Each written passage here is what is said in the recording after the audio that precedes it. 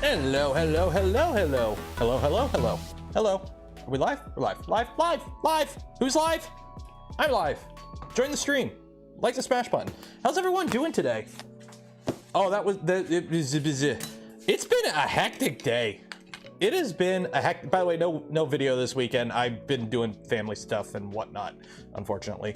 And I might have it out for like Christmas or for Boxing Day or something. But yeah, instead of that, I was doing fun stuff before stream. So how's everyone doing today? How's everyone doing today? Hope you're all awesome. Hope you're all nacho cheese printer, even better, chocolat. So I've got. Let me go digging. Let me go digging. What do we got here? I've got peanut, crushed peanuts. I've got shredded coconut. I've got caramel. I've got Himalayan pink salt. I've also got a bunch of chocolate that traveled from Pennsylvania or Philadelphia. Is it Philly? Yeah, Philly to the UK to me. So yeah, Apollo, gifted 10 community memberships. Cheers, appreciate it. Bailey's, unfortunately not. Although we may be putting some special stuff in some of these chocolates later. But this one's gonna go away for now just because it's peanuts. So yes, so how's everyone doing today? How is everyone doing today? A little bit of housekeeping before we get into the streams. Just making sure I got everything here because hey, it's Christmas Eve, and like me, like many of you have probably been running around like crazy. So first off, hey Filament, do you like Filament? I like Filament. You want to win Filament? I'm sure you do.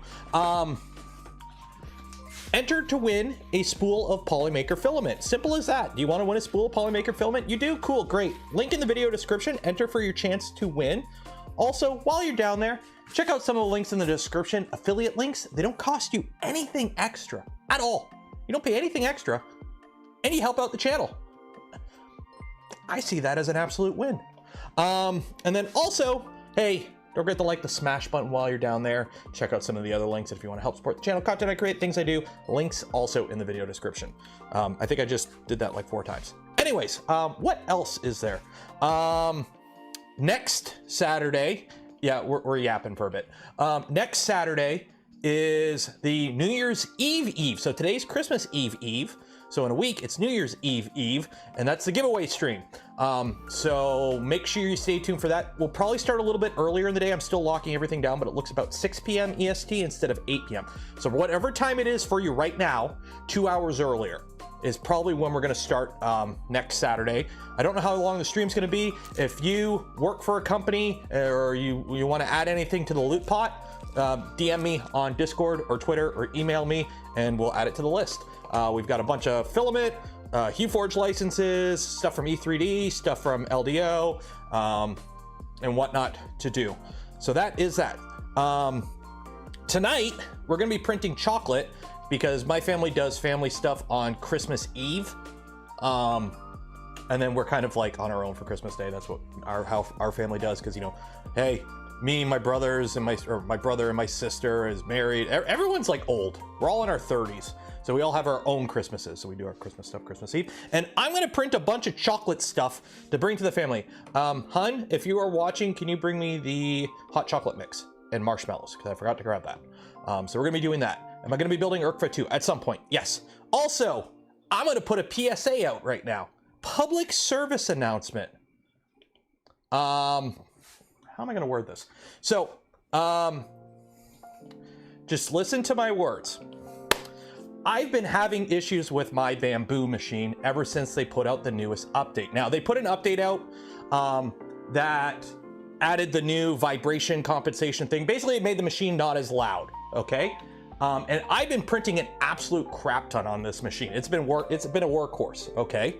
But for some reason, the other day, they put out an update with like no notes attached. It happened on stream. We were fixing an issue. I power cycled the printer and it's like, oh, hey, all of a sudden an update out of nowhere with like no real notes attached that didn't really do anything. But all of a sudden there's an update. So I updated the machine. Ever since I did that, I've been having issues.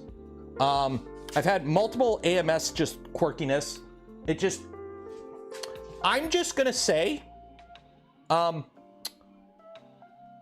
you can revert your firmware. I had to dig out my burner phone. Through the Bamboo Handy app, you can revert to 1.7.000. I personally, as of right now, would not run firmware above 1.7.00. That is a PSA. We'll leave it at that. But it's working great now, but it's off. Because it's off. So yeah. So if you're on 1.7.01 or anything after 1.7.0000, I personally wouldn't update. I was having a lot of issues. I personally would revert.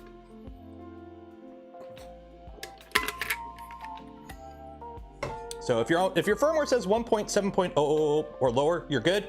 If it's 1.7.01 or higher, I would personally revert to 1.7.00. Just for a bit. Chat's all locked up. No, chat's moving around.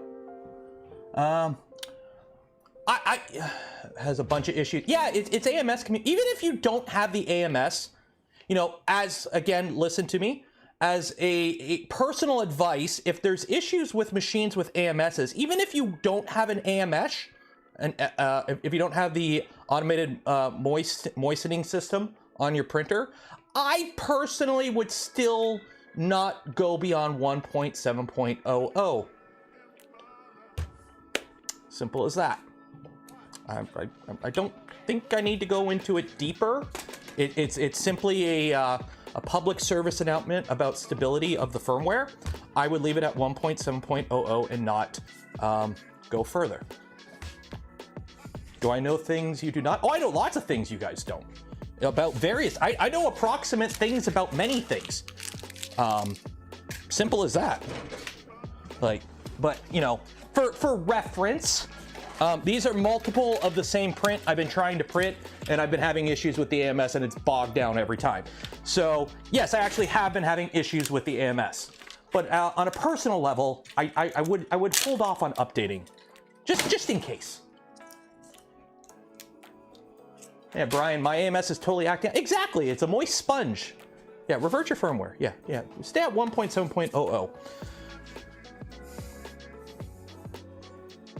Okay, anyways, you guys want to make some chocolate? Who wants to make chocolate? First, I'm going to get rid of the epoxy. Because if we're printing chocolate, I shouldn't have the knife. Actually, I might need the knife. Put the bastard file away.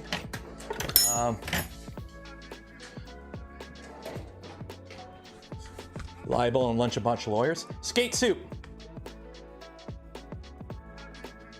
This is the ball.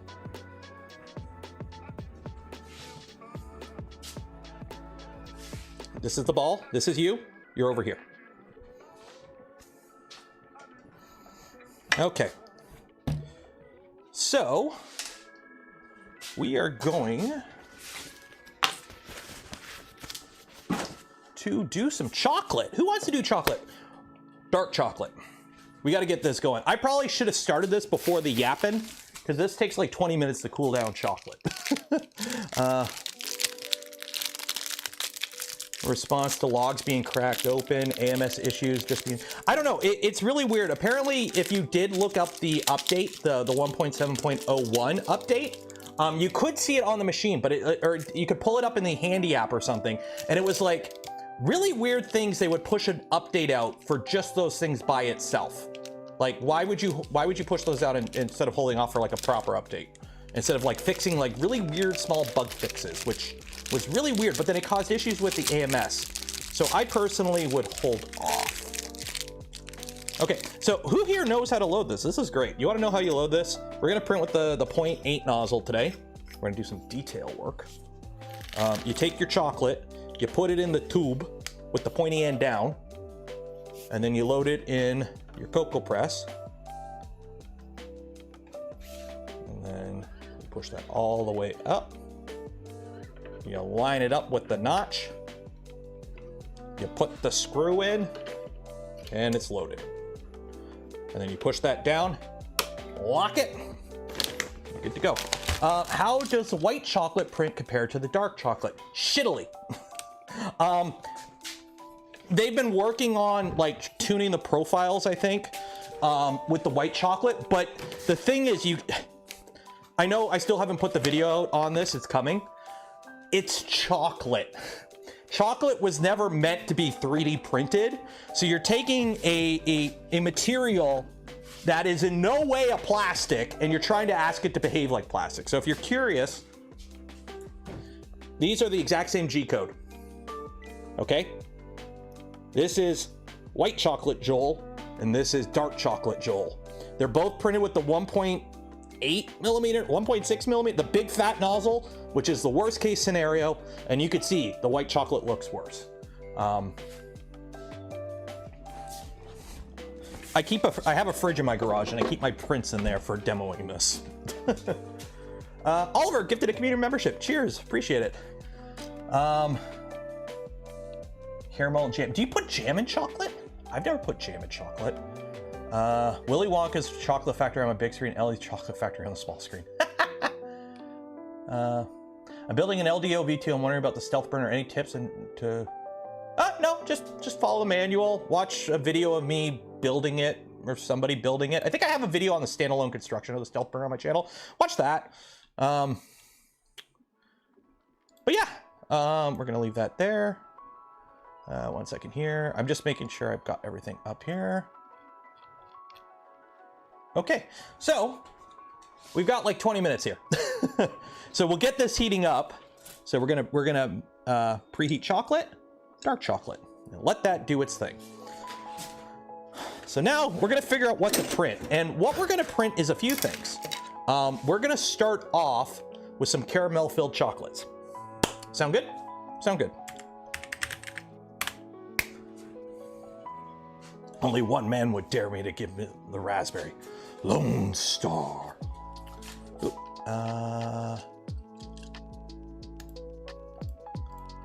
okay, cool.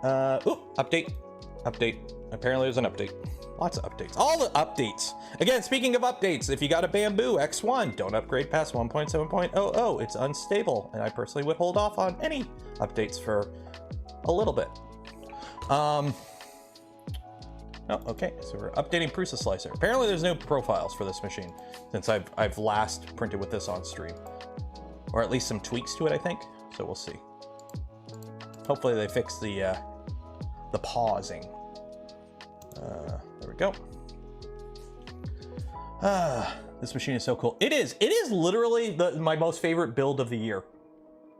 Like literally, if we're talking about printers I've built in the past year, or even like all together, total, like not just this year, in terms of like the most fun I've had building a printer, other than maybe the Ultimaker, which is a retro throwback, which is, you know, it was fun to build it more for what it was than the actual build itself. This build was super fun. This was like the most fun I've had building a printer in a year, simply for the fact that it's, it just goes together so well. Yeah, it's a chocolate printer. Yeah, it's a $1,500 American chocolate printer with $60 chocolate. That part kind of sucks. But beside that, the printer itself is awesome.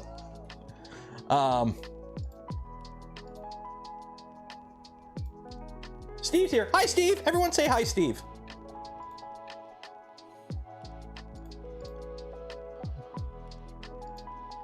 Did I put a tweet out? I think I put a tweet out. Okay, cool. Print some oatmeal cookies. I don't think you can print pure chocolate oatmeal cookies. I don't think it works that way. So this takes 20 minutes to heat up, by the way. So you can start a little early, but not too much, because print consistency of the chocolate, you kind of want to have the chocolate pretty good. But you guys want to see something funny? I'm going to show you something. So you guys, and by the way, you folks know I've been working on a set of T45 armor. What is T45? Fallout power armor, essentially. So this is kind of a sequel to my Mandalorian armor. So on a stream like last week or whatever, we put together the helmet, and we test fitted the helmet's in a million pieces right now, but we compared it to this, the actual Mando helmet. So I want to show you a comparison here, just to show you scale-wise what we're dealing with here, with the T45 armor. So just to compare, scales. because when I saw this, I'm like, oh shit, more of a T51 guy. I don't like the look of the T51. I think it's the shoulder pads on the T51 I don't like as much. I like the more, like, I don't know, I like the T45. I like the T45 more. Maybe the T60 I kind of like a bit too, but the T60 I find is like a little, like, there's the T51. Where's his T60? I know he has a T60. T45, T51. Where's, he was first, oh, positive first, there you go. Enclave. Where's the T60? There's the T51B. He has T60. I don't know where it is. And unfortunately, I can't search on this site without porn showing up because y'all designed some weird shit. Yeah. Okay, so just for comparison, these are all the same artist. Okay. So, oop, that's not the right camera. This is the right camera. Okay, so this is the T45 that I'm building. This is the T51, which I think this one's from Fallout 3. I don't know. I know it's a little bit bulkier. I just like the more angular look. And then you have the T60, which is kind of like some stuff's in common with the T45 and some with the T51, like the roundness. I just like the more angular look on the T45. Like, it's got these details. I like these kind of details on the armor versus this being a little bit more rounded. Although I do like the shoulders on this one more. I do like the shoulders on this one more. And then you got the Enclave armor, which this would have been annoying to build because this all would have been one piece and I would have had no mobility, but I'm already going to have no mobility. But anyways, y'all want to see something funny? T45 seems the bulkiest. Maybe the legs. Maybe it's because it's more angular. It seems narrower up top. So anyways, X1 Tesla armor. Yeah, mobility and power armor. I know. Anyways, so just to be comparison, the other part's been in view the whole time. This is the shin guard on my Mandalorian armor. So this goes like this. There's another part that goes on the half. So it basically is about this big. Okay.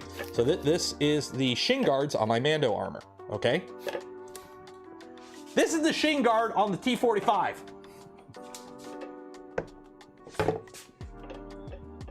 Yeah, let me actually drop it so it's in frame. So here's the shin guard on the T45. And then side profile.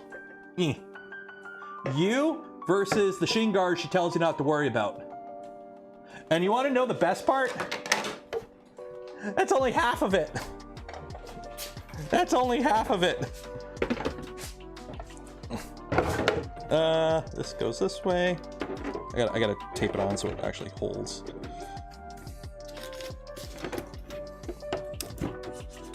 Okay, stay together. This is it with the back piece. There's a whole back piece on it. So here you go. So here's the shin guard. It's not even in frame. There you go. So you versus the shin guards they tell you not to worry about. This thing is absolutely massive.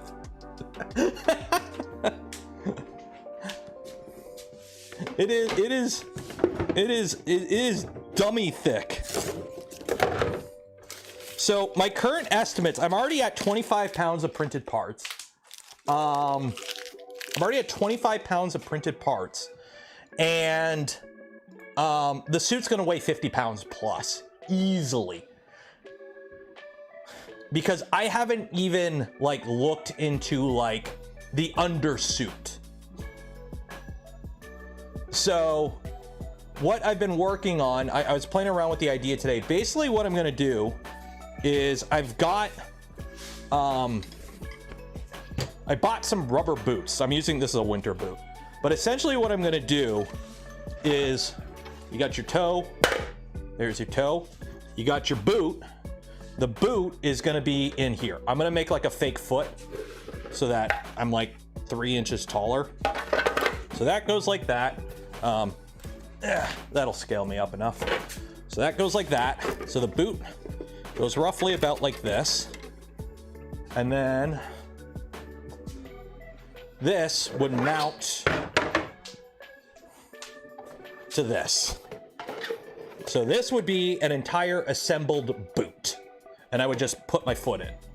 So the whole foot, the whole boot shin guard assembly would be the foot. And this is what it looks like, sort of mocked up. So if you're wondering the scale of this thing, I should be at least with everything 6'6". I'm 5'10", so I'm gonna grow like 7 inches in this thing, which who doesn't want to do that? So this is gonna be interesting. Now, granted, that's with like the helmet on too, right? So I'm gonna be kind of tall, and also I'm totally gonna Ron DeSantis it and also put lifts in my boots, so I'm even taller. Because at that point, you might as well. At that point, you might as well, right? Right. Can't say if he's saying a boot or a boot. I'm saying a boot. Do you have any pics of the complete suit that somebody already printed? I don't actually. On this guy's, like, there's like one review where somebody just thumbed it up. On here, there's one review. On this one, there's no reviews. And on this one, there's one review and a few comments. So, unfortunately, I don't think... Ooh, which one's this? Ooh, what did I... Oh, I can't load that one up. Okay. But yeah, so I'm gonna be out of frame in this thing. I should be like... Yeah.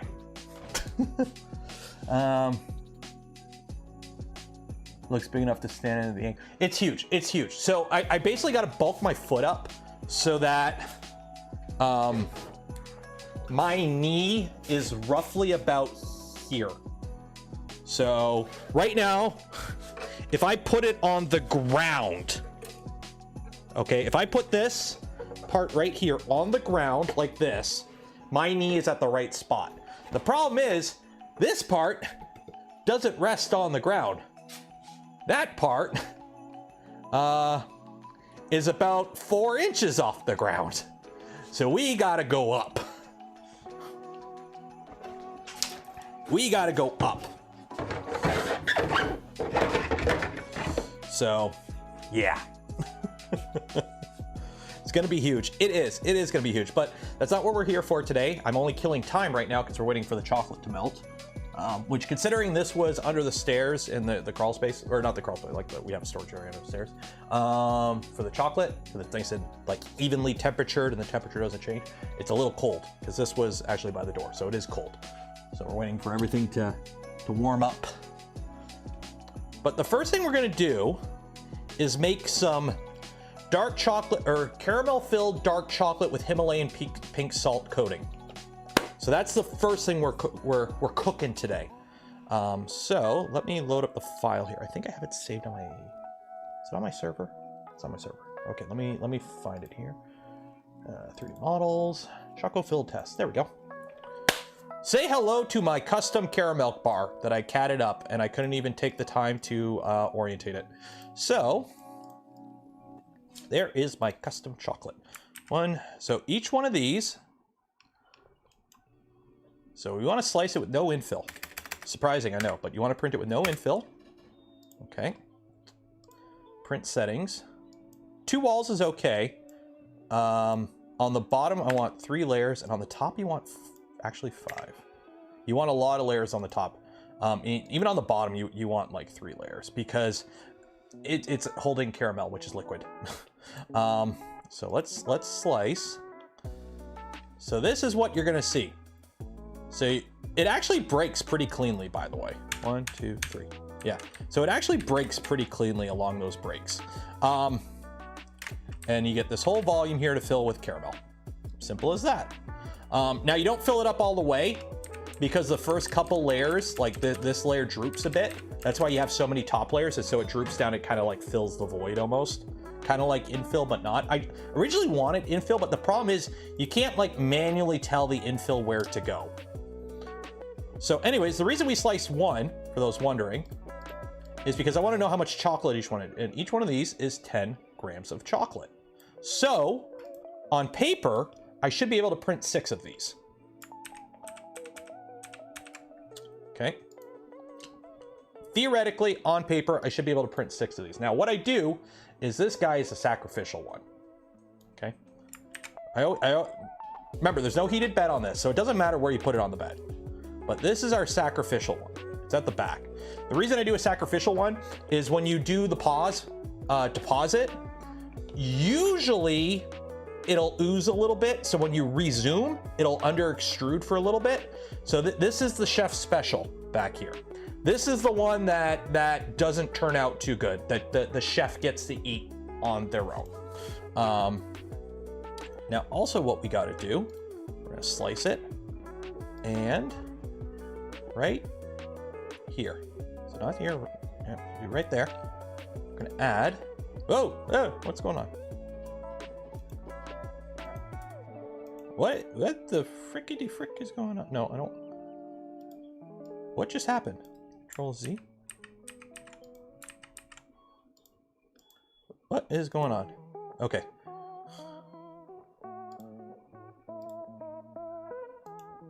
There you go. Okay, add pause.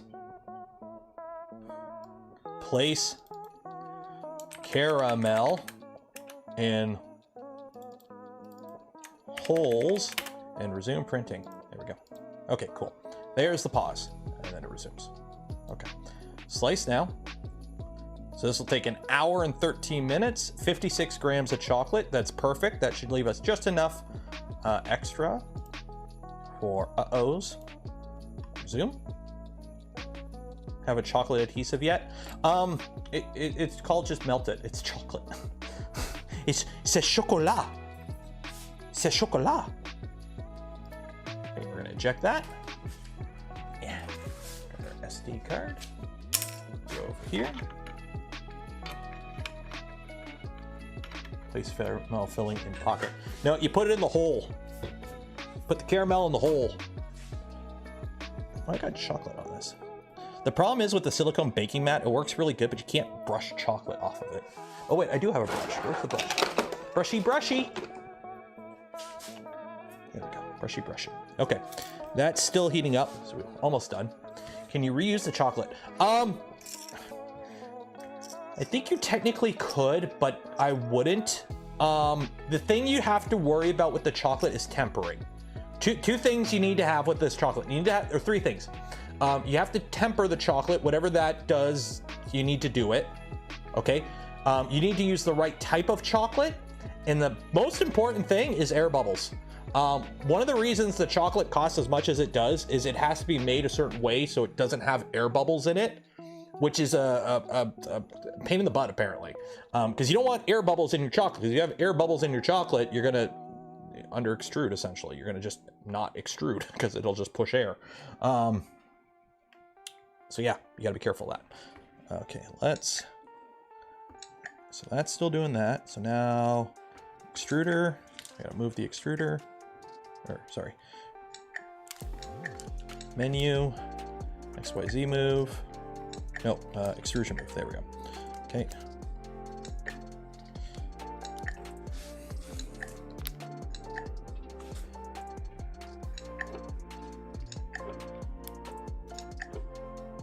There we go. Okay. So what I find the process for this, for loading, is I'll put the chocolate in, I'll load it up, and then what I do is, I don't know where my spatula went that I used for this, so I'm using a knife. What I do is I heat it up for like 15 minutes. It takes 20 minutes to heat up, according to this. So I let it heat up for like 15 minutes, and then what I do is I do a few extrusion moves. So I know the chocolate, and you'll feel it. It'll kind of like bog down for a second. It's pushing the chocolate against the nozzle, because that way it kind of melts the chocolate, it softens it, but until you actually jam it up against the nozzle itself, it doesn't really melt out the nozzle.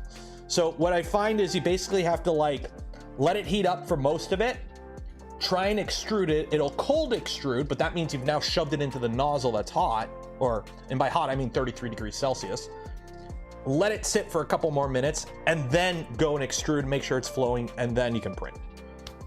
And then once it's hot, it's hot. So, can you put cheese in it? I don't know. Apparently you can melt Tootsie Rolls. Apparently you can melt Tootsie Rolls in a hot glue gun. I saw somebody on Twitter doing that. So, now.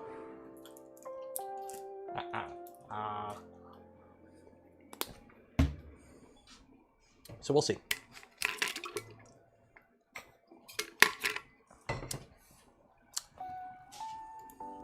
Yuck. I ate caramel. It's caramel. Like if I had done a shot of acetone, oh yeah, I could see that, but c'est caramel. C'est bon. I am printing with the chocolate. I need to be French. Like shampoo. It does look like, somebody's like, this is the chocolate you need to buy, and I made the joke on stream. It's like, this looks like shampoo. This looks like I would see it in my shower. Be like, oh, this is one of my wife's, you know, hair product bottles. And then I looked it up on Amazon. I was like, nope, this is the stuff, and it's actually really good, as you could tell by the fact that I just blah. Okay, are we good?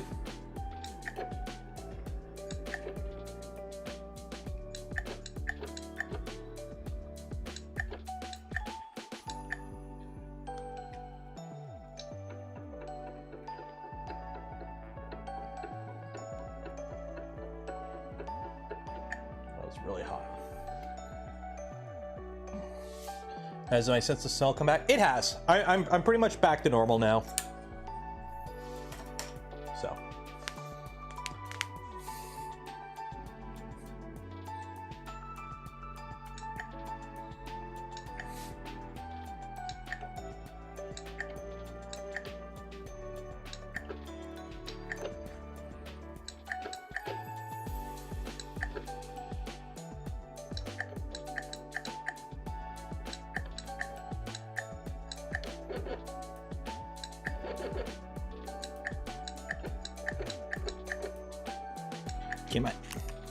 It's been a little bit since I've used this, and I'm hoping there's not like a chocolate plug. There shouldn't be.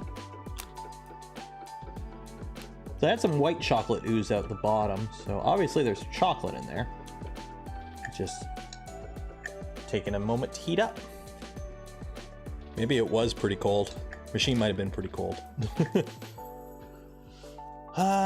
Luke from BTT was bedridden for a couple weeks as well. Oh, from Smurf. I think a bunch of people all got smitten. Like technically I got sick before I left, because like the little guy got a stomach bug that he gave to me, and I found out like the day I was leaving. So it's like, oh great, I'm gonna be sick in like 3 days, and sure enough, like the Sunday of Smurf, I'm like, I'm sick. So Sunday I'm like, I left. I was in the bed by like 10.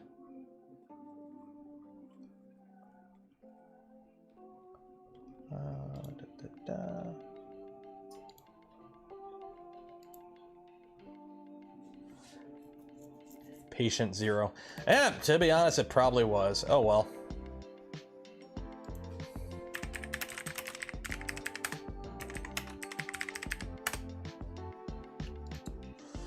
Okay, so we know where it came from. Okay, come on. Extrude the chocolate. Why aren't you extruding? Normally...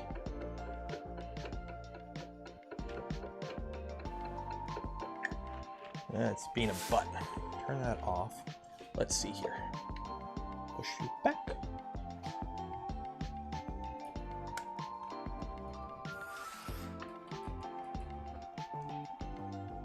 Oh, I might have a suction in there. Let me see. See, normally you wouldn't be able to do this, but you know, oh no, the printer's been heating up. Wow, that's not warm at all. That's not warm at all. But yeah, the chocolate's in there.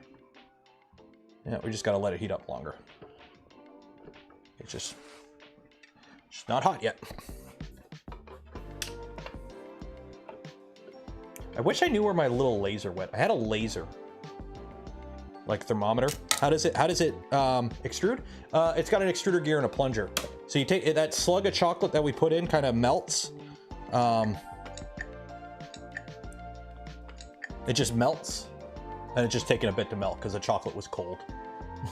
So you gotta let it melt. Burping a printer. Well, I just dropped my phone on the ground. Actually, yeah, that's actually a good analogy. You pretty much kind of have to burp it, depending on how much chocolate was in it when you unloaded and whatnot. You might have to burp it. So, why does it take so long? Because it's not so much you're melting, it's not like a 3D printer. You need to heat that entire slug of chocolate up very slowly to an even temperature. Like you're only heating it up 5 degrees. In this room, it is 19 Celsius right now. The chocolate was probably a little bit colder, but you're only heating it to 33, and you need to heat the whole thing evenly. So you can't heat it up too fast. It's not like you can like set it to 70 and drop it to 30. You take, you know, all this liquid mass, although it's solid because it's chocolate or semi-solid, and you have to heat it from 20 to 33. So it's not like you can dump a ton of heat into the system. You have to heat, yeah, you basically have to heat soak it. Like it is what it is. You have to heat soak it. For some reason, it doesn't want. Hopefully that plunger, I don't have to swap it.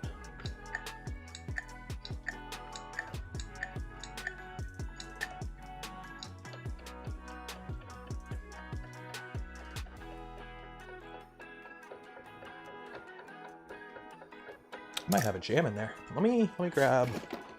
Where's the little plunger thingies? I have plunger thingies to clear jams on this. At least I did. I don't know where I put them. Nozzle unclogging tool. Nozzle unclogging tool. Yeah, chocolate is not a good heat transfer. That's another thing too. Chocolate is not good for transferring heat. It's chocolate.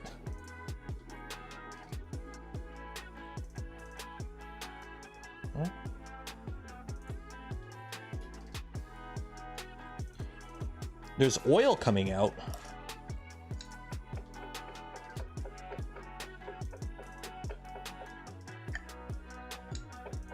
Oh, the chocolate at the nozzle. I could see it. Yeah, it's just taking a while for it. Did you catch Joel last video with the multiple extruder project? Construct 3D? Yeah, that was gonna be tomorrow's video. Or today's video, but I didn't get editing it. I didn't finish editing it. But yeah, that was gonna be tomorrow's video, yeah.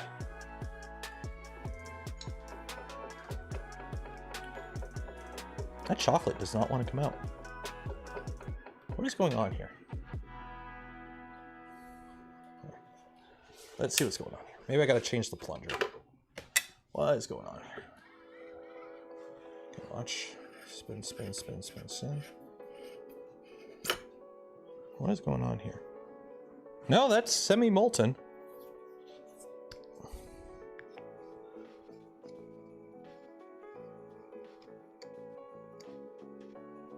Yeah, that's molten chocolate. It's melted. It's just not extruding too well. Let's see here. Is there any jamming on the plunger? No, the plunger's good. So we should be okay.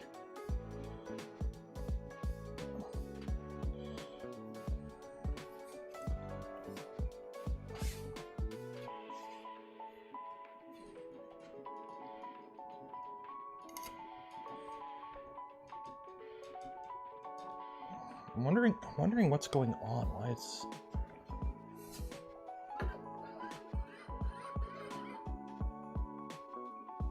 what's going on here?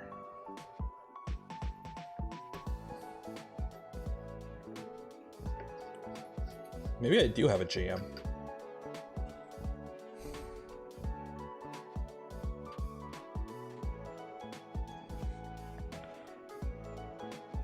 Because if you leave it alone for a bit, you get, it separates, like the palm oil in it kind of comes out.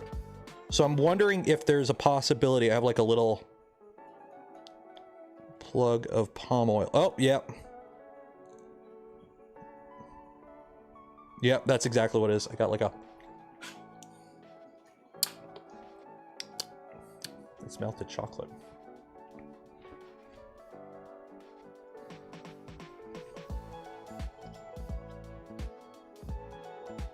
Yeah, that's exactly what it is. I got like a little slug. Yeah, okay, I gotta get it out. 1 second. Of palm oil in the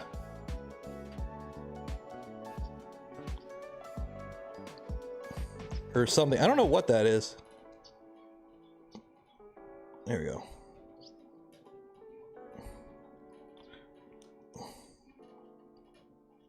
There you go. Now it's chocolate.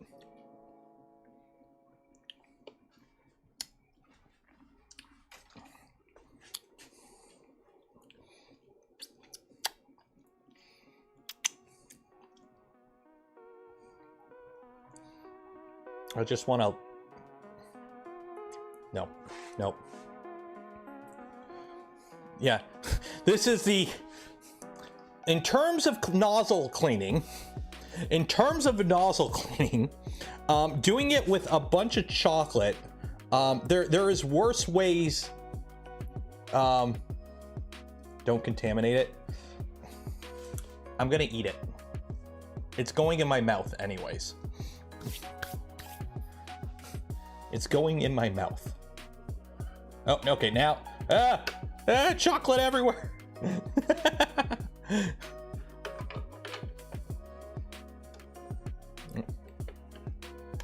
There we go.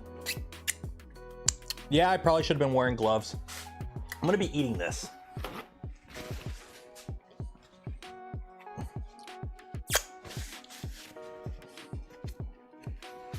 Okay.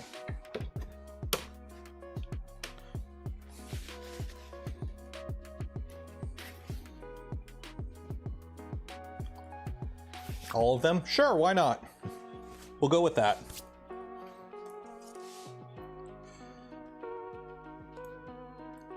Okay, so that is that. So now preheat chocolate, dark chocolate. We'll let it get back up for a minute.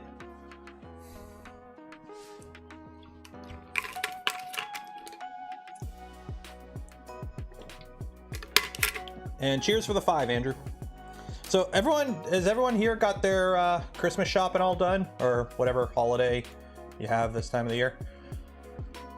What kind of answers do we get for the questions? That's what I want to know.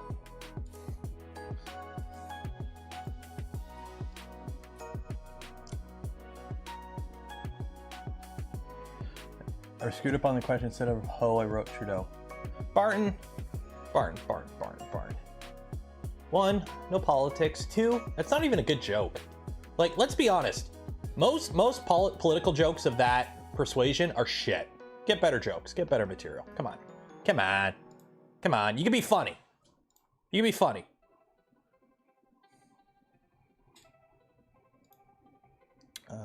What was I doing? Oh, I'm trying to find... Oh, there it is. There.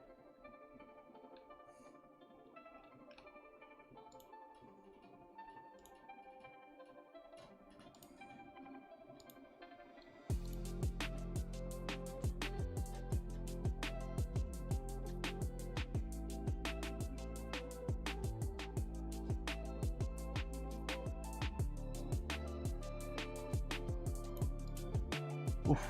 Yeah. All done. I had to go pick up a bottle. Wow, why is this camera? Okay. No, not the overlay. Move the camera. There we go. I had to go pick up a last minute gift for somebody.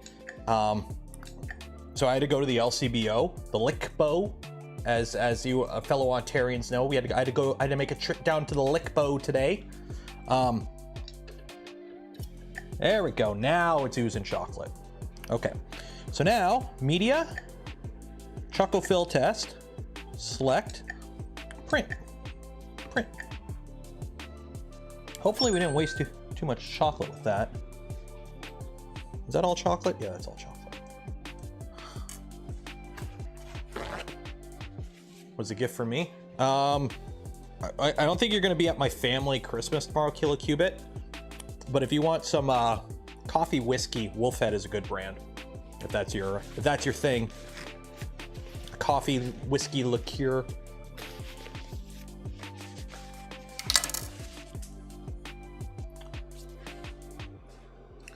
Okay, so let me get something so you guys can actually see what I'm doing. There we go, Galileo 2. Not tall enough. Galileo 2 plus a spool of sample filament. Tall enough, maybe, we'll see.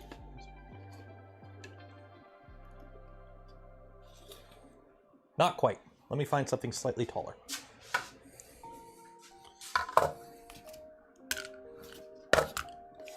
You know, I actually have a proper tripod for this that I have downstairs. Oh, we are not extruding. Stop. Okay. We are not extruding. Gotta let it heat up a bit more. Fortunately, that happens sometimes. You just kind of have to let it heat up a bit more. Okay, drop the bed. No. Menu. So easy move. Plus. Done. Yeah, see? That's a lot of chocolate. Now the chocolate's flowing. Okay. Print. Yes.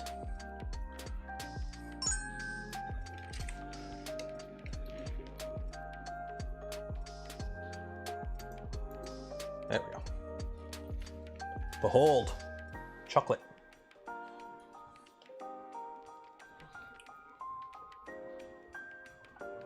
Oh, Z offset's good.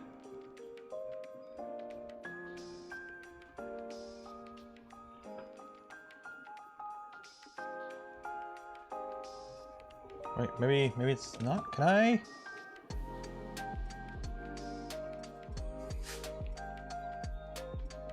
No, why aren't you extruding?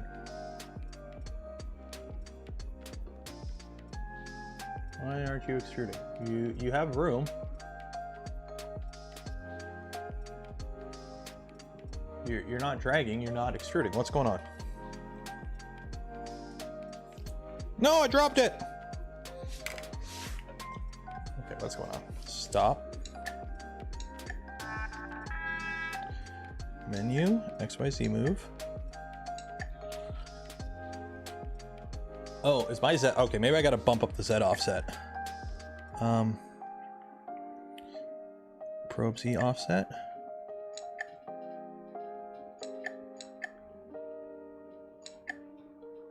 Done. Done. Print. There we go. Hopefully I went the right way.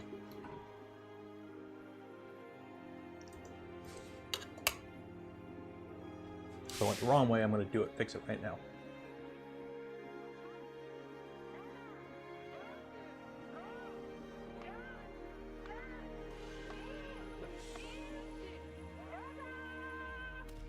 Nope, that ain't right.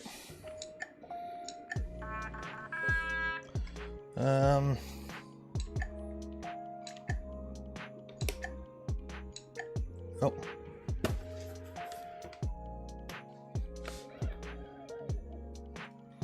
Yep, bed was too low. No damage. We're good? We're good. Easy fix. So luckily the silicone mat's kind of thick. No live adjust. I think it's in the menu. I just don't know exactly where in the menu it is.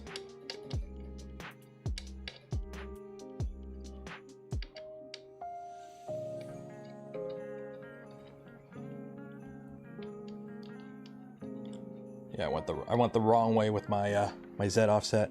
Menu. Advanced setting or probe Z offset. Yeah, I went the wrong way. Done.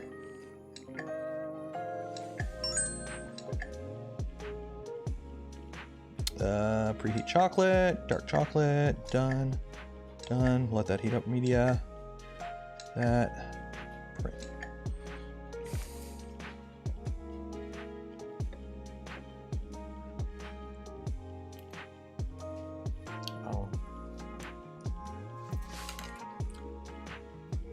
Num num num.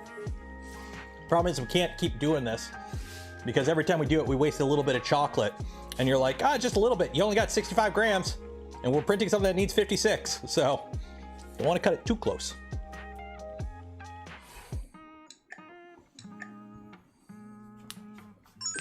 There we go. 1 hour later.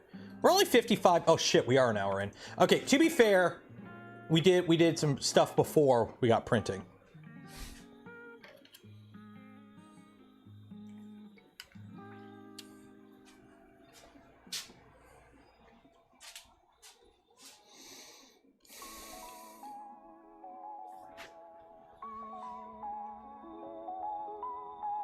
There we go. Made a clay 3D printer some time ago. The project made me really hate paste extruders. Yeah, at least chocolate, you have a bit more like, there we go.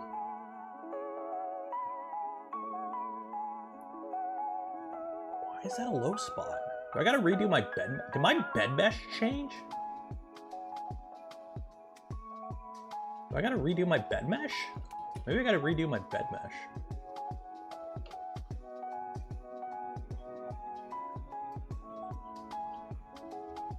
Yeah, I gotta redo my bed mesh.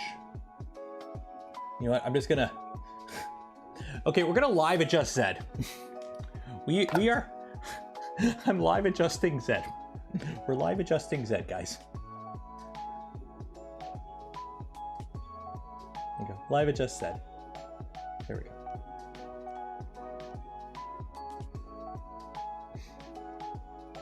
I gotta redo the mesh.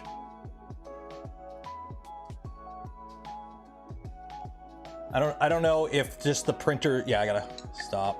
Yeah, stop. Okay, extrude, no, I don't want to extrude. Menu, XYZ move. Okay, extrusion move, -1. Suck the chocolate back up. There we go. Clean the nozzle off. Yeah, I gotta redo my Z offset. It's a little too low.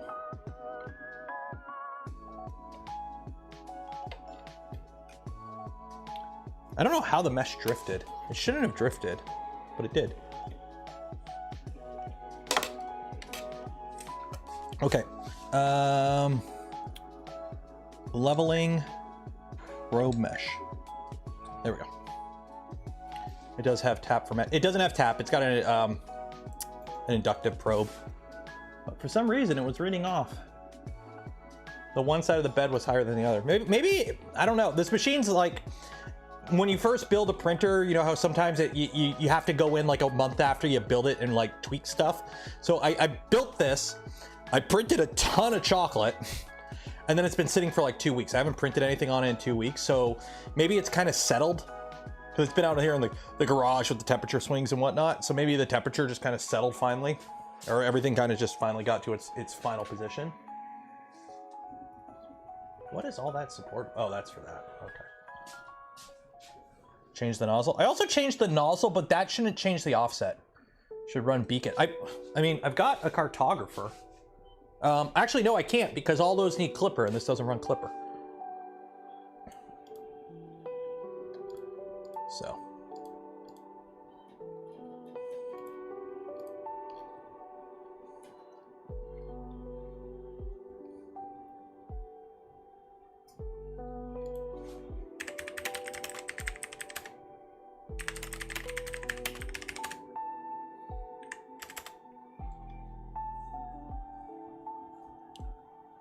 I should run bacon. Yeah, on this machine, because it's food, I need the bacon probe.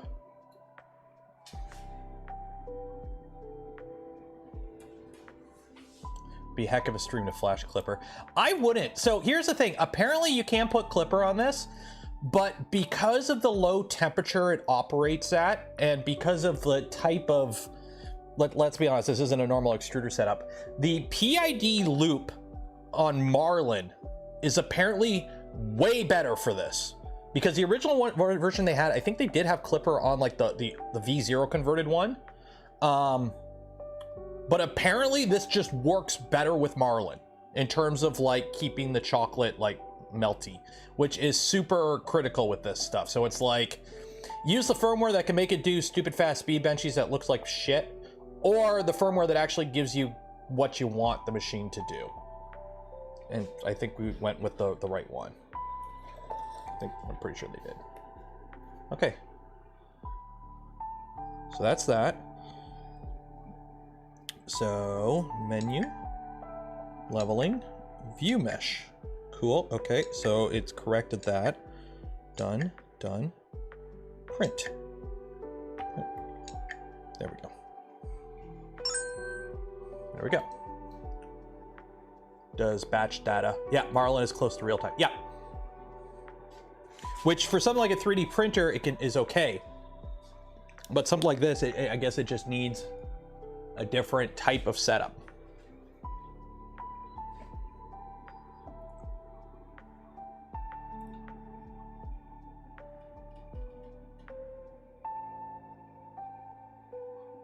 There we go.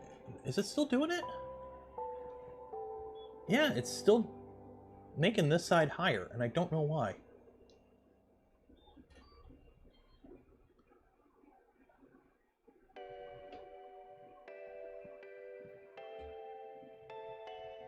Yeah, I don't know. What the heck's going on? Why are you doing this?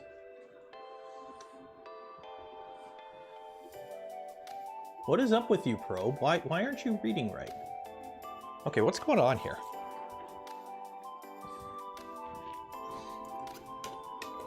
Like, why is my Z offset so off all of a sudden? Is the probe moving? Okay, so something ain't right here. Something ain't right here. I'm sorry.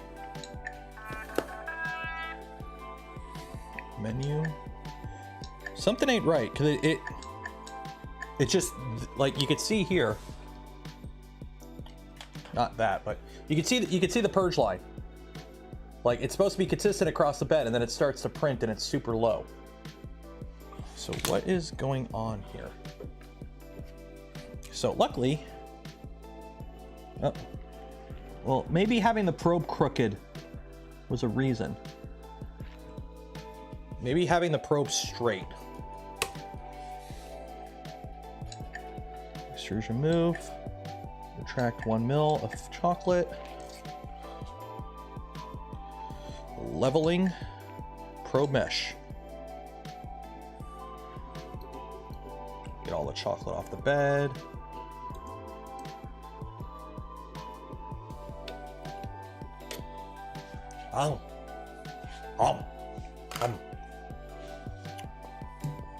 Z backlash.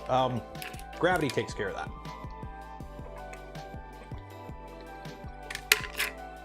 Does the silicone mat being softer? It shouldn't. The silicone mat's just silicone mat.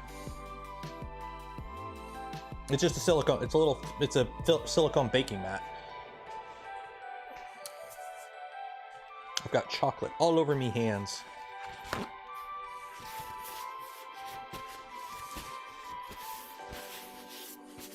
But the probe was slightly crooked, so I'm wondering if that. I'm gonna try vase mode. I am. The plan is we're gonna do the caramels. I'm gonna do something filled with coconut, and then I want to make a bath bomb, and then maybe we'll finish off with some cocoa bombs. We'll see. We'll see. Tomorrow's gonna be fun. Tomorrow's Christmas Eve. I gotta go to the mall. I gotta fight my way through the mall tomorrow. That's gonna be fun. Oh, yeah, I can't turn you on yet. Why? We have our own personal, like, family vacation, our family tradition is we have Cinnabon for Christmas Day breakfast. So I go to the mall on Christmas Eve and get like a 6-pack of Cinnabons, and Christmas Eve and Boxing Day we have Cinnabons for breakfast. So.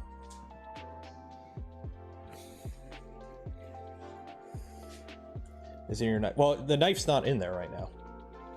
No one goes to the mall anyway. That's true. I mean, actually in Canada, our mall is actually really good. The mall in the town I live in is actually like personally the mall shit in my opinion, because it's mostly clothing stores, which is like boring for me because I'm a guy. It was better back in the day when they had, like, you know, actual the Sony store. Now it's just La Senza and like tweeny girl stuff. Stupid annoying. But anyways, there's a Cinnabon at the mall. It's the only one in town. So every year for Christmas morning breakfast, we have Cinnabon. That's just the only time of the year we get Cinnabon is Christmas Day. So, chat overlay freeze. Maybe, let me refresh. I don't know, somebody donate something. Well, that's a good way to know if it's working. Okay, so that's that. Menu, leveling, view mesh.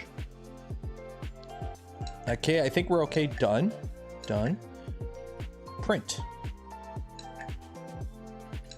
Print the chocolate. And if it doesn't work, I'm gonna be really interesting. I make cinnamon. I tried once. I tried making homemade like cinnamon buns and they turned out okay, but they're not the same. Like they're not the same.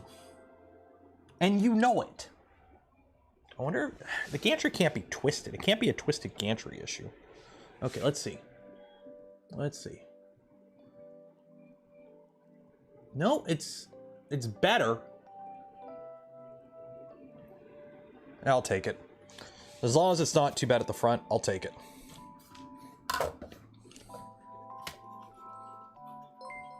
Let's see. We good? Is it actually putting chocolate down?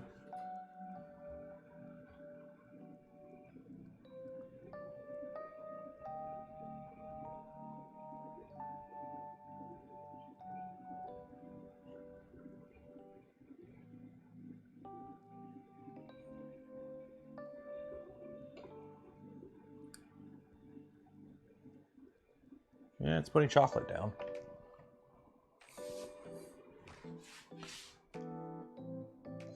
One second here. Let me focus the camera. Bigger video. Focus.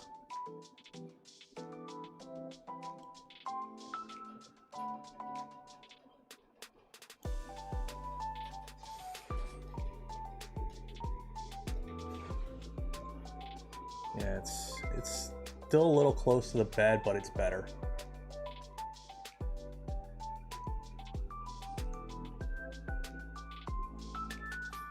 Yeah, whatever.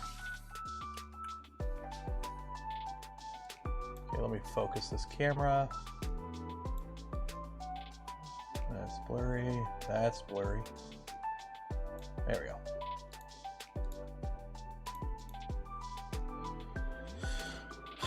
Can I menu? Probe Z off that. I think I can live adjust that on this. I think that's a live adjust set that I just did. Yeah, I live adjust that. It's good.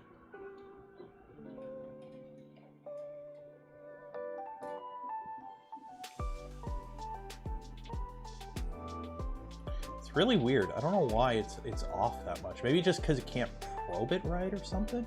I don't know. You might need to reslice and remove one of them. We'll see. We'll let it go. I mean, these are going to the family, so it's not a huge issue. Yeah, it's way too close to the bed, so the first layer is going to be scuffed, and then it'll hopefully correct itself. Hopefully.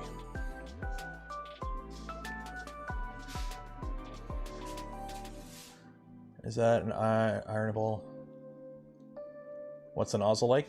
It's building up a lot of chocolate. Let's see. Probe set offset.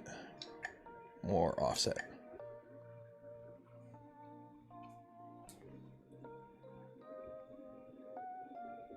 Yeah, I don't quite know what's going on. Well, whatever we end up with is what we're going to end up with. I'm going to let it do its thing. It's like pretty like, yeah, it's like PETG. Only you can, you know, lick the nozzle clean when you're done. Unfortunately, then you contaminate the machine. So that's kind of the downside of that.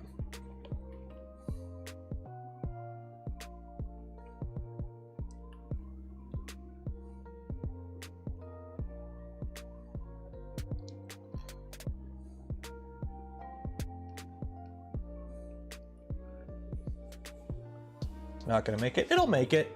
The first layers will just be a little scuffed. See, this side's coming out okay. Even that, so what is going on with this machine? I don't know why I'm a little worried about the probe. What's the temperature of the room? 18.6 Celsius. It's just like the mesh isn't working the way it should for some reason. Does it have object cancel? No, it doesn't have object cancel. The silicone mat is bent up in the middle, is it? I mean,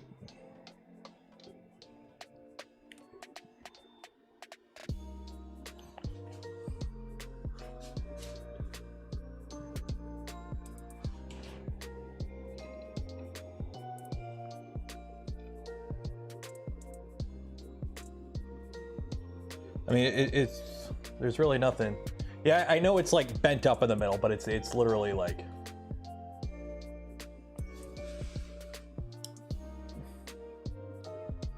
it's a silicone mat. There's really nothing to suck it down.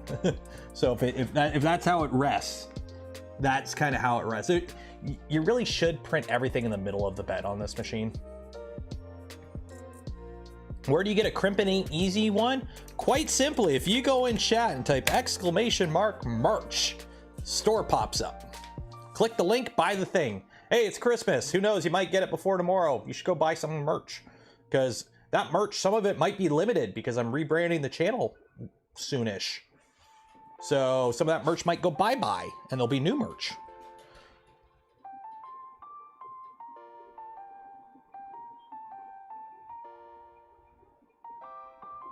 Yeah, just weird high spot in the middle, and I don't know why. Yeah, the mat doesn't go down. The mat doesn't go down. Really? Yeah, really. I'm totally not saying that just so you go buy merch. Totally not saying that. I am working on rebranding the channel though. Use syrup for bed adhesive. You don't need to. Chocolate, while it does warp, and I've managed to get it to warp,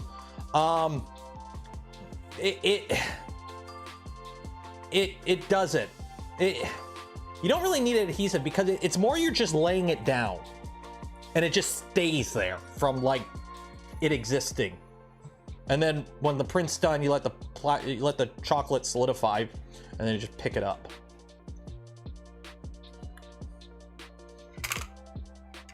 Oh, to make the silicone. Oh, no, that would be a mess. That would be a mess. And then the machine would just be covered in syrup. Yeah, this first, maybe my first layer just needs to be a lot higher than it is. Because like, I don't know what the hell is going on here.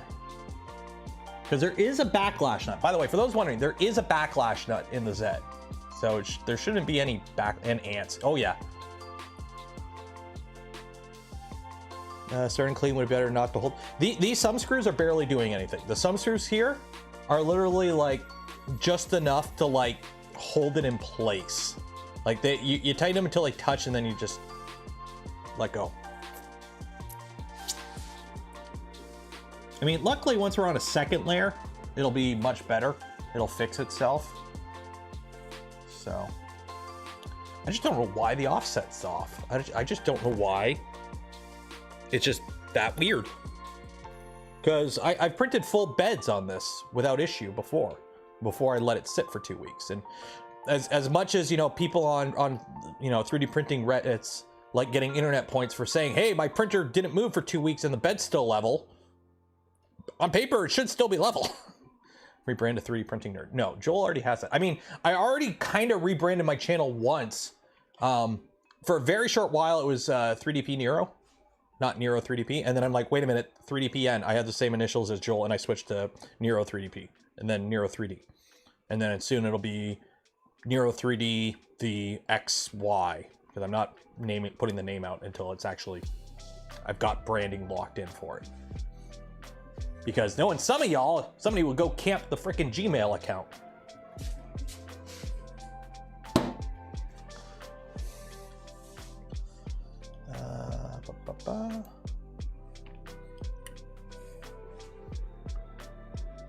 Yeah, why is that so low?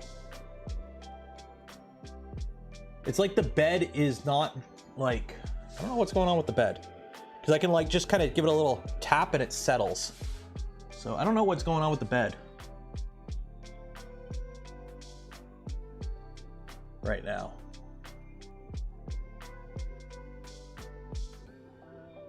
Okay, that goes there. If I just do that. Yeah. I don't know what's going on. It's like it's drifting almost. No, it's still low on that spot. Yeah, I don't know what's going on right now. I don't know why it's drifting all of a sudden. Like this had perfect first layer. XLPP. What the heck's XLPP? Why is everyone adding me? Oh, because you're trying to figure it out. I'm like, why is my name showing up a million times? Have you seen the Construct 3D? RJ, I was at the same show. I made a video with the guy. Yes, I did. That video was going to be today's video, and then I saw Joel was doing it, which I don't know. Personally, like I know my video will be different than his, and I know there's like, you know, oh, he did the video first. I have no, I'm still good to do my video because it's completely different. It's a trade show, so a bunch of people. It's like the wind gets knocked out of my sails the moment I go to start working on a video, and then it's like, oh, somebody else already just came out with the same interview, and I'm like, oh, okay, now I kind of want to wait a week before I put the video out. So everyone put out videos today because nobody's gonna put out a video tomorrow or Monday because it's Christmas. Although I think there is something to putting a video out on a holiday, because a lot of people, like, let's be honest, yeah, you're gonna be crazy busy, but there's also gonna be points where you're just gonna be sitting there just on your phone. Let's be honest.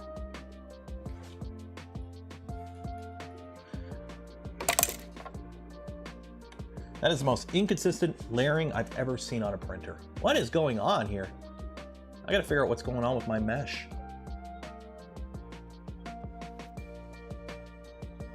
Well, it'll fix itself now.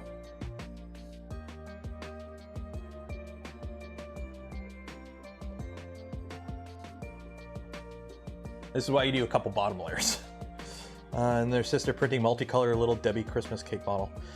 Because the internet is a hive mind.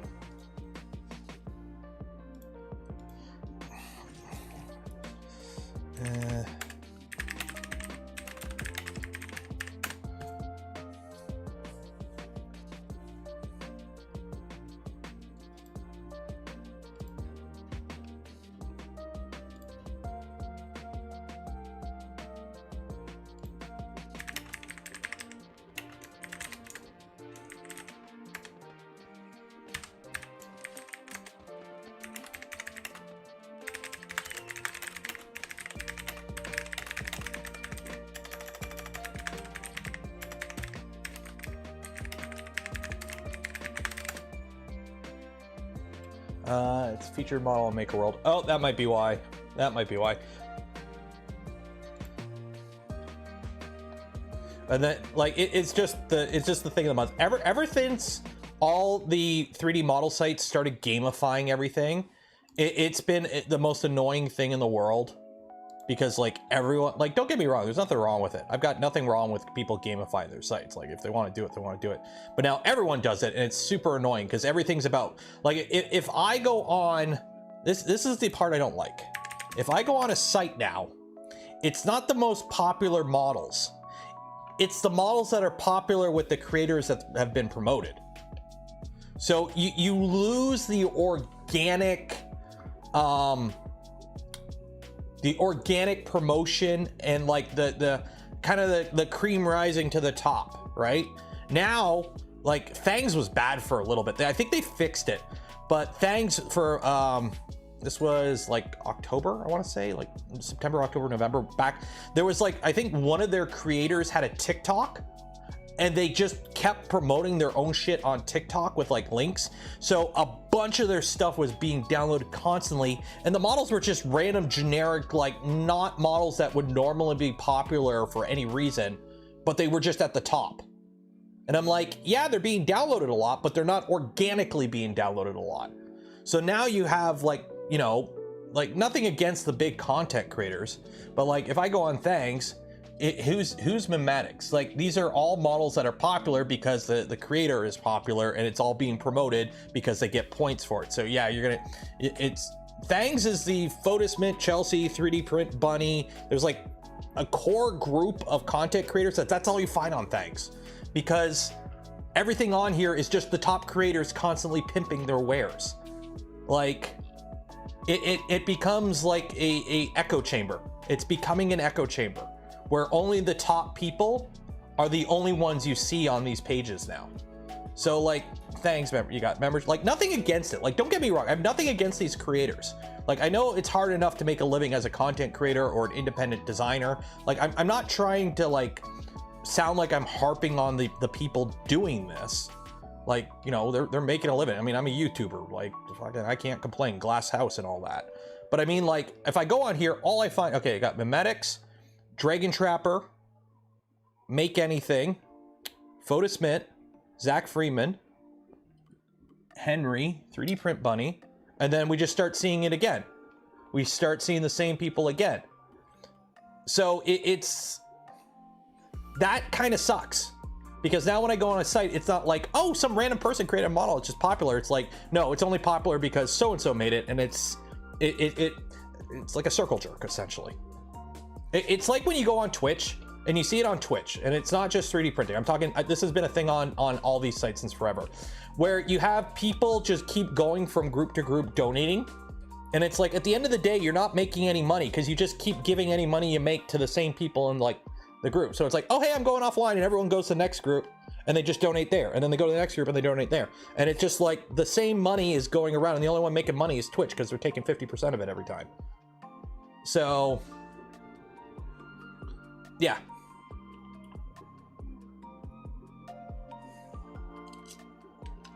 Benchy level model not made by a famous person. That's the thing, yeah. Who designed the Benchy? I don't know off the top of my head, but everyone here knows it. See? It's starting to sort itself out. See, all this is just gonna be extra filling. Oh my God, there is so, you can see it jiggling around.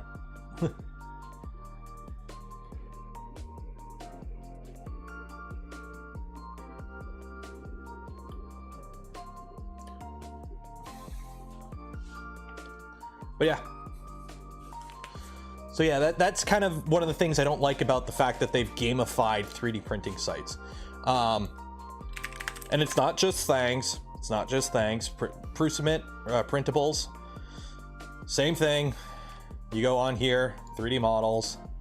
At least when you go here, you can see trending, and like a bunch of these are smaller people. So at least on printables, downloads, let's see, Overture, Bjorn, like, see on printables, at least you get, well, you got benchies, but like popular in those past 7 days, I'm seeing a pretty good variety here on printables. Now, if you go to the home page, they have their contests, and you're always going to see the same people on here. Ooh, Grinch. Oh, that's Joe. Well, probably commission. Joe's a little busy right now. So yeah. Algorithm hack. Oh, social media is done. The internet as we know it, now that AI is out there too, half the people on the internet are probably bots by this point. Like, let's be honest, at one point, social media is going to come crashing down because we're all going to realize all of a sudden, like some report's going to leak. It's like, yeah, 50% of Twitter is bots. 40% of Facebook is bots. You've been talking to bots the whole time, especially now we've got, you know, AI and chat GPT and whatnot. Like,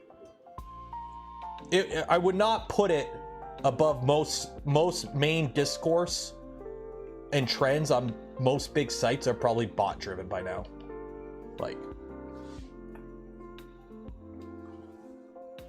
you're gonna have to do a Turing test. I don't know.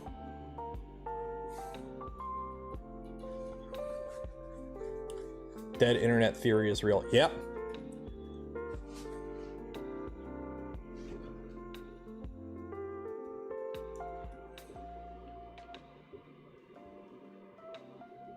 I'm gonna have to play around with these silicone mats. I don't know where the first one I had went. The first one I had was really good, and I don't know where I put it. I've got the other one over here.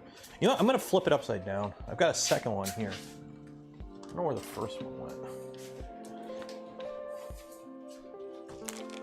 Time to call on the Blade Runners. This one still has chocolate on it. Watch the creator. I haven't watched that. I was super excited for the creator, and then I heard it was just kind of meh. So I kind of like lost my enthusiasm for it.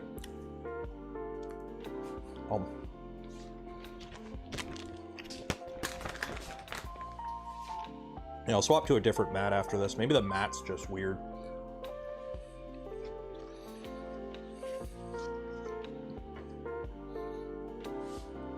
Yeah, honestly, it might be the mat that's causing the issue.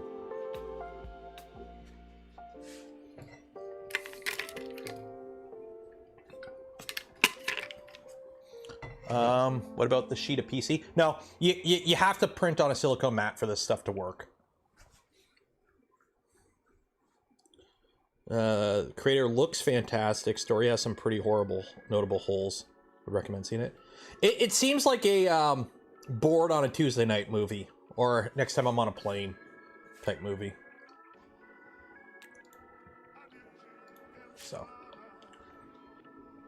trying to remember what movie I finally watched the other day with the wife. Can't remember what it was. We watched something the other day, and I can't remember what it was. Actually, let me check here. Whatever the newest movie I have that is totally that I totally backed up off of a Blu-ray to my home server. That's totally the how I got it, and that movie was modified. Oh, the D&D movie. That's like the last movie I've watched was like the D&D movie. I want to see Godzilla -1, but it's not playing anywhere near me. Like, it was only playing at like one movie theater in town for like 3 days earlier this, like 2 weeks ago, and I missed it because I didn't know.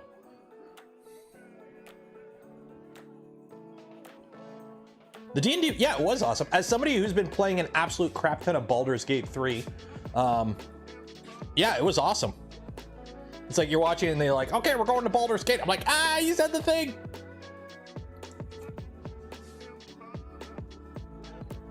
Can I print like that in a Voron V01 but with a different extruder? The first revision of this design, the proof of concept test bed for this printer was a Voron V0 with this extruder on it, basically. Now, obviously, it's a completely new design now that it's commercial. I really don't know why these first layers were so bad. Like, it should sort itself out now. Now that it's just doing walls. What is going on? Why are you being all jerky all of a sudden?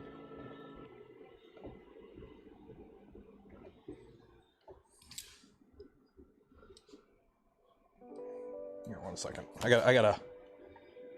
I gotta fix this. Yes. Setting save. Okay. 1 second. I gotta fix this. This is gonna be messy. So I'm gonna wait till it goes to the sacrificial part. And I'm gonna pause it, flip it up, clean the nozzle, and then flip it down and hit resume. A bubble on the mat.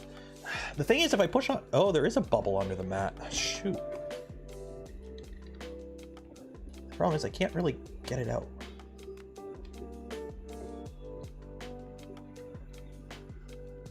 Ow, get my hand out of there. Yeah, maybe there was a bubble under the mat or something that... Oh yeah, this is all... Oh yeah, this isn't sitting right at all. Let me get rid of this. Just take the screws right out, screw it. There's enough friction, it shouldn't move.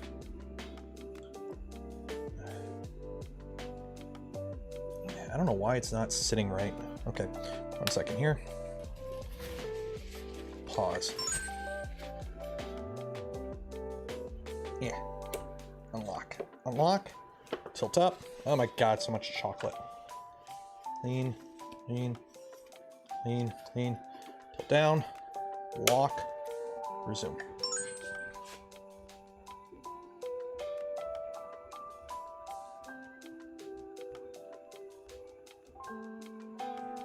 There we go. Done.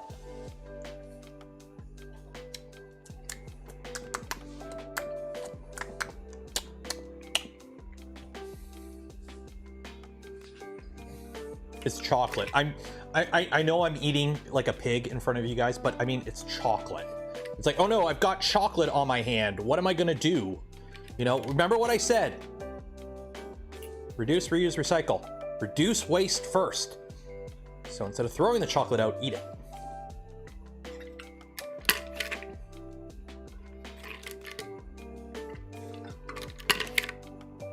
Conan is not a D. Who said Conan was a D? Conan is not a D. No, the Hyborian Adventures, like the Conan is not D&D. It is high fantasy. It is fantasy, but it's its own world. It's not D&D. The ratio of people watching versus the number of likes is too damn high. Yeah, everyone go like the smash button. Right now, if you like the smash button, Santa will give you coal for Christmas. That shit's valuable. You want it. Go like the smash button.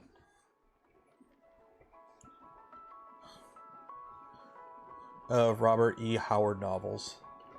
Yeah, I've never read the novels. I watched the movies like when I was a kid.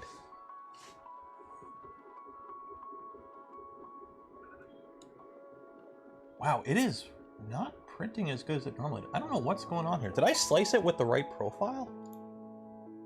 I did. Yeah. Yeah, I sliced it with the right profile. I just don't know why it's being a butt. Maybe just because the first layers were so uneven. Cool is for the nevermore. Like, for the record, let me go get some here. These were some of these I made a while ago. So, like, I made these before. And, okay, actually, this is pretty, oh, this might be the sacrificial one. But, like, this is how they came out before. So, oh yeah, this silicone mat is it warping? What is going on here with the mat? The mat is like, holy shit, look at this. Yeah, I don't know what's up with the mat, but it's like, that's what's our issue. Our issue is our silicone mat is just wandering everywhere. I need one of these chocolates. Yum, yum.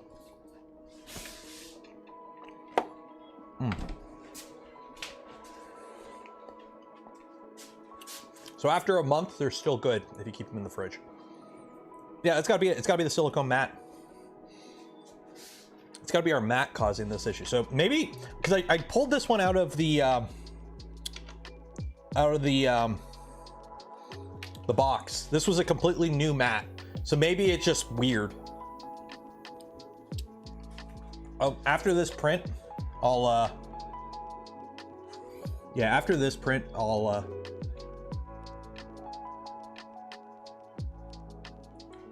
swap it.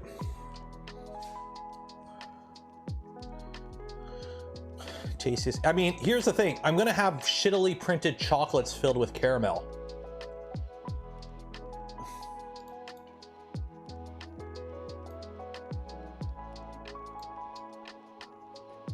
They're still chocolates filled with caramel. So they're still gonna be good. So, you know, at the end of the day, it may not be good chocolate. Observably. It's still gonna be chocolate. Like, that's the thing. It's like, if the print finishes successfully, you have chocolate. If the print fails, you have chocolate. So, yeah.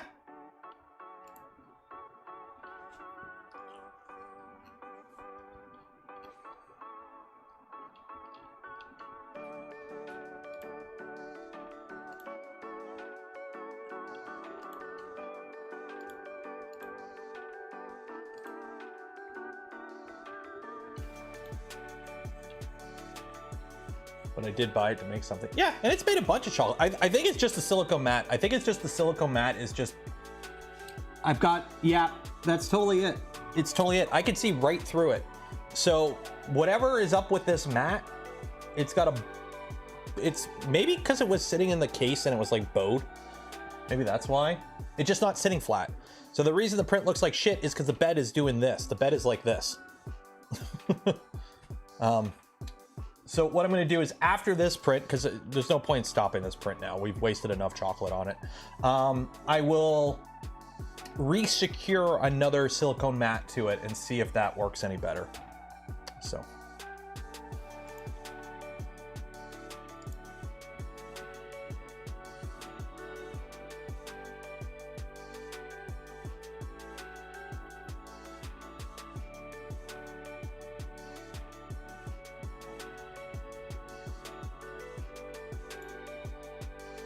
It's a reverse taco.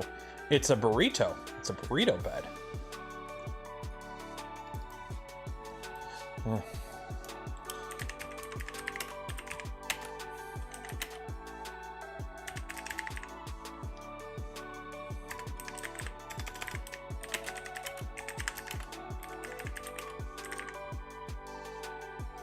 And because this is the internet, I gotta put this up.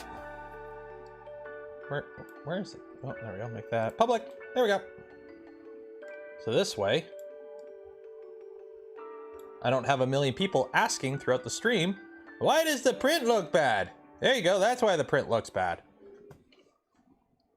There we go. He calls it rustic. It's rustic. Rambo First Blood is a Christmas movie. Rambo First Blood. Does it take place? What? Rambo's not a Christmas movie. Blake's house, continuing his travels. It does.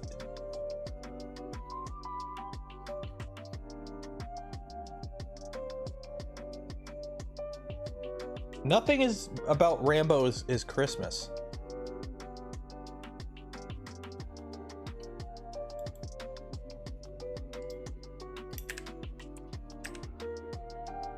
How do you spell Matt? Is it just M-A-T? It's just M-A-T. Does anyone have Cocoa Press? Like 100 people plus? They've sold out of all the kits they got, and they're getting more, so. Like, Ellie shipped out all the pre-orders. Like, everyone who paid for theirs has gotten theirs, I think. Or at least the first couple batches, so yeah. A bunch of people have them. I don't think a lot of content creators have them, because we had to buy them. Simple as that. I don't think Ellie shipped any of these. I think only like a couple of these have ever been like, they're a small company. It's not like they can't afford to just give out these machines left and right. So for a lot of content creators, this ain't no Creality that just hits them up the moment you get 5 views on your channel and you get a free printer. I had to buy this. I'm way in the hole with this machine. So make sure you subscribe to the channel and like the smash button, because this machine I'm way in the hole for. But I love it. Yeah, Rambo is not a Christmas movie. I just read through the Wikipedia thing quickly here. Rambo is not a Christmas movie. Die Hard is a Christmas movie. Rambo is not a Christmas movie. Why is my OBS doing that? Go back to your corner. There you go. No, don't do that. Go there. Okay. You go there. There you go.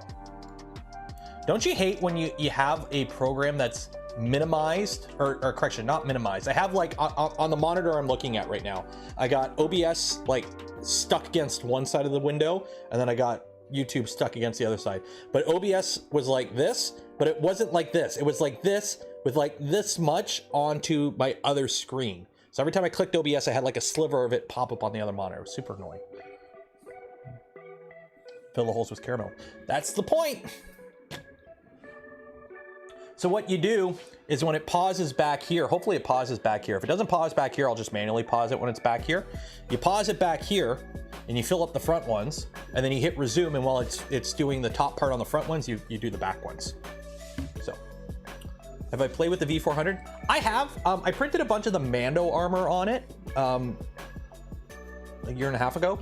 I haven't used it in a bit because I'll be honest, it's kind of not my thing. It's open air, so I can't print ABS or ASA on it easily. I did have panels to enclose it, but I mean, like, you can just use cardboard to enclose it. It's super easy to enclose it. It's a Delta. You literally just put panels on the sides. But I just don't use it a lot. It's a very tall machine. Like, I literally have like one desk in my print room I could put it on, because any other desk, it's so high close to the ceiling because the ceiling's low in that room. I can't put a spool on top of it. So.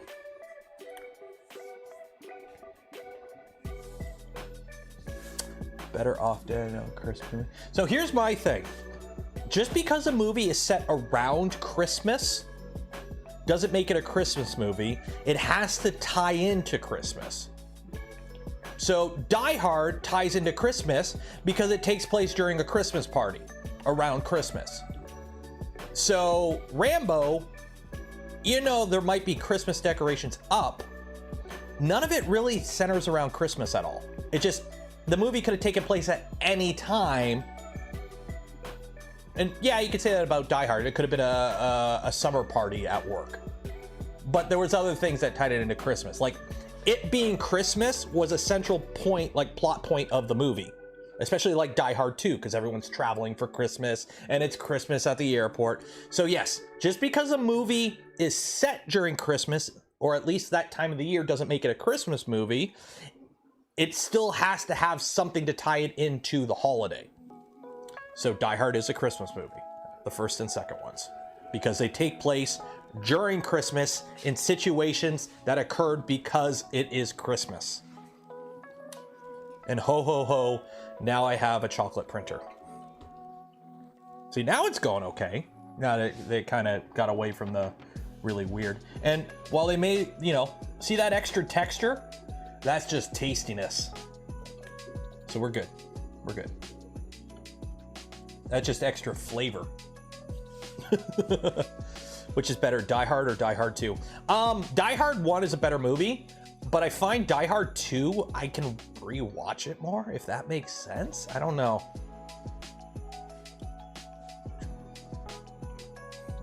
Yeah, I mean, like, oh no, I have more chocolate in my chocolate than I needed to. Oh no.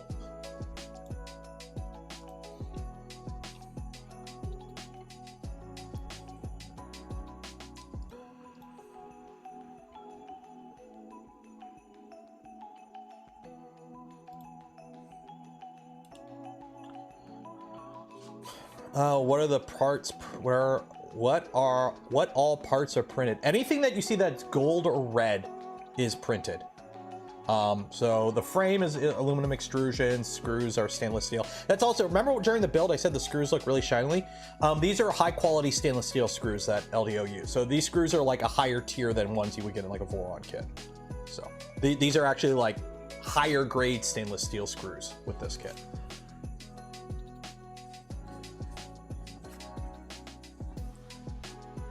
Yeah, yo dog, I heard you like chocolate, so I put chocolate in your chocolate so you could chocolate while you chocolate. This is the quietest this room has been. I've been having the V2, the rat rig, and the bamboo going like non-stop for the past 2 weeks. I've stopped using the rat rig because nothing for the T45 armor is big enough to print on it anymore, unless I chop it into like 50 pieces.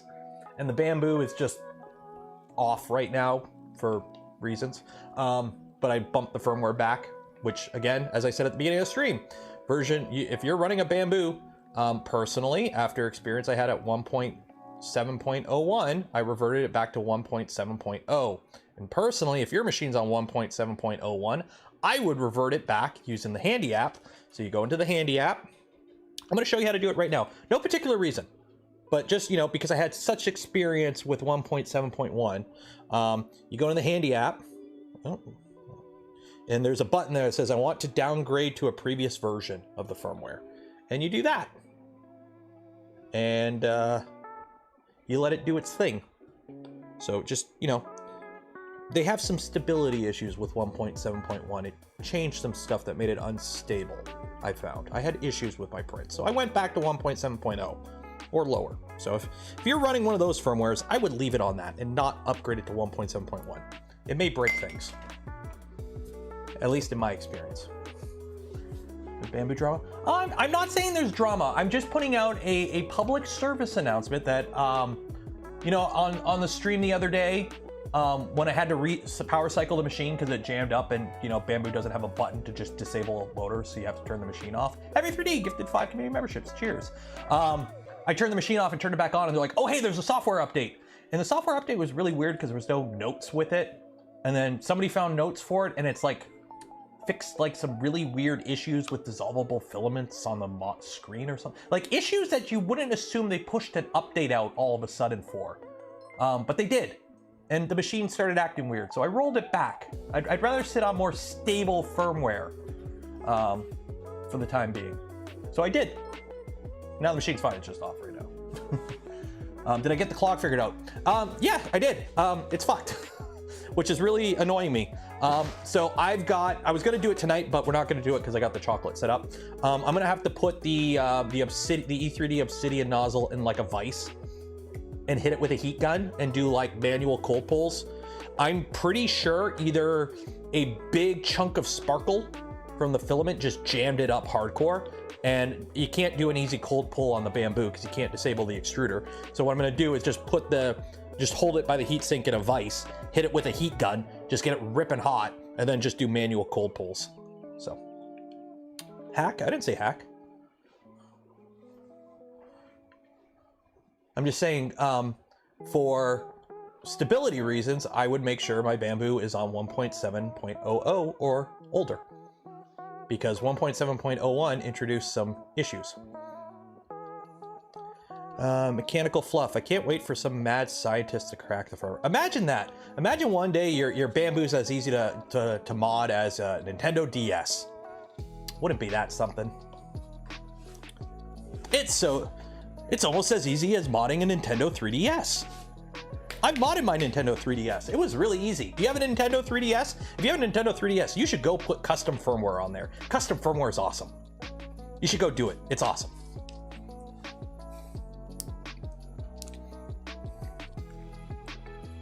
I also love the fact that, you know, Nintendo, after they completely ended support for the 3DS, they shut down the 3DS store. They still tried to put out a firmware update to prevent people from modding their 3DSs. That would block people from like doing it in the future. Because, you know, on some things, when you update firmware past a certain point, it like locks you out of being able to install custom firmware. They did that with the 3DS after they ended the life. So they knew everyone was hacking their 3DS because they had shut down the store. And it's like, I'm of the personal opinion, if I can't buy your software from anywhere that, you know, like a game from, you know, a store where the proceeds go to the developers, you've now lost that. You know, if I download it from an alternative site, nobody's losing out on anything. You're not making money on it anymore, so who cares? So, you know, if you have a 3DS, you should go hack your 3DS and legitly, and you're hacking it so you can legitly dump the ROMs. That way you don't have to carry all your games around. You can just, they're all on the thing. That's what I did. So, Steam Deck for the win. I don't have a Steam Deck. I kind of want a Steam Deck. The problem is I would use it 5 times a year. Nero's going to get canceled by the Bamboo Fan Club again. Is there any overlap? Like, I really don't care. I spent 2 minutes going on their subreddit. Okay, hi, we're gonna do a rant. Hi, you guys want a Nero rant? We're doing a Nero rant. Okay. The other day I was looking on the Bamboo subreddit. I was actually looking up something because of the issues I was having with 1.7.01 firmware. One of the reasons you should roll back. That's only one of the reasons, though. There was a post on the Bamboo subreddit.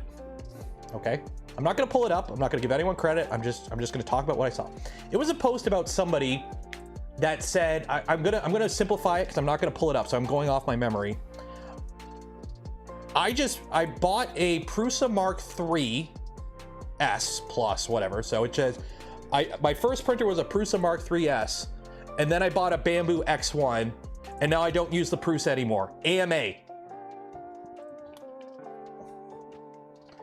Oh my God. Hey guys, I bought a printer that's, you know, over half a decade old.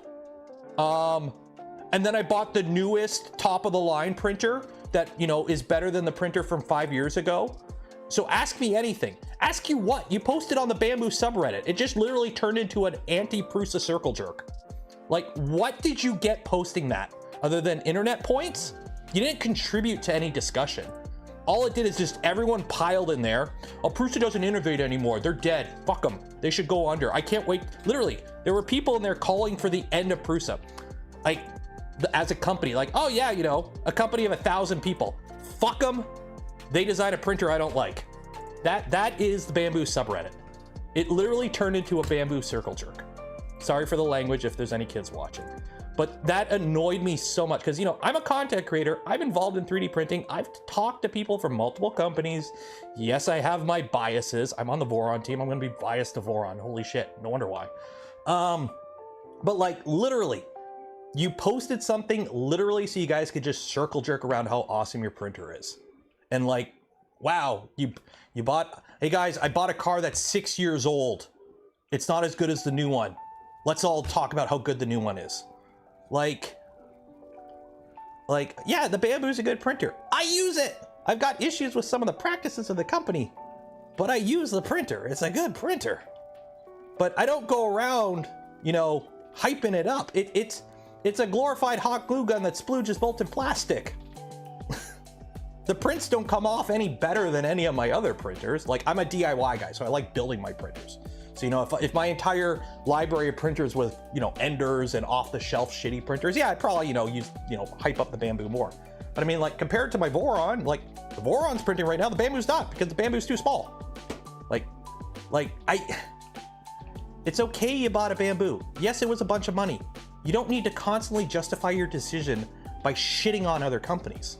If you don't like Prusas, just don't like Prusas. You don't have to like announce it from the top of the hill every 2 minutes. Also, I hope you got a bunch. You only got a couple hundred karma for that too. Like, what was the point of an AMA? What is the AMA aspect of that post?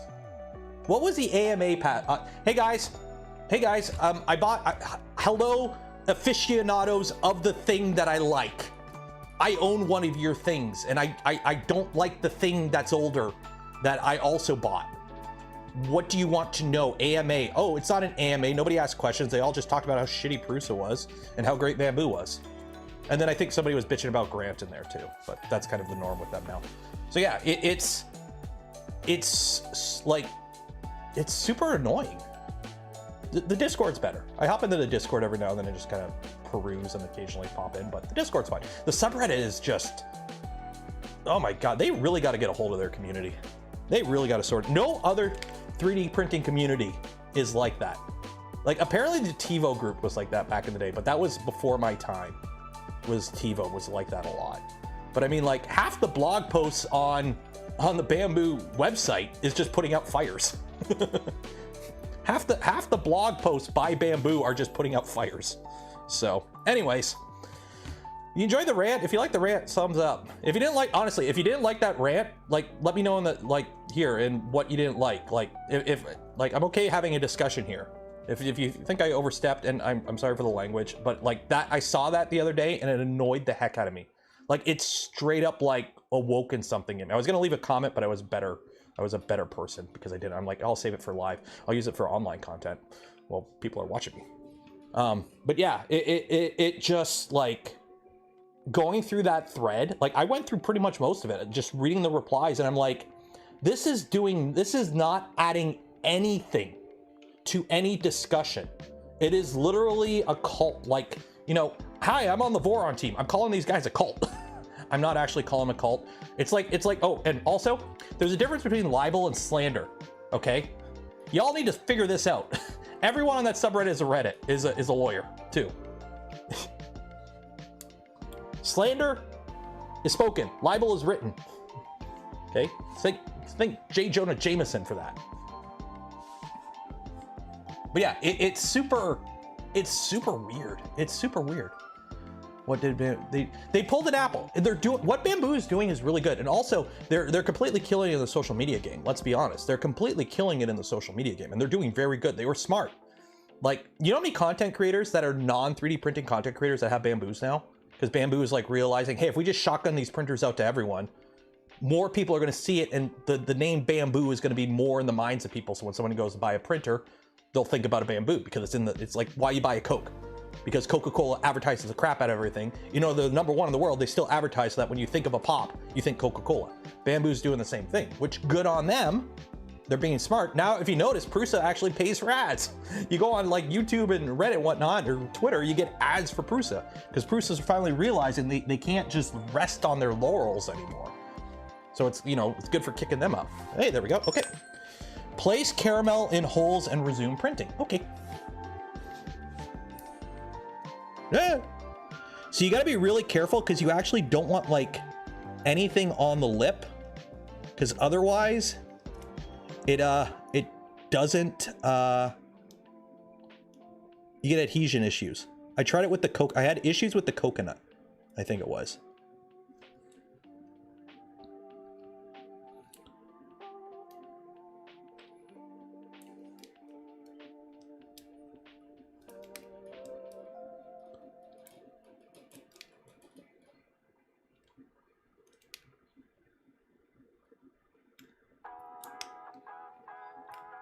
Ah! I'm getting air bubbles that's throwing me off. There we go.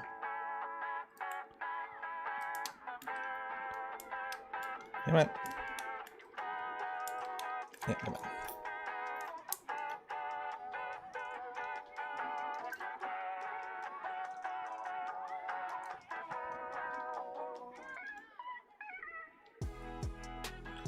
Okay.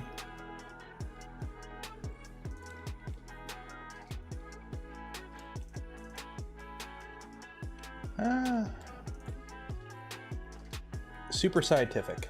Okay. Okay. So it should resume. There we go.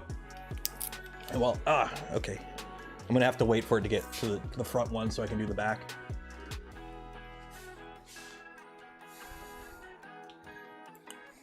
So what's actually in here? Corn syrup. Highly scientific. Yeah. Corn syrup, invert cane sugar, water, cane sugar, skim milk, heavy cream, sweetened condensed milk, which is milk and sugar, salt, natural flavor, sodium citrate, and pectin.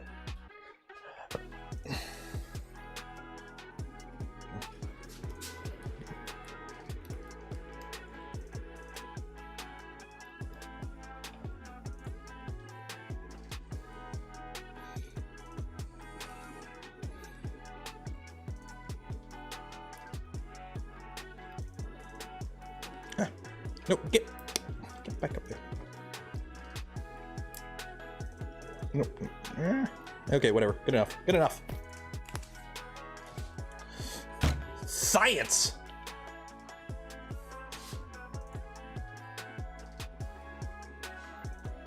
Yeah, we totally warped the chocolate. You know what it might have been? Because this was sitting over here, which is by the door. So this is like a little cold area. Like my garage isn't insulated. Oh, the walls are insulated, not the ceiling. And it's winter. So I have a little space heater here that keeps like this little area warm, but like literally it's I can feel the cold. It's colder here than it is here type thing. So this was by the door.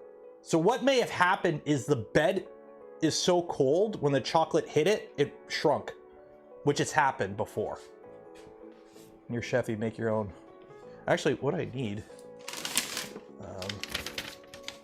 you make a chef hat of some sort. Are you online? No, you're not online. Silicone shouldn't warp much. No, but the chocolate contracts. So considering it pulled up in the middle, what I'm thinking is as it put down that first layer of chocolate, it just kind of slightly shrunk and just kind of pulled it up. Caramel is easy to make. The thing is though, the caramel needs to be liquid. I was gonna make my own caramel at first and then pour it in. The problem is it needs to be liquid enough that you can just pour it in without melting the chocolate.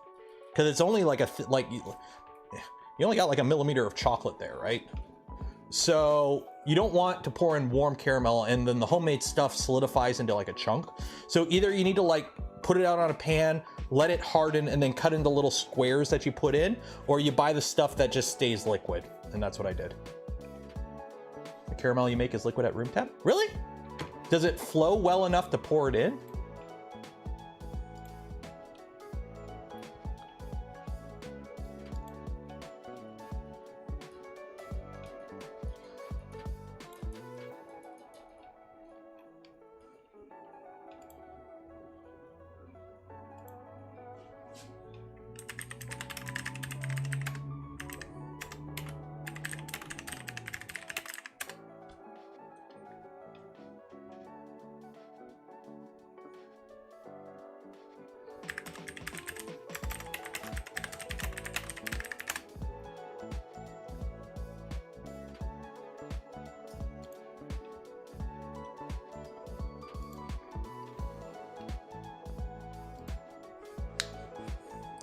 One second here.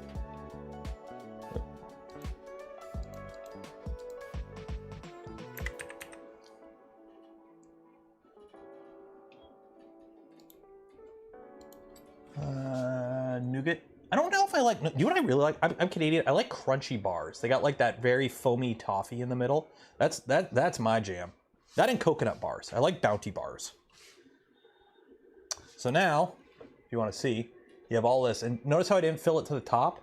So this way, the first couple layers of the top infill will like bridge down and just kind of fill the void a bit. And then hopefully 5 layers is enough to, 5 is enough to fully seal off the top. This 4 wasn't. You can control the viscosity by adding more heavy cream. Oh, okay. The filling goes semi-solid, then some awesome candy make. That's the thing, like I need to start making actual like videos and contents using this printer, considering how much I paid for it and I gotta justify it somehow. Yeah, you could see it's like warping off the bed. So yeah, I think the bed, oh yeah, it's cold. That's what's doing it. The bed's cold. So the silicone, like everything shrunk. Drop a few peanuts into them. I could do peanuts on a couple of them. Does salted caramel? Yeah, we'll do salt. We'll do some peanuts. Here we'll do peanuts on the one on the back here. Shit. Okay, well, that was a complete disaster.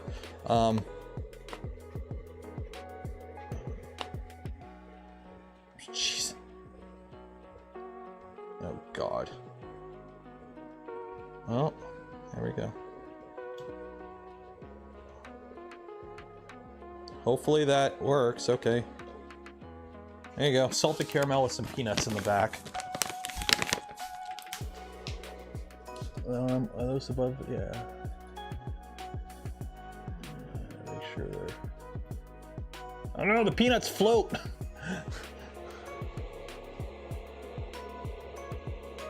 The peanuts float.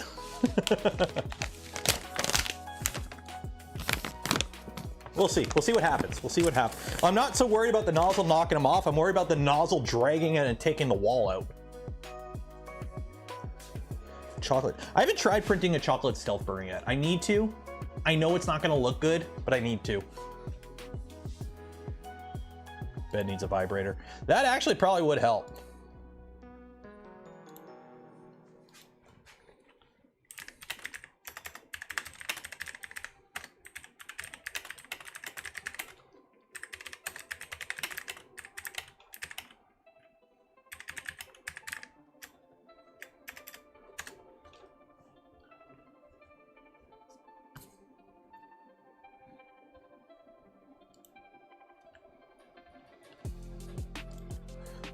You can print stealth burner ornament in chocolate. Yeah, you could.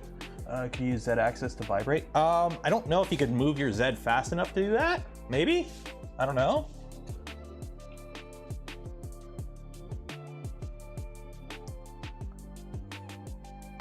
Warm water bath. The thing is, I'd be worried about it being too warm and melting the chocolate.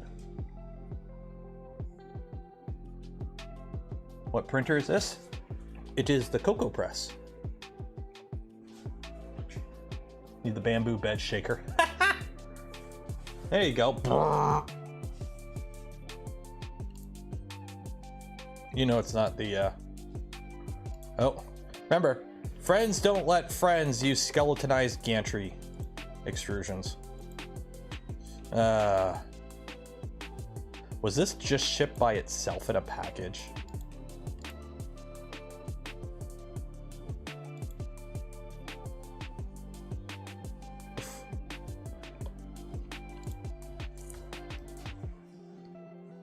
Practical reason for a belted Z. I know it's Mandic.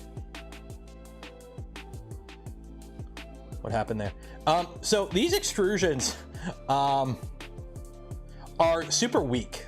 Like they're really strong in the axis that the printer actually functions in. So in like normal use case, this never happens. Like when you're using them correctly, this isn't a thing. Like, you know, you got a rail strapped to it, the force is involved.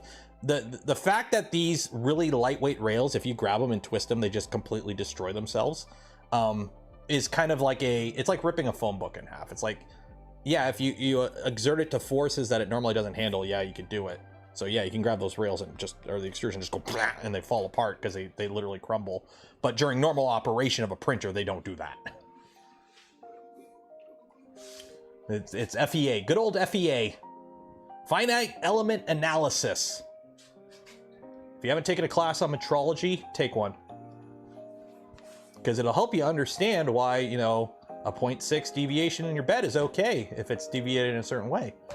If all of a sudden you have a 0.6 dip, you got a problem. But if there's a high-low deviation of 0.6 and your average is good, then you're good. There's differences there. And hopefully all those peanuts finally melted in.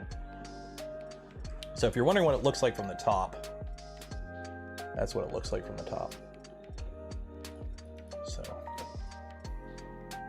if I bend the nozzle on a peanut, I'm gonna be...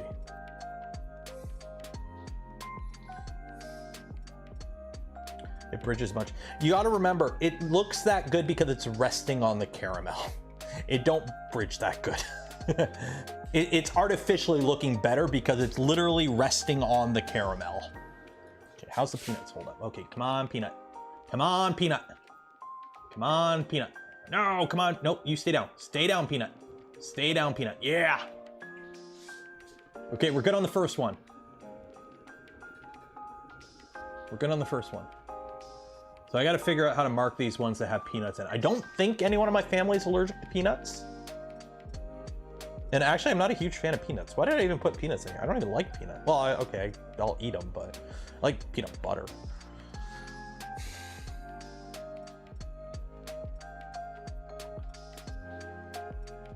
I'm waiting on, what's her name? What's how to cook that? What's the woman's name who runs the How to Cook That YouTube channel? She's gonna make a video about me now about how I shouldn't be doing this.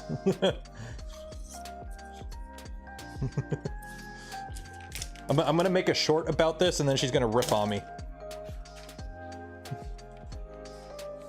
Salted peanuts the best. Well, I'm gonna put, when it's done the top layer, when it does the top layer, I'm gonna crack some fresh Himalayan pink salt on it. So it'll you know, stick to it because it'll be semi-molten. So it will be Himalayan pink salt with caramel filled dark chocolate. Maybe you get Uncle Raja. Yo. Dancing banana. I mean, I have a banana for scale somewhere. I don't know where I put it. Did it fall in one of the armor boxes? It probably fell in one of the armor boxes.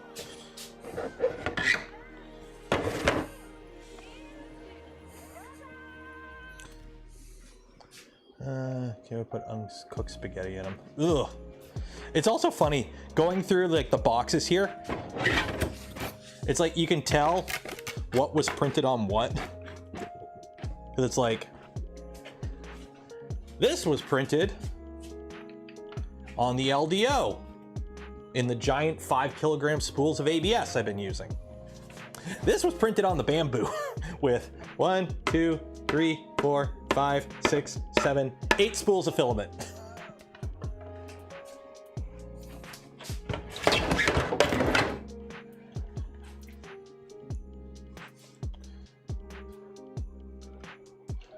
It's amazing how a racial stereotype turned a mediocre stand-up comedian into a YouTube star. He found the niche. Nothing against that. That's the thing. Like, let's be honest. Like, most people on YouTube are they just happen to find the niche. They just happen to figure out something that works and they're just rolling with it.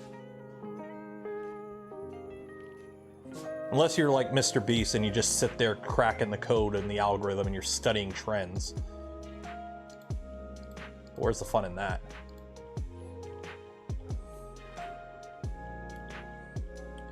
It's kind of nice. Well, that's what I've been doing. Like, if you're wondering, like, okay, these spools I finished off 2 more, like literally in like 3 days, or whenever the last time I showed you the spools. These I finished off today, earlier today. And then I also killed off this 5 kilogram spool. And then I think there's like 2 empty ones still in the AMS. So, losing a lot of money. He makes a lot of money though. Like, that's the thing. Like, he doesn't trend positive, but he's bringing in whatever he's spending. Like, his videos are guaranteed tens of millions of views. Believe me, he's getting ad revenue on them, or he's getting the companies in the videos are paying for them. Do I have a go-to supplier? Polymaker. Link in the video description. Yeah, this is the Polymaker Polylite ASA 5 kilogram spool. And then I also have this, which I haven't used yet. Yeah. Also got this, which is oh, there we go. Polymid PA6 glass fiber, gray. So it's PA6 GF. Print temp 280 to 300. Print speed 30 to 60. Fan off. And this is 2 kilograms of it. Why do I have 2 kilograms of it? I don't know, but I got it. Thank you, Nick. Should probably use that stuff to print some of the Nerf blaster stuff, actually, now that I'm thinking about it. Actually, I probably should load that stuff in the Bamboo. Use that, or not the Bamboo, the Toasty Boy. That actually would be really good for Toasty Boy. I'm probably gonna load that in Toasty Boy and use it for the, actually, what does it look like? That might be what we end up using this for. Do I gotta open this? I gotta open this.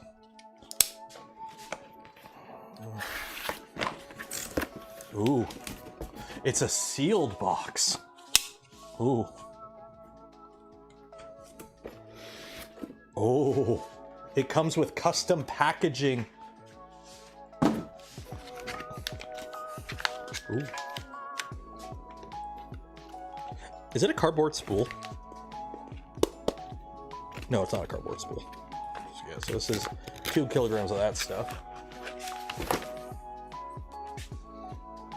So yeah, I might print some of the Nerf blaster stuff in that. How do you anneal your PA? I don't. I just, whatever it comes out is what I use.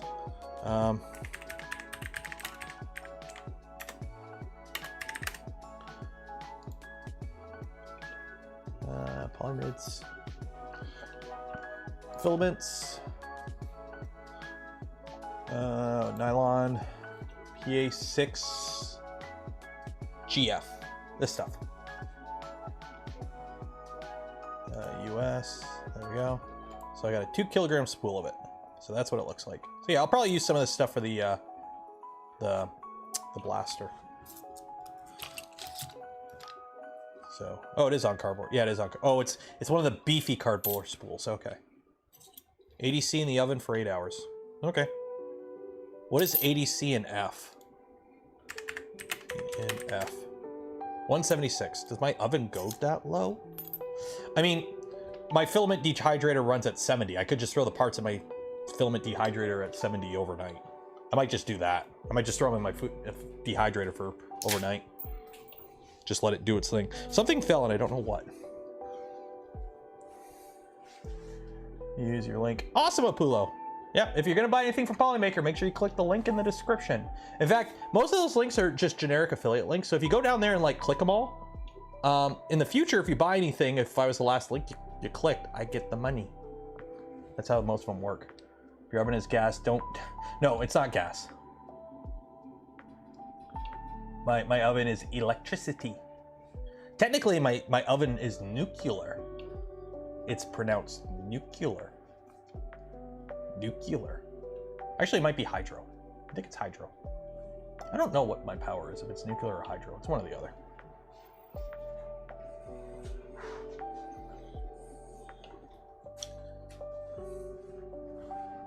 Hey, Maker Viking. How you doing? If you want bounty filling, okay, 400 grams of 36% cream, 200 grams of white chocolate, 150 to 200 grams of coconut flakes. Really? I thought it would be more coconut. A pinch of salt. Heat up, double boil would be perfect. Microwave can do until all dissolved and mixed. Refrigerate overnight. Should be doable with less fatty cream. We just need to adjust the cream chocolate ratio. So here's the problem. I have white chocolate. I have the coconut flakes. I don't have 36% cream. The only cream I have in my house is like, I use light cream for my coffee. Like the 5% like low fat cream. I use that for my coffee. That's about it. But thanks for the tip, Hobbit.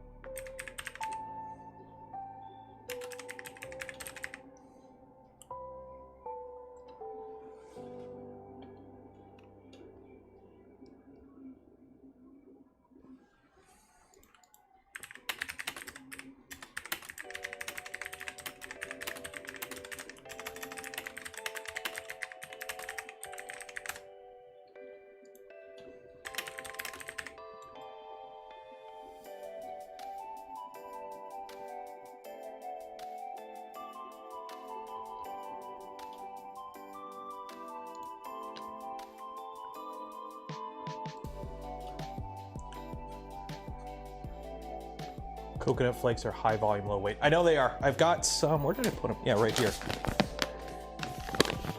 And if you're wondering, I did wash my hands before the stream. I probably should be wearing gloves, but it's gonna be family eating this, and it's gonna be all eaten tomorrow or over the next couple days. So, meh.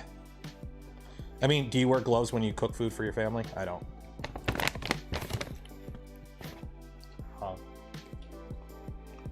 Yeah, it's definitely missing something when it's just by itself. Although what I'm going to do tomorrow is next time I buy a Tim Hortons donut, I'm going to dip it in coconut myself so I don't have to pay the premium donut price for a coconut donut. Stupid Timmies. Need a beard net. Do I get anything on my beard? Oh, we're good. We're good. Although, we are past 10 o'clock.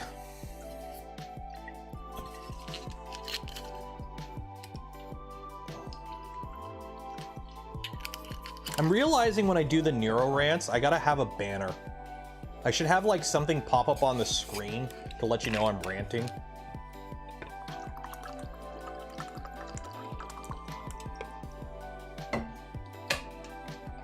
That way, you know, people who don't like the rants can ignore them. Although I will say, I think I've read my audience well because I don't really get any backlash for them anymore. So I used to get some people not happy at all anytime I did a rant, and they kind of just don't exist anymore. So I don't know if you guys have just kind of either I'm speaking the true for my soapbox, or you guys just we vibe.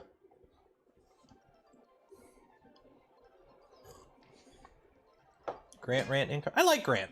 I've talked to Grant IRL. We've had food together. I think maybe. I can't remember. Oh yeah, we have. I like Grant. He's a good guy. And some of the things that the Bamboo fanboys have said about him literally disturb me. And not all of it's public. I've seen some stuff that literally disturbs me about that fandom. And I'm calling it a fandom. I'm not going to call it a cult. I'm going to call him fandom or something. What other childish name for fans can I use? Because literally, at least a cult is properly organized. They're more just a rabble-rousing mob. And I'm not saying everyone who owns a Bamboo is like that. I'm not. I'm just saying their subreddit. Call it a cult. I don't want to call it a cult. Cult makes it too official. Also, Voron's a cult. Voron's a cult. We get the cult. We're the cult. It's our thing. Weebs. Ooh, weebs. Simps. Actually, simps makes the most sense. As somebody who streams, and simp makes the most sense. Because they're not being paid. They go out of their way to promote and protect and defend. Simps is probably the best definition. 5 top players, yeah. Actually, I don't know. How many top players are we on right now?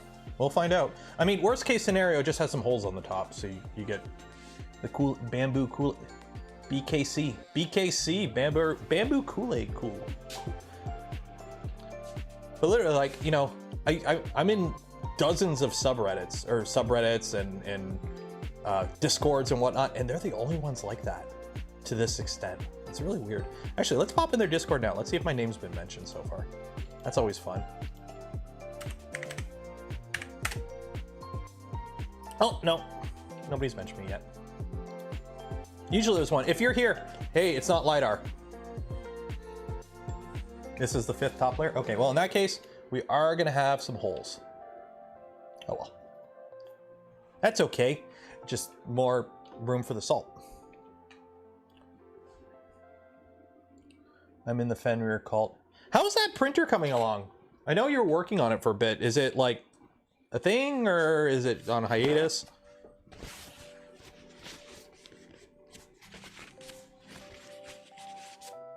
I gotta heat this up somehow. Do I have, I don't have a heat gun out here. My heat gun's in the basement.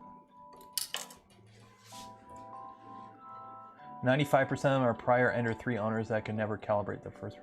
Nothing against that. Like the fact that the machine works just straight out of the box, you gotta give them credit. Like I hope I don't come off as like completely shitting on the machine.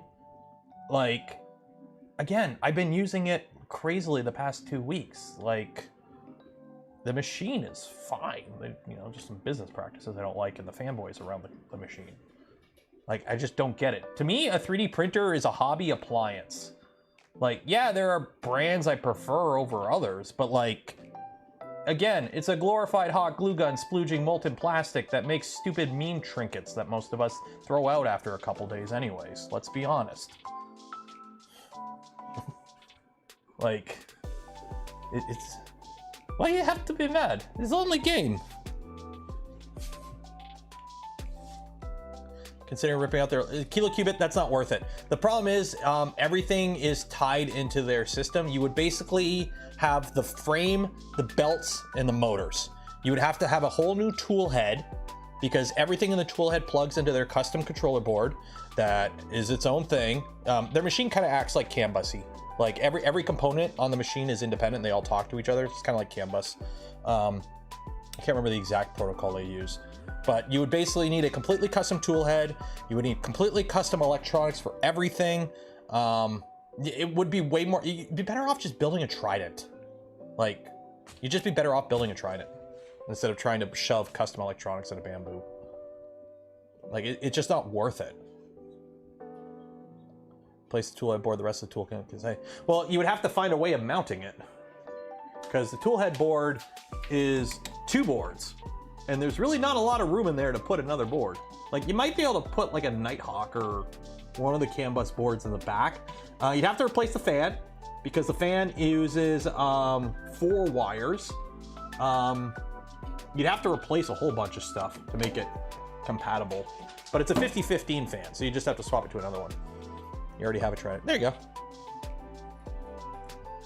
Just kilo qubit. Since you have a Bamboo, don't you? Again, as I said earlier, make sure you're on 1.7.0 or earlier.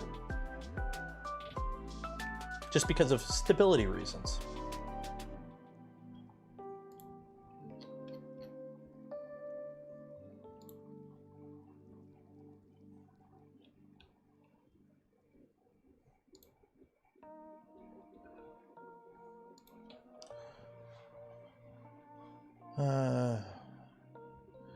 But I like making printers, so it's not my thing. Yeah. That's the thing, like, I like building printers, so I enjoy printers that I have to build, but there is something to a turnkey solution. There's nothing against that, because the market is bigger than you and me. Like, you know, for all the, ooh, Prusa is dead, they still have 700 plus employees, and they sell every printer they ship. Yeah, they've lost the market of people that want the best printer out there, but they still have every other market that they sell in, to an extent. In other markets they've grown into, the education and business, especially with printed solid purchase in the US. It's a massive market for them because it's like, hey, there goes 30 printers to a school every couple weeks. Like, there's easy money. So the market is bigger than me. I know. Prusa's are still most popular in small farm. It's hard to say. The thing that's hurting Bamboo now for print farming is the size. The machines are really good, but they're 256. They're not even 256. They're like 248 or something weird like that because of the way it is. The A1 is true 256, but the X1 and P1 isn't. But yeah, they need a bigger machine for, like, if they had a 400 spec machine. The problem is you can't really scale their design large because it uses rods, and you can't do a long span with rods. You can, but it's going to have bone deflection. And the problem is they kind of dug themselves into a corner because they use the nozzle for the probe. So when you have your rod, right, you got your rod, okay, you're hitting the bed with your nozzle. When it's a short span, it's relatively stiff throughout.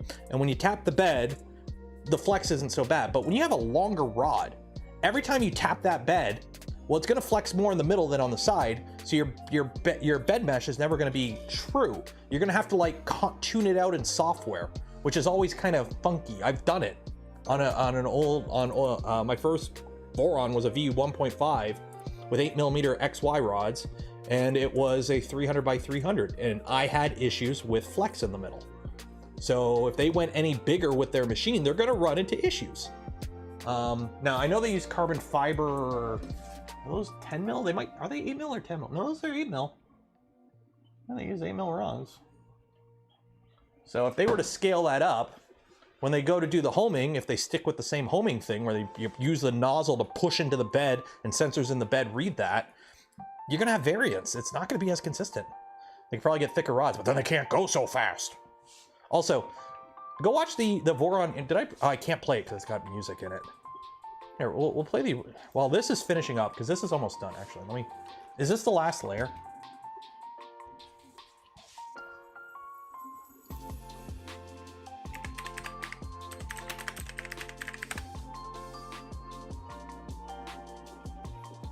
Bigger machine won't go as fast. Oh, I know.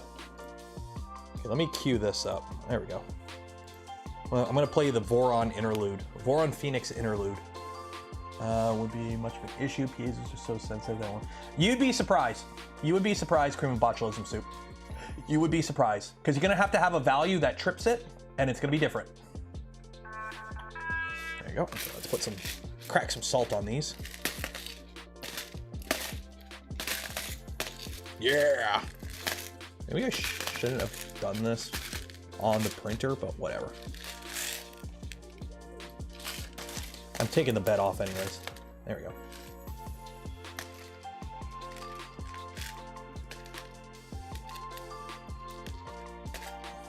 There we go.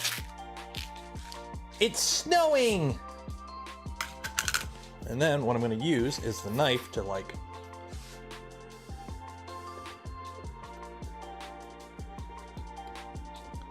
yeah, see, it's, dang it. Last time I did this, they were still semi-molten on top, but I only did a couple at a time. Salt the rails. It's machine prints food. You're gonna get food on it. So, the cool thing is when the prints are done, you literally just pick them up off the bed. There's really nothing holding them to the bed. They literally just come off the bed.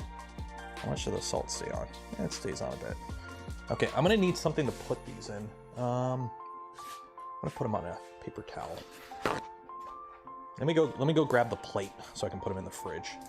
I keep a little plate.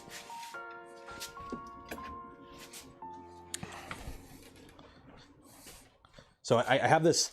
This is the plate of numbing, because I just put all the scraps on it. So I probably should have put these on the plate before I salted them. But we're taking the bed off this anyways.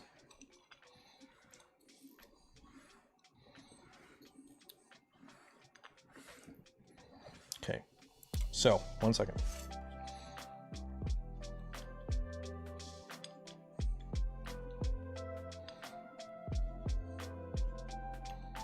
There we go. Okay, so the ones with X's have stuff in them. Turn the machine off. Quick with the torch. Actually, I got a lighter. Can I just use a lighter?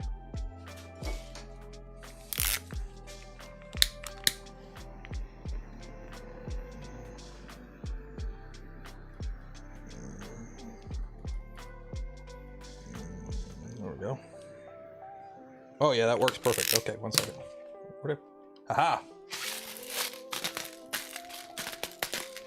There we go. There we go. I hate salt on chocolate. Really? Okano. Okay, if you have a Purdy's near you, I don't know if they're outside of Canada. If you have a Purdy's near you, next time you go to it, they have these chocolates. They're Himalayan pink salted caramel. That's where I got the idea for these from. They are delicious. Okay, so that, okay, in the garbage. So luckily these mats, you just soapy water, easy to clean.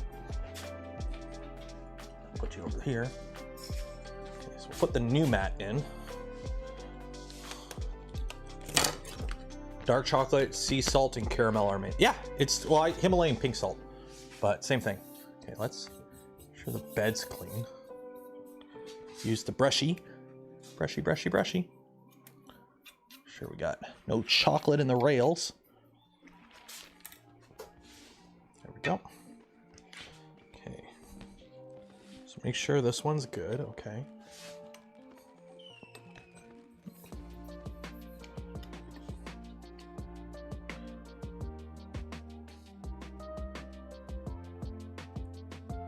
So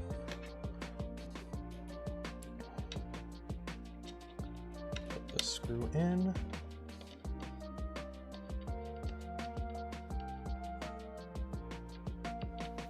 Don't salt your rails. You butter your rails. Remember that, you butter your rails. Okay, I'm gonna try something different. So I'll put that one in, and then just kind of put this one in.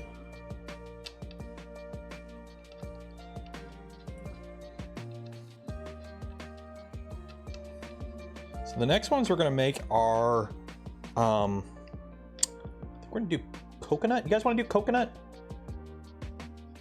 Or do you want to do hot cocoa bombs? We'll do hot cocoa bombs. I'll go get some hot chocolate. We'll do hot cocoa bombs.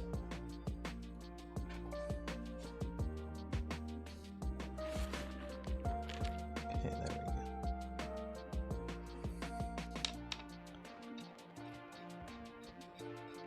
Butter or margarine? You butter. Don't use margarine. Fake oil don't count. Want to try white chocolate again? No, because it doesn't print good. You know, it's kind of a joke, but the white chocolate is good. I used it for text. So you print like the text in white chocolate, and then you there we go. No bubble in the middle. Okay, cool. So I'm gonna go get the hot chocolate mix. I will be back in a second.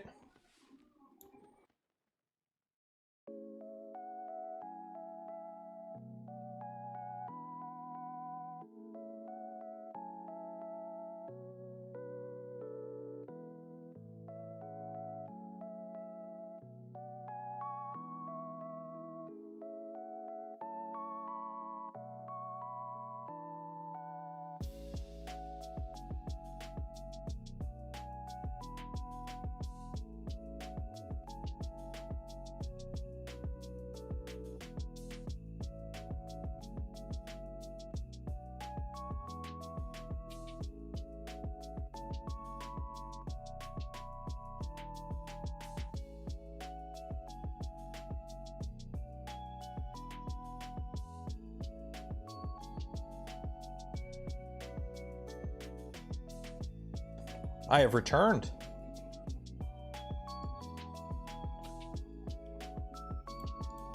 Okay.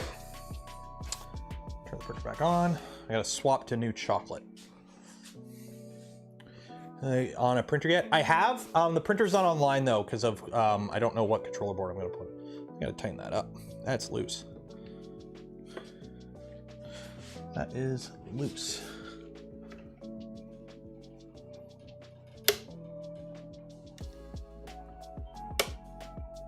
Yeah, I gotta tighten that up.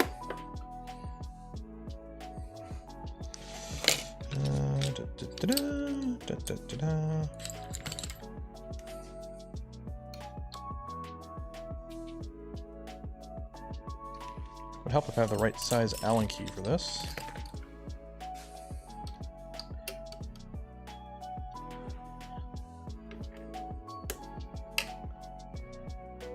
Yeah, a little bit more.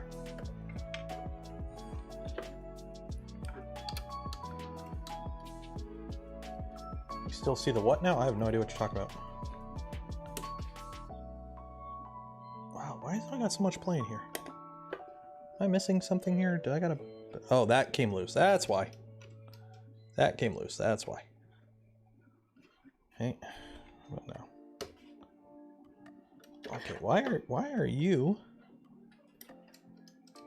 so loosey-goosey all of a sudden? Why are you so loosey-goosey all of a sudden? Where is my wrench? Where's my wrench? Where's my wrench?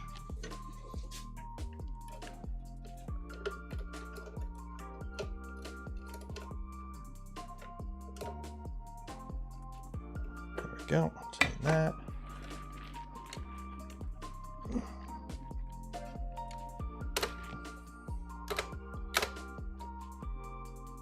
Nope.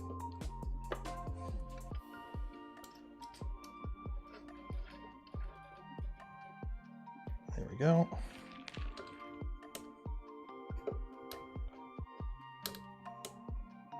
Nope. Maybe I backed it out too much.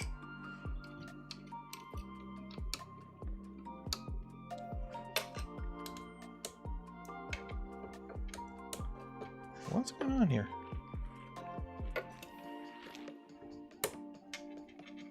Why is there so much play in this all of a sudden? What is going on here? Why do I have so much play in this all of a sudden?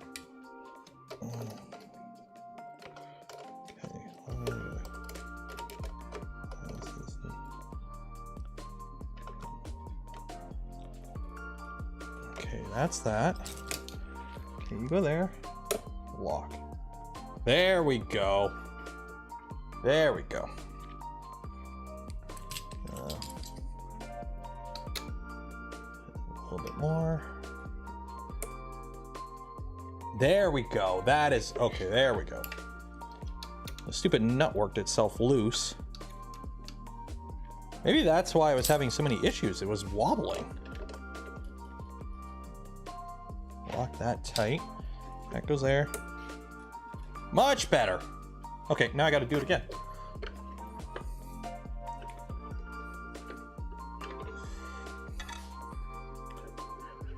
So push it out. Spin, spin, spin, spin, spin.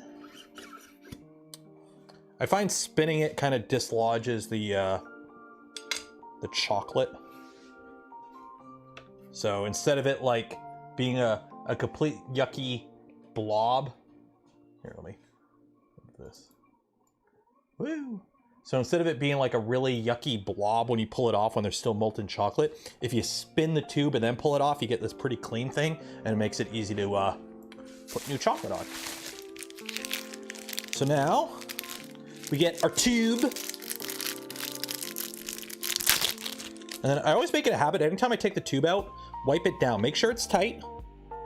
And then wipe it down. Because you kind of get little bits of palm oil that just kind of oozes out. And you don't want it building up. Now, luckily, the worst you can gum this up is chocolate. Breaks the tension. Yeah, that's another thing you gotta be careful of, suction. Because these fit pretty smooth in here. So once you put the plunger in, oh wow, there's a lot of chocolate in here still. Shit. Oh wow, there's way more chocolate in here than I thought. Shit. I'm not gonna be able to do this. Because that's all gonna come out.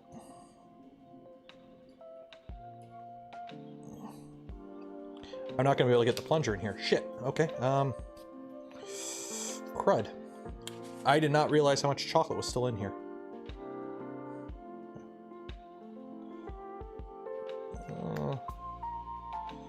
Yeah. See? Air bubble. That would be bad. Okay, 1 second. Ah! My earbud fell out. Okay, 1 second. Oh god.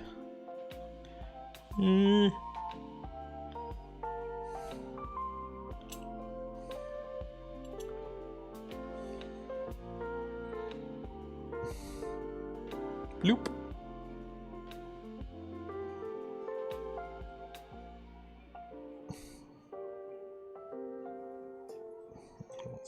Put that there. There we go. I'll use the chocolate to clean up the chocolate. There we go. Screw this back on.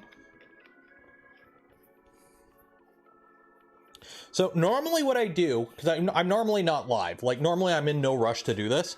When I finish something like that, what I'll do is one of two things. I'll either do a print of the infill. So, oh shoot, now it's all covered in molten chocolate. These guys, these little demo infill things, I'll just print these until I empty this thing, or I let it re-solidify. And then I just take it out, and then I've got like a little container with a bunch of them, and one day I'll just stack them all up and print them all at once. The thing is, some of them are dark chocolate, some of them are milk chocolate, so it'll be like sacrificial prints that I'll use them in. Okay.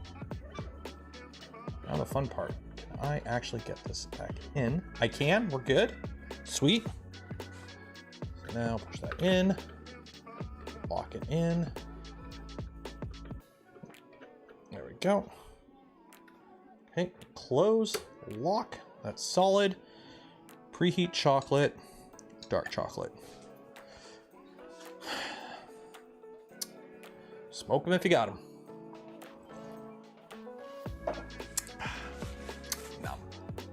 Okay.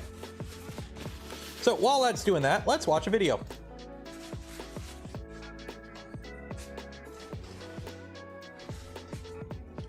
There's fancy music playing, but I can't play it because of DMCA reasons. So enjoy Voron Phoenix Interlude.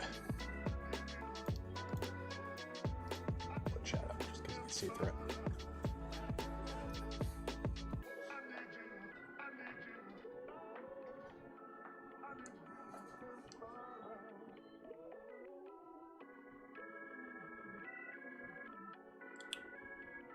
Actually, 1 second here. Let me get some actual. There, well.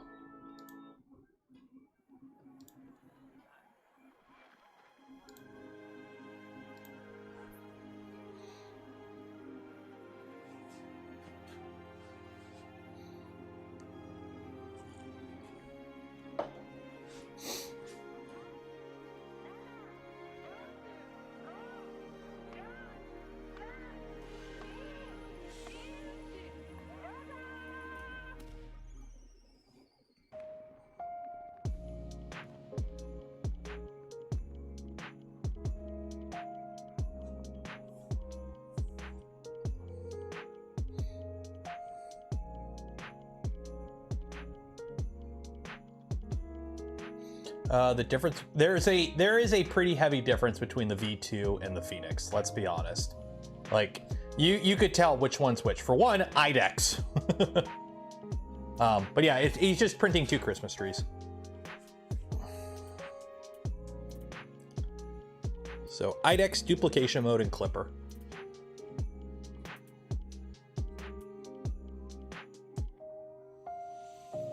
And I think this machine has a few, the belt's different. The chain is different in this one compared to the one you saw at Smurf. So this one is actually Russian Cat Foods, Phoenix.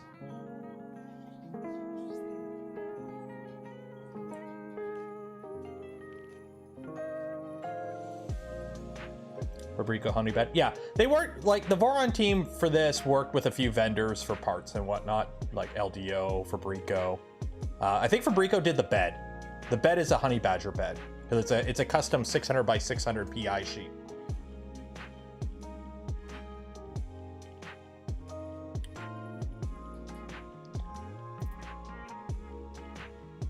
And it's running Revo high flows for those wondering.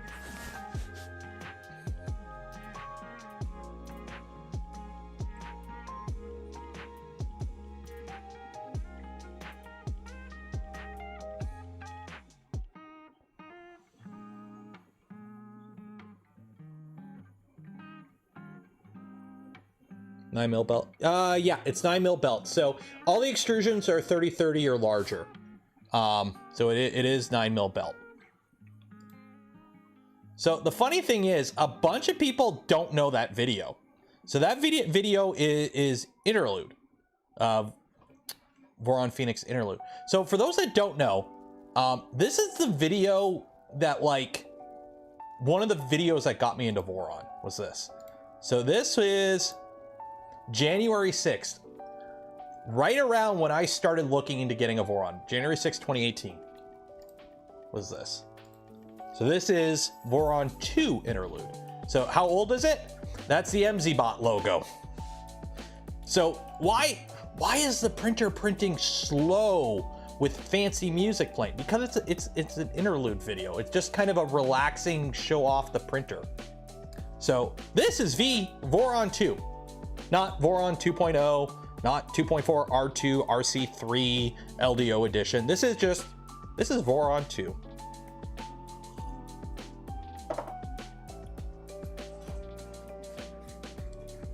So a little bit of context.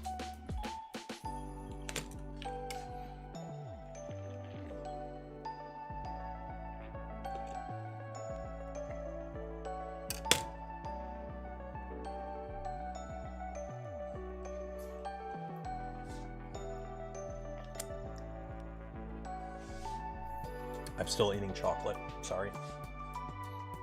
Oh, the original Zed I learned. Oh God. So this machine is running Marlin 1.8 on dual ramps, by the way. So if you're wondering why it's slow, tape chains. This was before tape chains. I was the beta tester for tape chains, by the way. Cat 5, yep, Cat 5 in the chains. Because back in the day, that's what you used to wire up your 3D printer was Cat 5.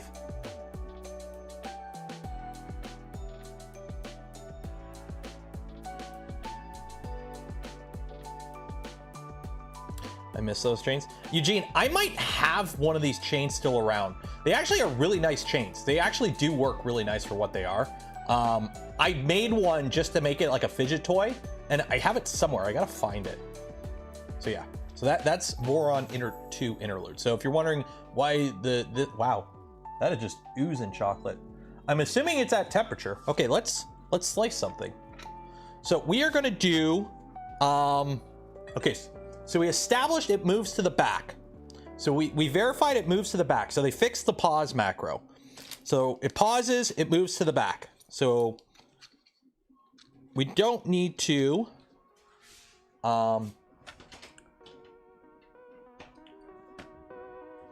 adjust that anymore. So now we're gonna print some vase modes. So let me delete these. Or not vase mode, blower, fan, volcano. Where is it? Where is it? I gotta find the model. Shit, 1 second here. Dune striker, blower. Uh-oh, oh shit, did I delete it? I might have deleted it. Shit. I gotta find it. Oh wait, no, I'm looking in the wrong folder. That's why.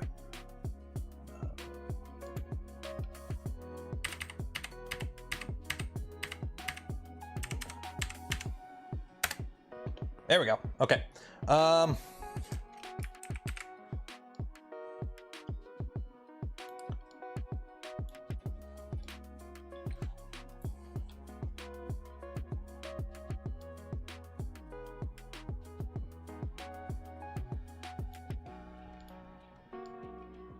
Right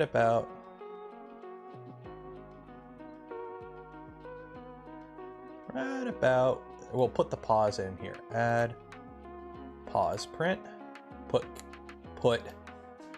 hot cocoa in the void and resume printing. There we go. Slice now. 57 grams of chocolate. Export G code. Save to Cocoa Press. Save. There we go. There we go.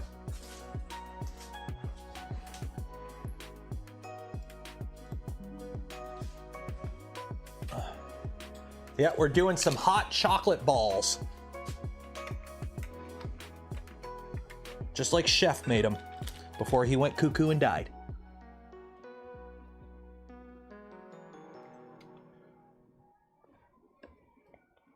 So hopefully we're good here. Okay. So extrude.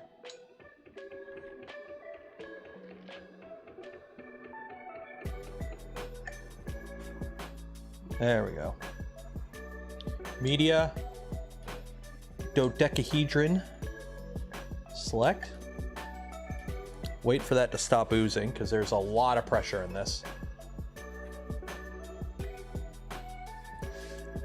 Also, I kind of goof with this. As much as I like this gold color, it's already starting to get like smudges on it from the chocolate.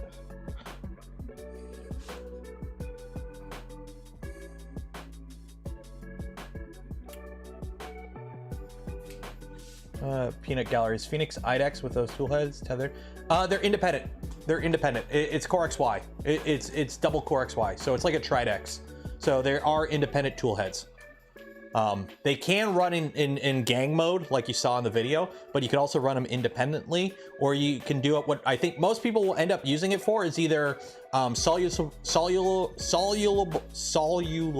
support and regular material, or rollover. So you print with one tool head, and when that tool head runs out of filament, it'll automatically just switch to the other tool head while you reload the first tool head.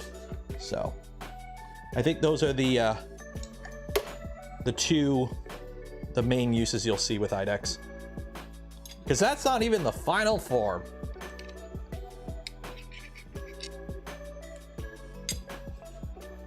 Okay, print. Quit oozing. It's gonna ooze. Planning on building one? I would love to. Unfortunately, with the cost of it, it pretty much, if Jason hooks me up with a kit, I'll build one in a heartbeat. And I would love to build one. I want to build one. It's just, I do not have the resources to self-source one, both financially and time-wise. I'm also in Canada, and getting Masumi to Canada, because all the extrusions on that frame are Masumi. Okay, I think we're good with the Z now. Yeah, I'm pretty sure we're good now. I think the issue we had was just that first layer was shit. Was the, oh, shoot, we might be under extrude. Oh, okay, we're in the cold. We might not be able to print. Might have to let it heat up for a bit. We'll see. We'll see. We'll see. Ah, it's struggled. Nope, nope. Stop. Yep, I knew it. Menu.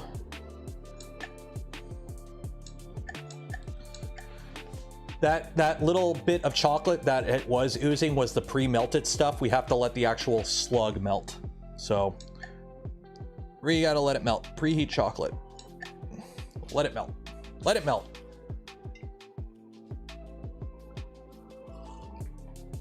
Well, I asked Steve to print it out.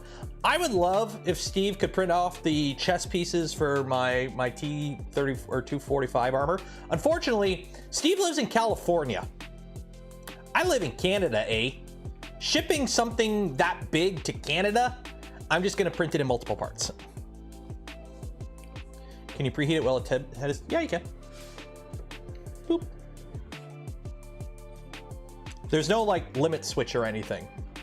So yeah, you can just flip it on its side if you want. Nothing's stopping you. It's not like there's a limit switch. It doesn't know. Like if I were to hit print right now, I would try and print.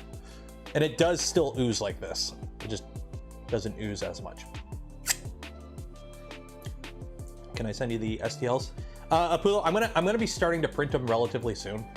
Like I've got, so right now I printed the one shin. I'm working on the thighs for the same leg. So I got the left leg shin printed. I'm printing part 1 of 2 parts for the thigh for the left leg on the LDO. So hopefully that finishes before I go to bed. I don't think it will though. No, it's not gonna finish before I go to bed. So I'll have to swap that in the morning to the other parts. So tomorrow I'll have that. So then Christmas Day, I print the right front. So in 4 days, I'll be able to start printing chest pieces. I gotta get the Trident back online. Shit, I gotta get the Trident online. Tuesday, we might be fixing a Trident. The Tuesday stream might be fixing a Trident. Put a Galileo, because the reason the Trident's down is the extruder. The main reason the Trident's down is the extruder. The gears that came with the Physik kit are junk. They're like all stripped and whatnot. So the extruder is woefully junk. So I got to replace the extruder and the tool head. There's the box. Where did I put the box? So after stream, oh, the box is right here. Hey, look, Galileo 2. So after the stream, I'll probably just tell the, I got one more thing to print on the bamboo, which I'll get started after the stream ends. When that's done, I'll load filament in it. That's actually proper filament and not waste offcuts, basically. And I'll print the parts for a Galileo 2. So Tuesday, we're gonna put a Galileo 2 in the Trident. And add all along. Add for what? I'm not selling anything. You're selling, am I selling something? Are you selling something? Who's selling something? I'm not. Buy a Tico.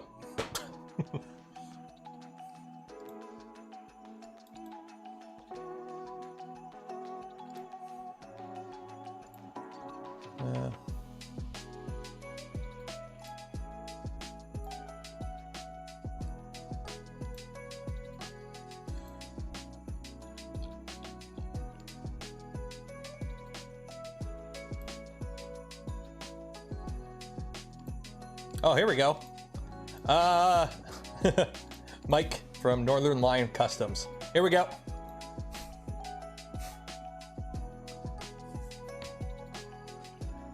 Does it just say this on repeat? Yeah. Okay, so I gotta get that. I gotta get that. Download. Thank you, Mike. Will the clones be called the cacao press? So I kind of like the model that Ellie's using for this, where it's open source-ish. The firmware is open source. You can download that there, but the actual printer is kind of not. Because the moment, if she were to release all the plans and all the specs to this, you know, China would clone it in a heartbeat. And I don't want to see that happen to her and the team, because they're awesome folks, and I believe they should totally profit off of their work. So I'm okay with this, the actual like CAD of this machine being pretty much like locked off. Like the STLs are out there, and let's be honest, you could probably reverse engineer this frame stupidly easily, but I like the fact that she's keeping like this aspect of it close to the heart. And yeah, and for those wondering, this machine was fully designed from scratch. So yes, it was designed by Russian Cat Food for the motion system, and Ellie did the extruder aspect, I believe, is like how the main division of that, and there were other people working on it, but motion systems, Russian Cat Food, this is Ellie, and then RCF gave it a once over for appearances. So that's my understanding, is basically the distribution of who did what.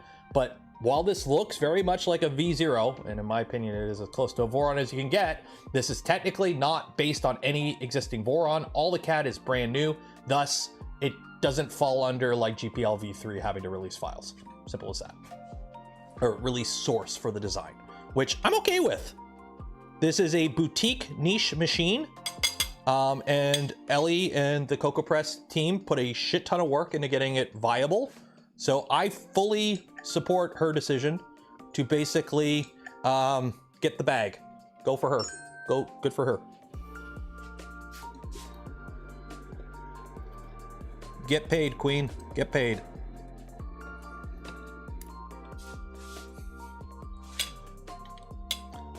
But yeah, and for those wondering the cost and whatnot, high-grade stainless steel components, custom machine stainless steel parts. Custom machine stainless steel ain't cheap. So there we go. Lay that chocolate down. Nope. Nope, still not hot enough. Stop.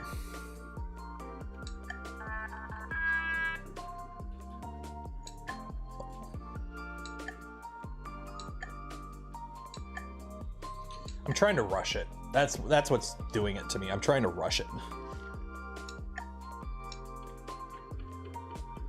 Yeah, see how it's, I'm holding the extrude and it's not really extruding much. Because remember, there was also that air bubble in there that we got to kind of work our way through. So Boba's jetpack barely fits. Don't think the chest would. The chest is like 500 at the biggest. But also the downside is it's like weird geometry. So you can't really, you could print it in one piece, but you would need an absolute boatload of support. So you're gonna split it up into parts anyways. And also, I can't remember who it was who suggested I use filament as the dowels. Worked really good for this. So even though I had like alignment issues due to like some slight warping, you can see it mostly here. Because I used filament as the dowel, it's still all kind of lined up. And then I just use, because it's all acetone welded together, I just used the skirt, like the brim. I just folded the brim up and just kind of shoved it in the big gaps and then used acetone to dissolve it all, so it's all like one homogeneous piece. So this is, you know, the joys of acetone welding. That's solid. And then all you do is you just get your good old Black & Decker mouse and you just go, and then you bondo it up and you make it look pretty. So, oh yeah, bondo. I actually, normally I use glazing putty. So you use this stuff, you just put it, you just smear it on by hand, wear gloves, and then you sand it. But what I actually like to use is, for the first application, regular actual bondo, like the good shit. Because what I'll do is I'll make up a batch of it, and I'll smear it on all like the gaps. I use this to fill the big gaps, and then I use that to like, you know, clean up that area and like this little area there and whatnot. So print a set of stormtrooper armor. This is my shin guard. This is gonna be big.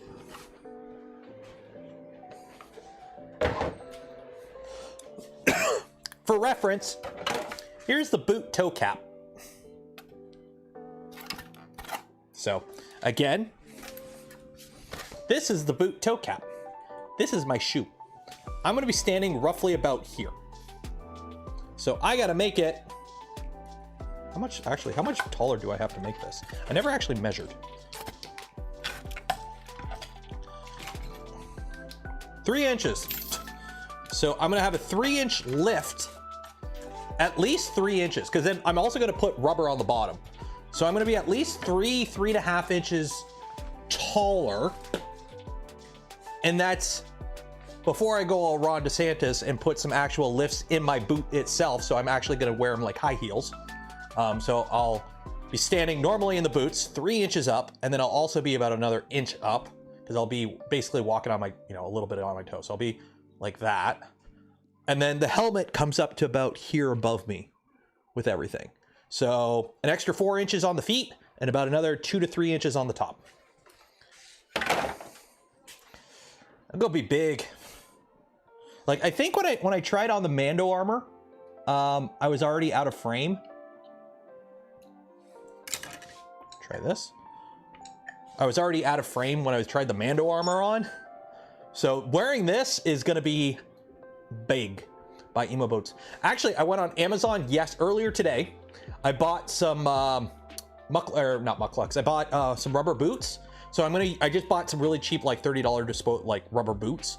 I'm gonna build the boot / shin guard. So it's gonna be a boot. Basically from the knee down, it's gonna be one solid assembly. There we go. Hopefully that stays molten. Don't. Nah, dang it, it's doing it again. Nope, we might be okay. Is it an air bubble or is it too cold? We might be okay. We might be okay. I don't know if it's an air bubble or if it's too cold. It's hard to tell.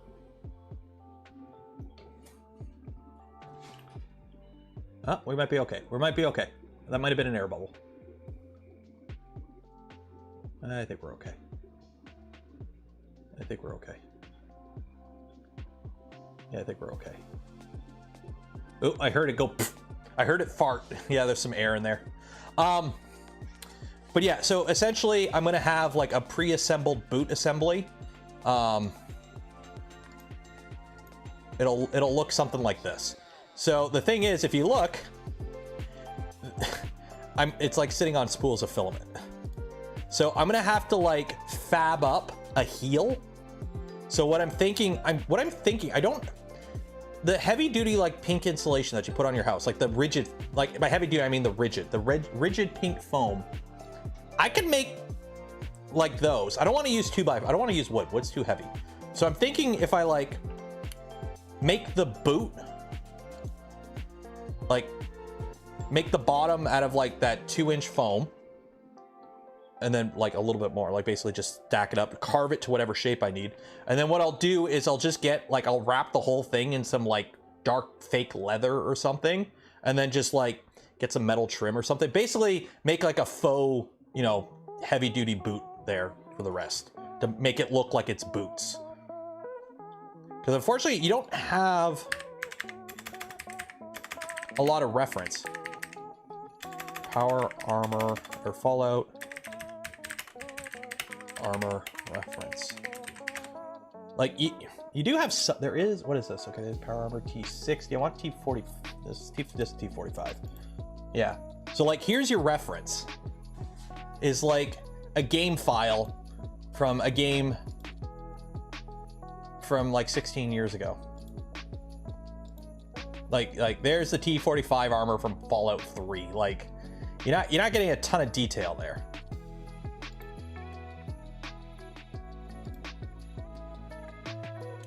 Pinterest. Ugh. Okay, I'm not scrolling Pinterest. I don't know what's gonna pop up. So yeah, I figure if I just make like the rest of it look like just a boot, it'll be fine. So check the Z offset. Oh, okay, that side was, oh, it's not the Z offset, it's under extruding. Yeah, we got a hole in there. 1 second.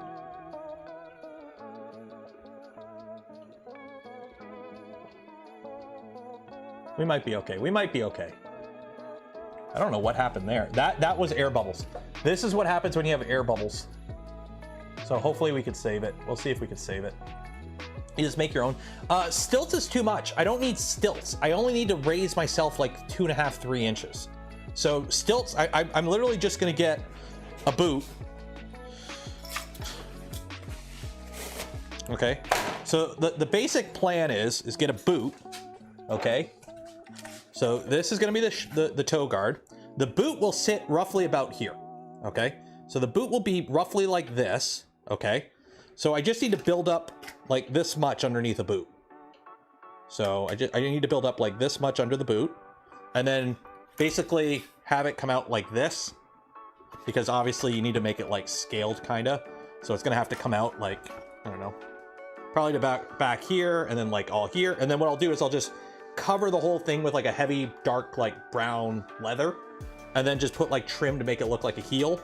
And then what I'll do is I'll just get like the same kind of rubber mat as my desk here, and just cut that and use that as the heel. So that one turned out really good. This one had an air bubble, so hopefully it saves it. If not, that's gonna be the one I make tonight. So we'll see. We'll see. TPU moonshoe. Ooh, TPU. Actually, you know what? I might print the risers out of TPU, like the little in the boot risers. I might print those out of TPU.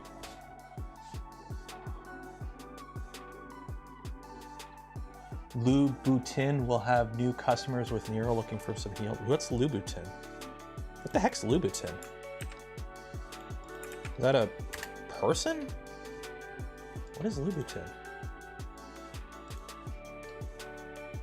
Oh, those are, oh, those are the red sole. Okay, those are the red soled high heels. Yeah, I know what those are. TP moon shoe. Oh.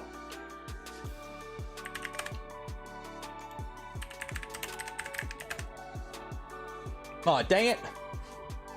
They're called moon boots, aren't they? Moon shoes? Aha! See, these are too tall. That's too tall. There we go. Moon shoes. Heck yeah. I'll just get these. About this item, attack defense level set number. What? There you go. Look how happy that kid is. Oh, heck yeah. Get some moon shoes, add to cart. There we go. There you go. 100 bucks, 100 bucks. Stupid thing keeps catching. There we go. Too much weight. Actually, you're right. I did the math in my head. So as of right now, I'm at about 25 pounds of printed parts for the armor. That's before I bondo it. Because what I'm gonna have to go through every part now. Glue them all together. I've started gluing some stuff together, but nothing critical. Like I haven't glued the helmet together. I'm waiting on the 3D glue to come in. But like, so this is all glued together. So this is one solid piece of ABS, but you know, the joy of ABS, you get some flexibility, but this still isn't like strong. It's only like 3 walls, 20% infill. So it's 0.6 nozzle. So 6, 12, 18, 1.8 times 1.8. So it's a little under 3.5 mils plus some infill. This isn't strong. If I was like wearing this and I fell, I would break parts. So what I have to do is like reinforce all of it. So what I did on the Mando armor, let me see if I can find a piece of the Mando armor. This will work. Yeah, grab the chest piece. There we go. So here's the Mando armor chest piece. Okay. So here's the Mando armor. By the way, if you're wondering what the finish on the armor, the Fallout armor is going to look like, it's going to look like this. It's going to be the. I'm just going to use the same It's gonna look more like this. So this is what the finish on the power armor will look like. I'm gonna use the same paint. I'm gonna use the same process because it worked. Obviously I'm not gonna use red. It's all gonna be silver with a few accent pieces.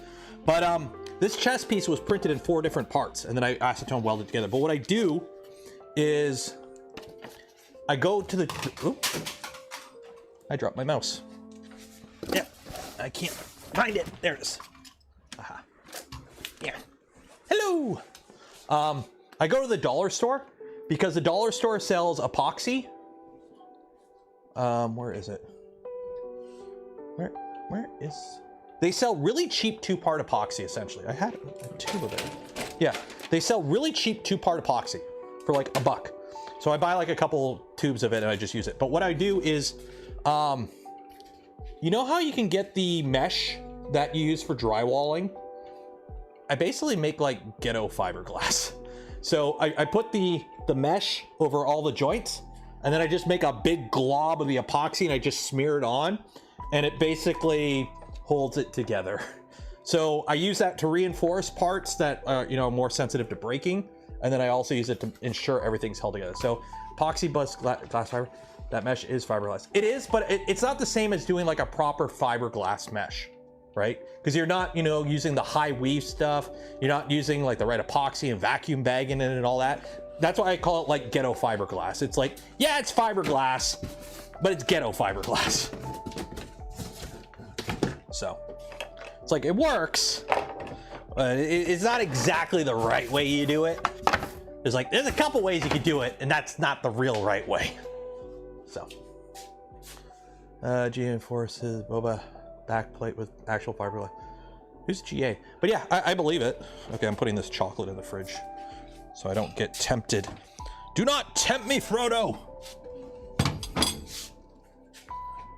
We'll try it at the end of the stream. At the end of the stream, we'll do the taste testing. Oh, galactic armor, yeah. So this armor, I'm gonna do a lot of reinforcing because a lot of these parts are big. And like, I don't want like this. I don't want this part breaking off. I don't want like this little part breaking off. Like this part's pretty solid because it's actually, I printed this part separate and it's acetone welded on. And this is pretty solid, but eventually I'm gonna have to put on this piece. Goes here, and I need to mount it in a way where it can pivot, and I'm gonna have to like, this has to be able to slightly pivot because it sits like that, and this is like your as you walk, you bend your leg, so this needs to be able to kind of pivot a bit. Like, this is gonna take a while. Like, I can't paint anything till it warms up. I don't have a paint booth. I don't have room for a paint booth. So I can't really paint anything until it gets warm out. And unfortunately, when did winter start? Who can remind me when winter started? Oh yeah, and I live in Canada. Acetone welding tutorial. Okay, I can whip something up quick. Chocolate doesn't do overhangs well. Oh God, no. Yeah, chocolate does not do overhangs well. Anyone critiquing the print quality here? My brother in Christ, we're printing with chocolate. You get what you get. And this thing is the best chocolate printer on the market. Have you considered using plastic as a cast type and using a lighter material? Here's the thing, like, I follow a bunch of people. I can never remember his name. Off Earth. Holy shit. This is, you could tell I'm totally like grown up on the internet brain. Daryl. This guy. You want to know a guy who does awesome cosplay stuff and props? Follow this guy, Daryl. He's working on a ODST movie right now with a bunch of guys, and like, dude does awesome work. Let me find his site here so I can. Yeah, like, he made this. Like, this is a and he did this like really quick too, like the Starfield helmet. So this guy does good stuff, but he does a lot of where he prints it and then he finishes it. So it makes it all like finish-wise look good. Then he uses that as a negative to cast the mold.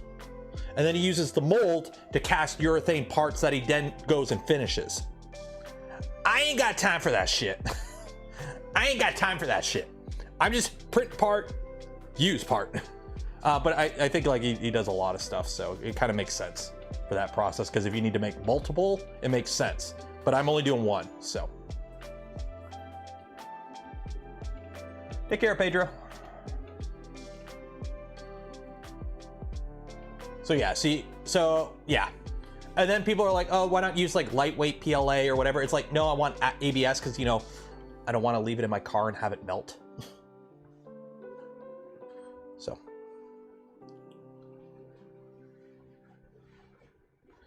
Process like movie prop production stuff. Yeah. Like, let me find if he's got actual portfolio. Yeah, like the dude does awesome work. He's really good at weathering. Very good at weathering, but he also has like fancy airbrushes and does all that. What about hips? I did some of the parts in hips. The thing is, hips isn't as cheap as ABS or ASA, and it's you really only get like the 1 kilogram spools. Like the fact that I can get like the big chunky 5 kilogram, and you're not saving that much weight. It's not that much of a weight difference. You might save a couple pounds. They have cosplay specific filament. The thing is, it's better than stock PLA, but in my opinion, ABS/ASA is still better because it's easier to work with, both in sanding, post-processing, flexibility wise too. Like if you print something in PLA, it's crack prone. It's very rigid. So like if you print a big piece, like, you know, this, you know, I can, you know, it bounces back pretty easily. Like, yeah, I'll snap it if I shove it together, and I don't want to do that. But like this got some, you can bump it around, right? PLA, I'd be afraid of it cracking. PLA is a little too rigid.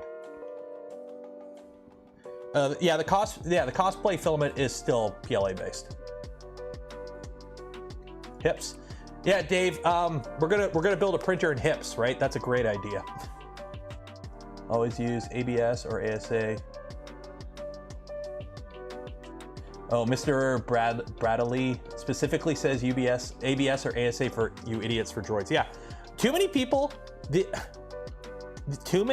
amount of people that have printed a prop or cosplay in PLA and had it just melt because they left it in a car on a warm day. Yeah, no. Yeah, no. And then you have stuff like lightweight PLA and whatnot, which, like, you know, the fact that I could take my Black & Decker orbital to ABS and work it without having to worry about it melting on me. Well, you can still melt it. I've melted parts, but it's just so much easier. Like, for example, like, let's see, what part can I fiddle with? Yeah, this. We'll do this. Okay, so grab that. Grab this guy. I need power. Where am I going to get power from?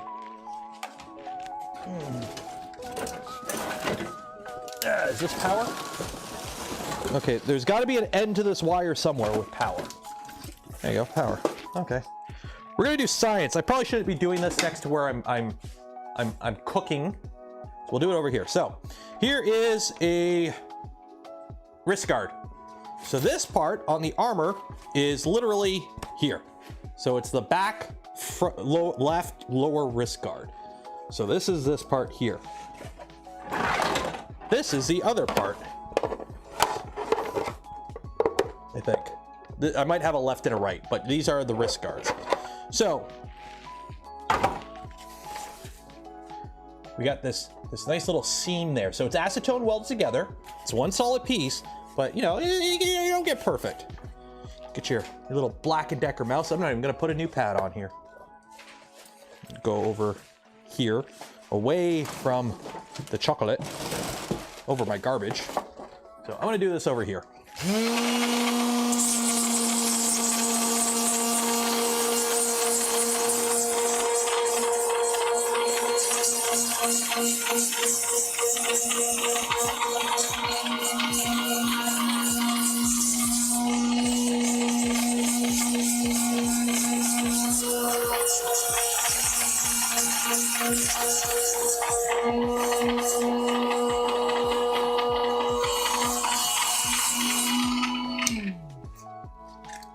Hopefully that didn't annoy you guys too much.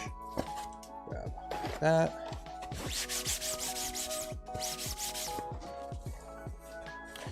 So bear in mind, this is really used sandpaper, but there you go. Can't even feel it. You might be able to visually see it. You cannot feel that crease anymore. You can't feel where the two parts meet. Okay, ready for paint. Literally, I go now. I spray a thin coat of this, which is the high build stone shield from Rust Check. I get this at Canadian Tire. There's tons of equivalents of this of different brands, but it's premium rubberized rocker guard. So you spray it under your car to prevent chips. You spray this on your parts to give them a cast texture. And then I go and hit it with silver spray paint. And then you take water and dissolve a bunch of black paint in it. You brush the whole thing, you wipe off the excess, boom, you're done. Ready for paint. Like, I love ABS.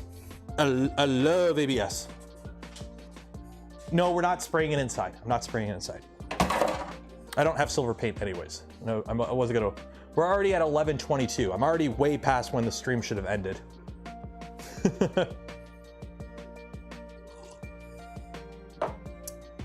And so-and-so, who I was talking to, I'm not gonna name names, this is why I didn't guarantee I'd be able to talk to you after the stream. Because we always, the Saturday streams run late. Want to try the water-soluble oil paint washes a lot. The people are using so much better. That'd be interesting, because like on the weathering that I did on the Mando, let me find a silver part of the Mando so you get a good idea what the. I actually dug out the Mando armor, so I have the box of it here. I've got to have one of the parts. Got to be mostly silver. Is this leg guard mostly? Yeah, this one. So this is the finish. This right here is a rear leg guard, okay? This is one of the rear leg guards. I put this together in one day. This came off the printer in the morning and it looked like this by the end of the day. I literally did like sanded it quick, sprayed it with the stone shield, waited for it to dry really quickly, hit it with the spray paint, which I hit it way too early. It wasn't fully dry and I didn't let the spray paint cure properly, but whatever, I was in a rush. And then I did the black wash on it. So this is what the finish on the T45 armor is gonna look like. Is literally gonna look like this right here. So if you really look, you can see layer lines in this print. But considering I literally spent 5 minutes sanding it with a Black & Decker mouse, like here's it raw with just the spray paint. You can still barely see the layer lines. And considering this is on the back of my right leg, you're not gonna see it. You're gonna look at it from a distance and go, oh, that looks pretty good. So, chest piece, helmet, and arms. The lower arms. Those have to look the best in cosplay because that's what people see. Remember, the average person is between 5 and 6 feet tall and they don't stand face to face with you. So as long as it looks good from about 5 feet away, you're good. Like I was super like, when I was putting together the Mando suit, I was like super like anal about like details.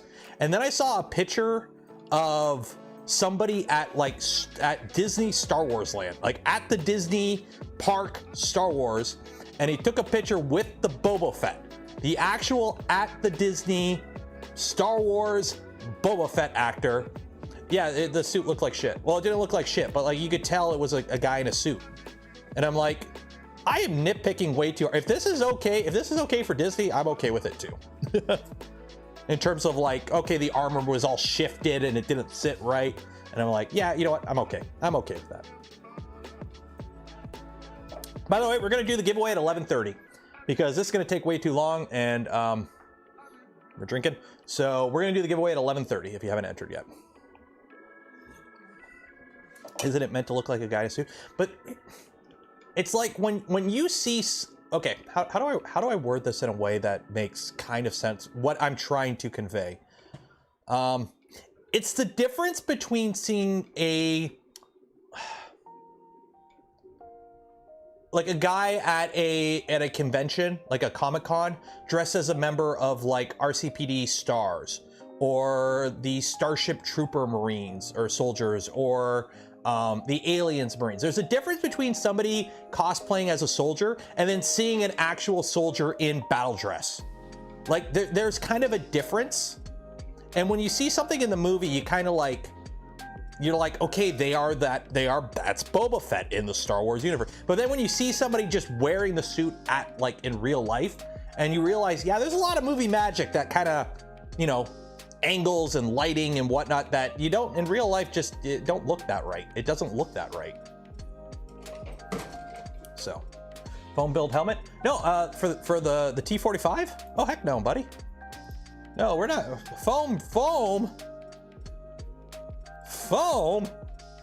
We don't do foam here.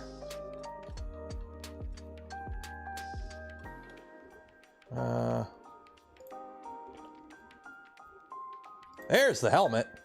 This was a test fit. It's not actually put together. It's all held together with tape in this picture, but here's the helmet. It's gonna weigh 2 kilograms. It already weighs 1.6 with just the bare plastic parts without any details. Foam, we are a plastic household. I am gonna have to get some foam though. I'm gonna have to get some like semi-rigid foam, like some of the cheap like floor tiles, and then probably some even other foam. We'll see. So the plan is, in terms of like what I'm using the suit for, I would like to have it in a, it really depends if I'm going to Murph. If I'm going to Murph, I would like to go to Murph. I plan on going to Murph. It just depends with my schedule and time off and whatnot for the wifey, if I am. Because Murph is a weekend trip for me. It's easy. I leave the Friday, I come back to Monday morning. It's an easy trip for me. It's close. I would like to have this somewhat presentable for Murph. But basically, I'm going to do a video on putting the helmet together using 3D Gloop. I'm waiting on a bunch of the 3D Gloop to come in. So I'll do a video on putting the helmet together and I'll do a tutorial on acetone welding, 3D Gloop, all that. And then I'm going to do a video on the boots. And then after that, I don't know, as like parts come done. Dave, I'm going to go to Murph. I just don't know for sure. I'm not going to say I'm going to Murph without a 100% guarantee yet, basically. If not, take the helmet. That's kind of the plan. So the plan is actually, I want to finish the boots first. The way I'm kind of designing this suit, it will be the boots up to the knee will be one assembly. So I'll have a left and right boot, which will be up to the knee. And then the waist will be kind of like a girdle where you just kind of put it on. You got your thigh guards. So you put the waist on with your thigh guards, step into the boot, put the chest piece on, and the chest piece will have the back piece attached. So that'll just go up over the head and down. Left arm as one full assembly, right arm as one full assembly, camera left, camera right, and then helmet. So the plan is if this goes, if this suit builds up the way I'm envisioning in my head, it'll be 1, 2, 3, 4, 5, 6, 7. 7 pieces. 7 individual pieces. So you can put it on in 7 pieces. If it works out the way I'm planning on my head, no guarantees. So we'll see. So if it goes the way I'm planning, the helmet and the boots will be the first thing finished. I kind of want to get I kind of have to get the boots done first because it's like painting. You have to it's like tiling a floor actually, because where everything sits is based off of my feet in this armor. Because I have to be so tall in it, I have to like know where my knees are before I can figure out where my thighs sit. And I have to know where the thighs sit before I can worry about the abs and the waist and the crotch and like all the butt pad and all that. So I have to pick a point and work from it.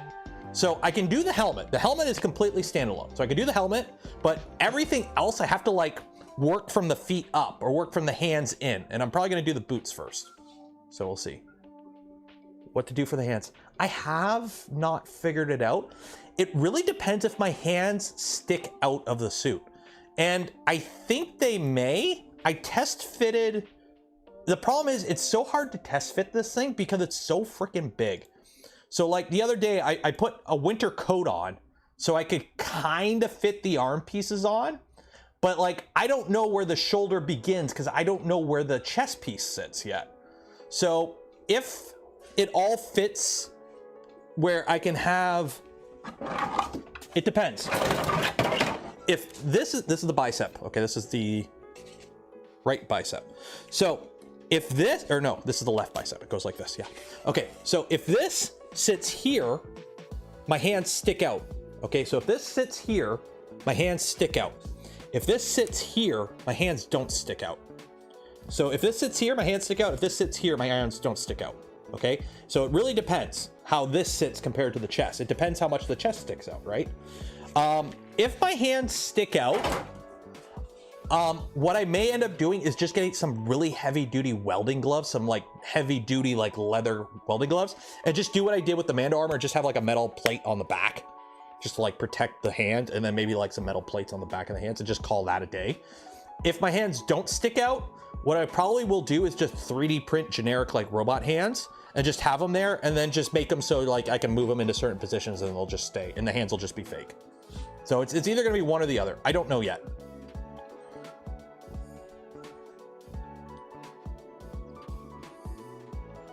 What extruder is that? It's a cocoa press. It's a chocolate printer. We're printing chocolate.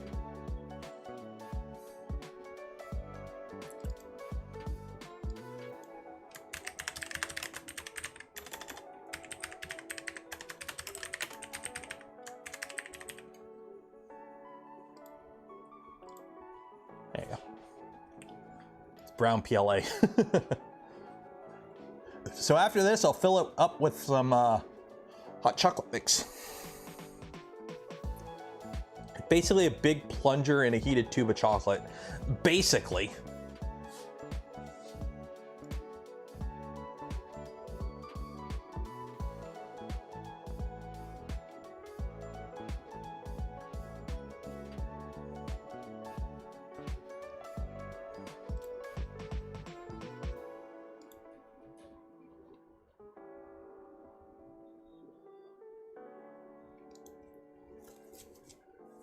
All I need is a cave.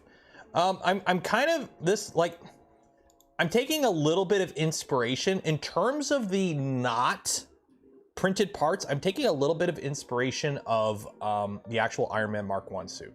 In terms of like using stuff you would find in a shop to kind of make it work. Because like you kind of have to get into the head, like this is gonna sound really weird. When you're designing cosplay, in my opinion, you have to kind of get into the head of the character who's wearing it. So like in my Mando suit, I just pictured a Mando who fights close quarters. So that's why it's all heavy armor on the front, and I'm carrying a stubby little, like the blaster that I use for the suit is a DC-17M, which is a Republic Commando blaster, right? So this is the blaster. So I figure heavy armor, short stubby rifle with no stock on it. This guy's a door kicker.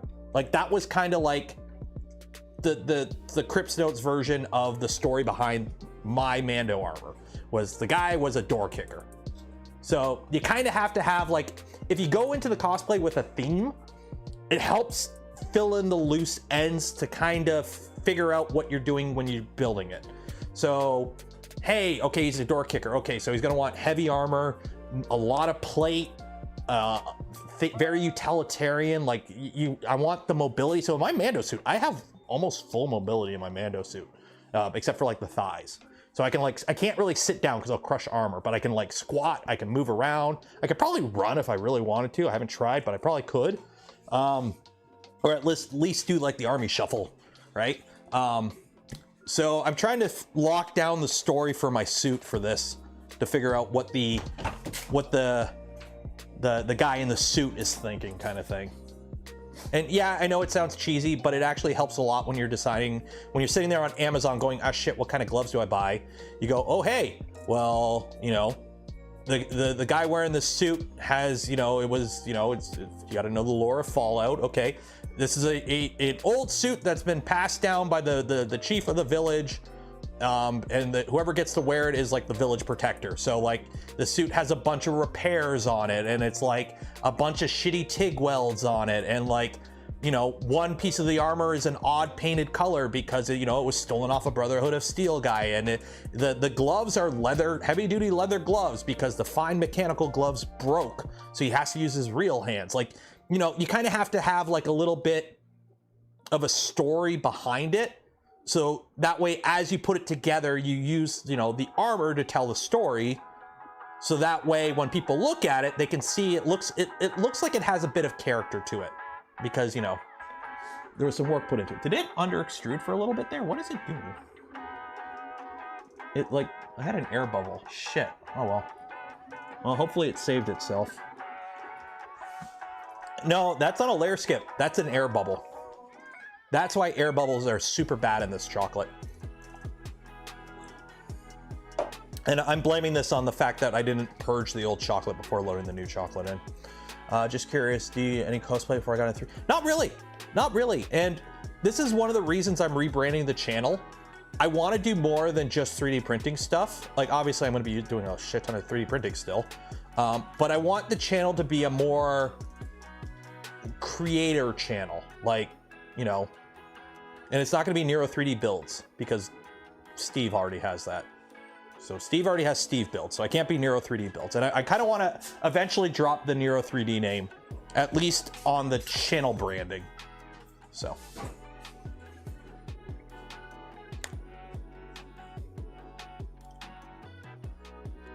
Never. Also,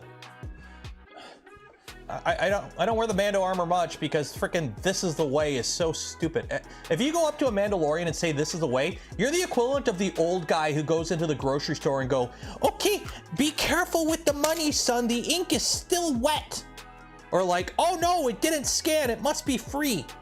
Yeah, if you say "this is the way" to a guy in a Mando suit, you're the equivalent of that. Like, you deal with it, but oh my God, I think probably at least 30 or 40 times wearing it at Earth over just the first day. Somebody said that to me. Just over the first day. Okay, so we got a little bit of, so what we're gonna do some welding. There we go. Welded it back together. We're good.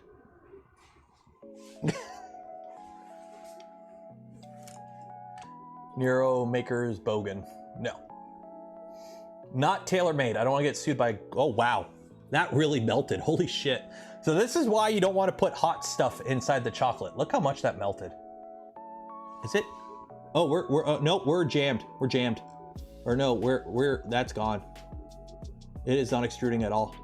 Yep. Yep, we got air bubbles. Hopefully the left one's okay. Is the left one okay? Yeah. No, we got air bubbles or something. Yep, we got air bubbles or something. Shit. Yeah, we got air bubbles. Yeah, that's air bubbles. Shit. Okay, let's do the giveaway. I got a feeling this print's gonna fail. There's an air bubble. Yep.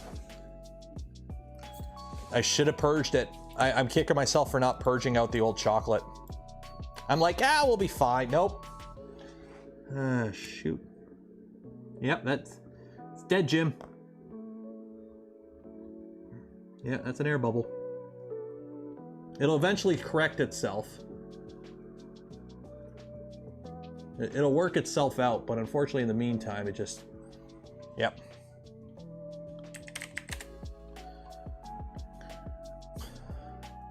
With less heat. It's not the heat. Well, except for me taking a lighter to it to try and melt it back together.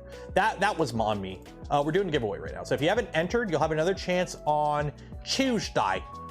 So on Tuesday is the next stream.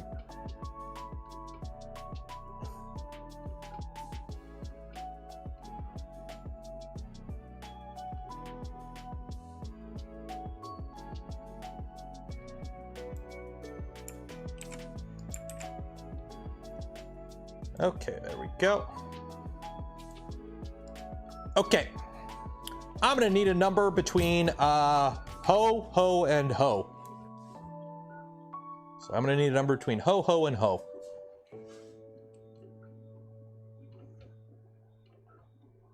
Ho, ho, ho, ho. 3. Okay, 1, 2, 3. So let's see. Y-O-U-R-M-O-M. There we go. Ho. Round and round she goes. Where she stops, it'll be on this line right here. It'll be this line right here. Right there. I guarantee it. It's gonna be on the line for once. Nope. Tony Ham. Tony Ham. Congratulations, Tony Ham. You have won yourself a spool of filament from Polymaker. You'll get a link from me in your email after the stream ends with information on how to collect your filament. So yeah, now it's extruding properly, but unfortunately, actually, you'll get the link now. You guys can watch it struggle bus while I get Tony Ham his email. Giveaways, partner request. Ooh, my Amazon order shipped. Gotta love Amazon. I buy some really shitty Chinese-made boots on Amazon on Christmas Eve at like 3 in the afternoon. They'll be here tomorrow. Gotta love Amazon.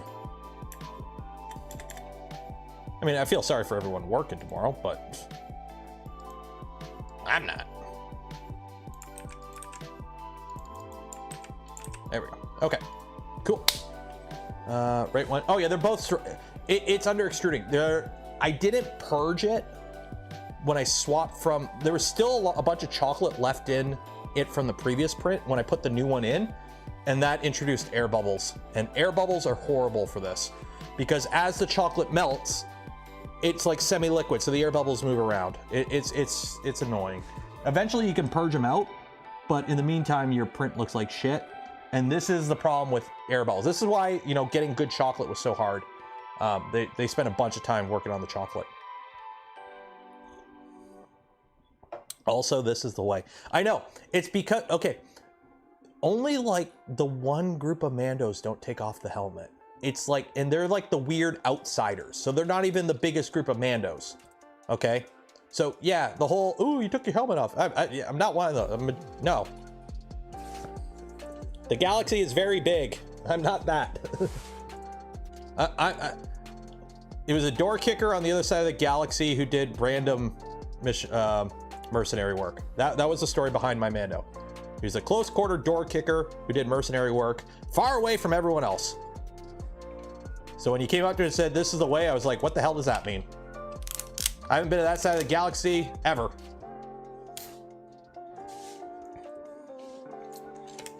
Not bounties, straight up mercenary. Wasn't a bounty hunter. Mercenary. Gun for hire. I wanted my guy to be a Mando who wasn't a Mando. I'm like, the galaxy is big enough. Some Mando and a bunch of other buddies went to like some random planet on the other side of the galaxy, way the fuck away from Tatooine and anyone named Skywalker. And they've set up a life there, and this is like their kid's kid. Who just kind of, yeah, I guess I'm a Mando. I got this armor. Do you need a gun? Pay me. That was basically the story of my Mando guy. Like, what the Tatooine? Skywalker? What the hell is that?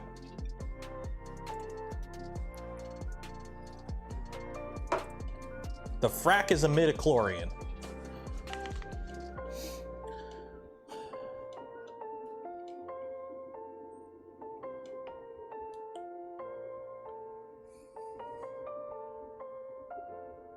See, it saved itself, but it's gonna, like, I'm still gonna make hot cocoa bombs out of this, because let's be honest, it's gonna work.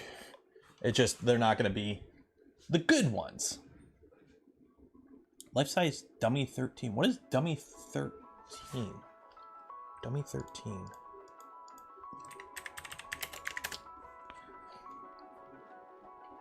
Oh, it's just a dummy. Okay, I see. Crack is from BSG. That's from Star Wars.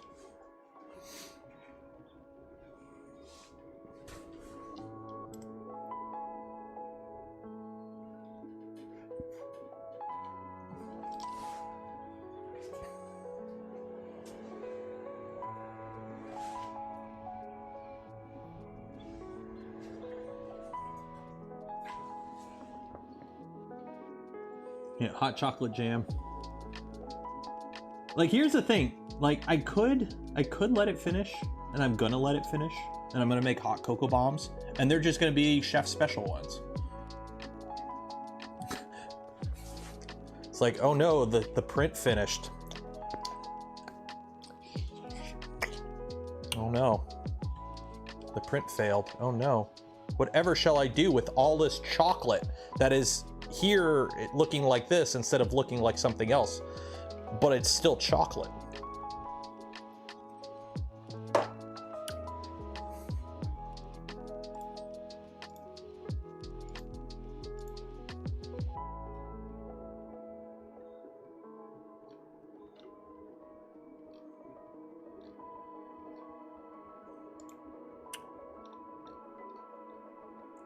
Ooh.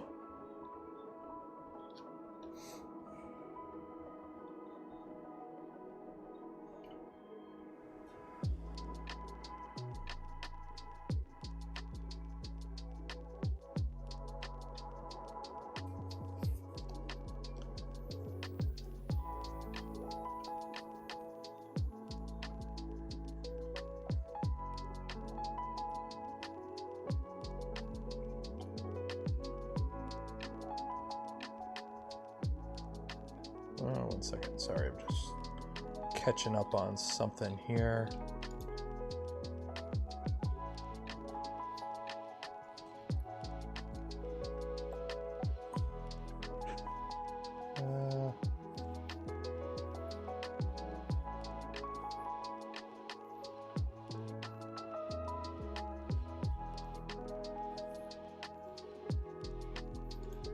Okay. Yeah, we already did the winner. Let me close that off and unpin. There we go. Yeah, sorry, we did the giveaway already. Anytime you check the giveaway, if it's closed, we did the giveaway. Simple as that.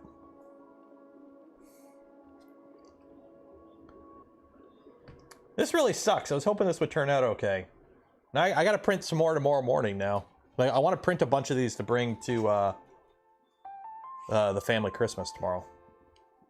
So I'm gonna have to let these finish. I'll make them. Like, they're still gonna be edible. They're still gonna work just the same. They're a hot cocoa bomb.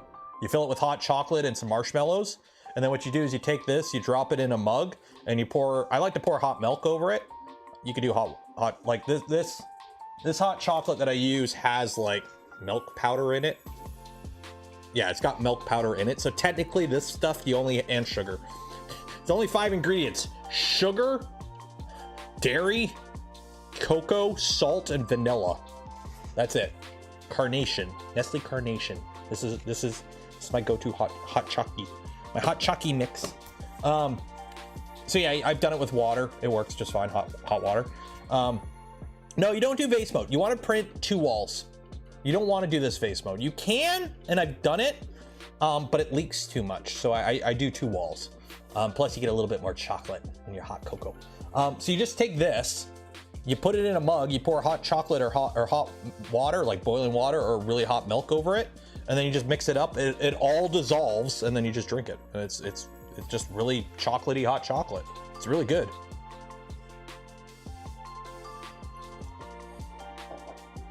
Give me sugar and water.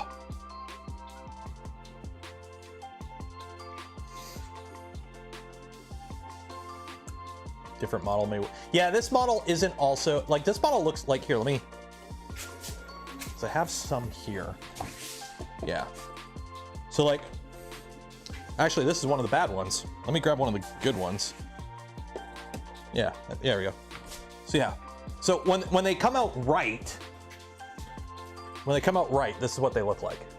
Here, let me focus. There we go. So yeah, this is what they look like when they come out right. And you just take this, you put it in your mug. I'm not putting it in this mug, but you put it in your mug, and it fits in mugs, and then you just pour hot water on it. So simple as that.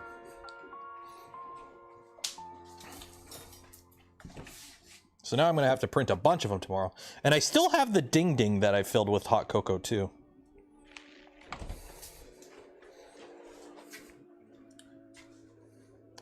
Take care, Jesper.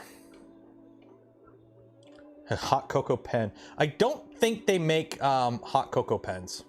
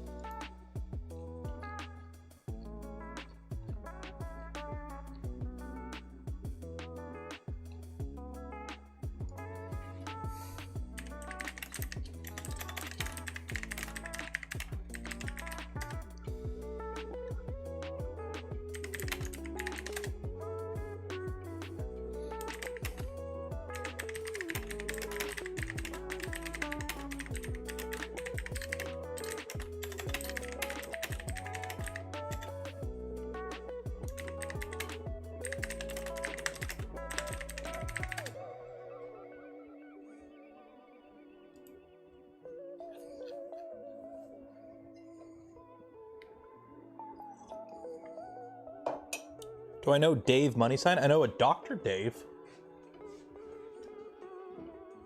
A stealth doodler. I have one downstairs. I still have it.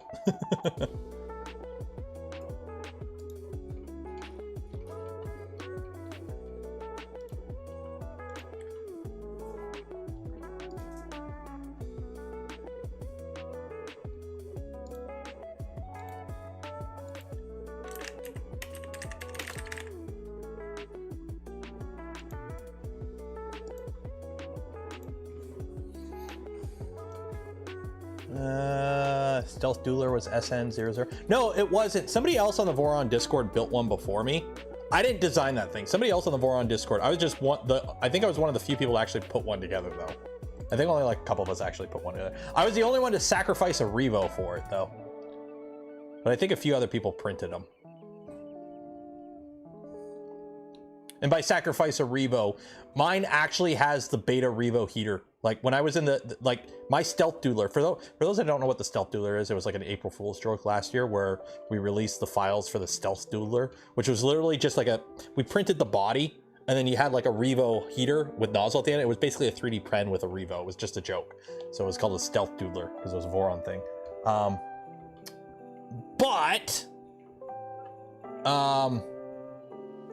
What happened was the beta Revo heater that I had died because it was one of the beta ones and the beta ones had some issues because hey, it's a beta. So I used that as the nozzle or the heater and the nozzle in my stealth doodler. So mine actually has a real Revo in it that I sacrificed for it.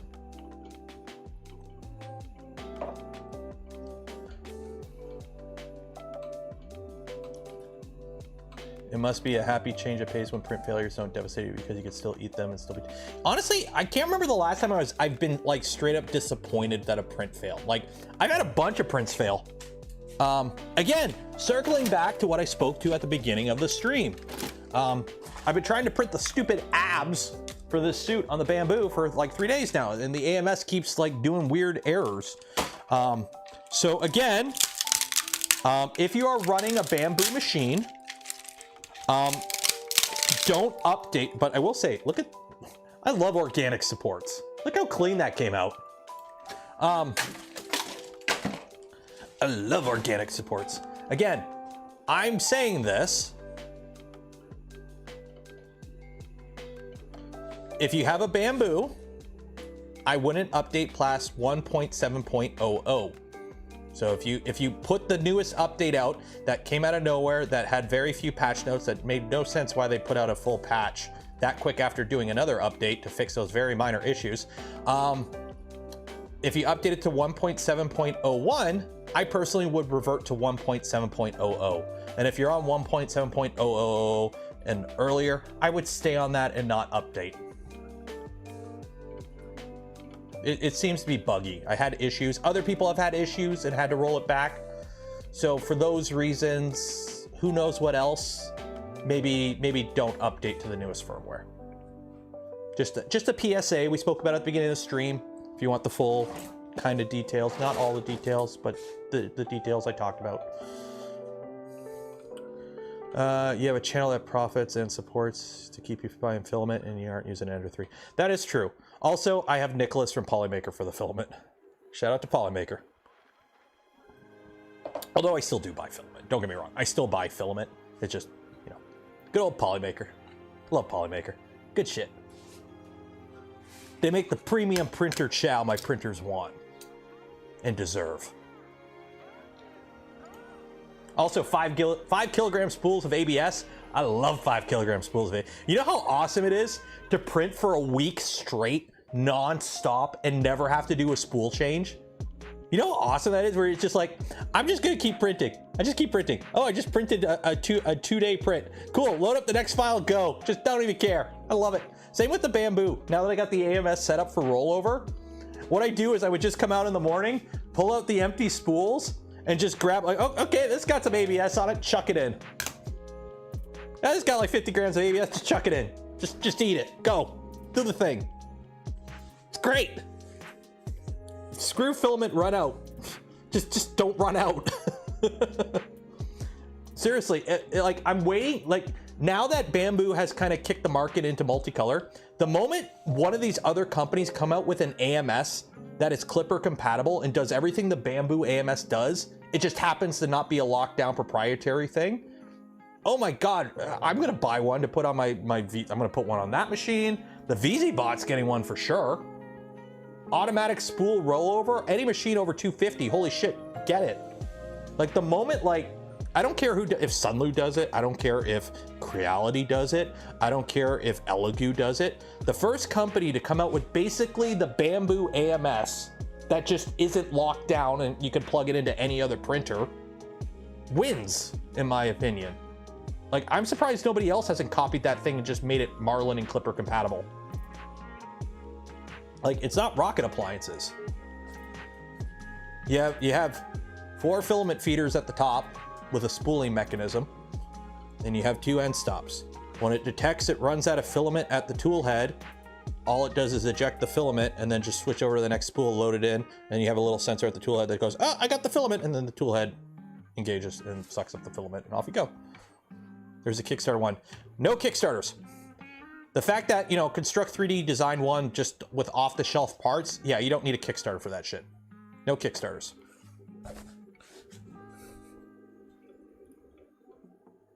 Would I buy one from a Fox? Would you buy one in a box? I can and will.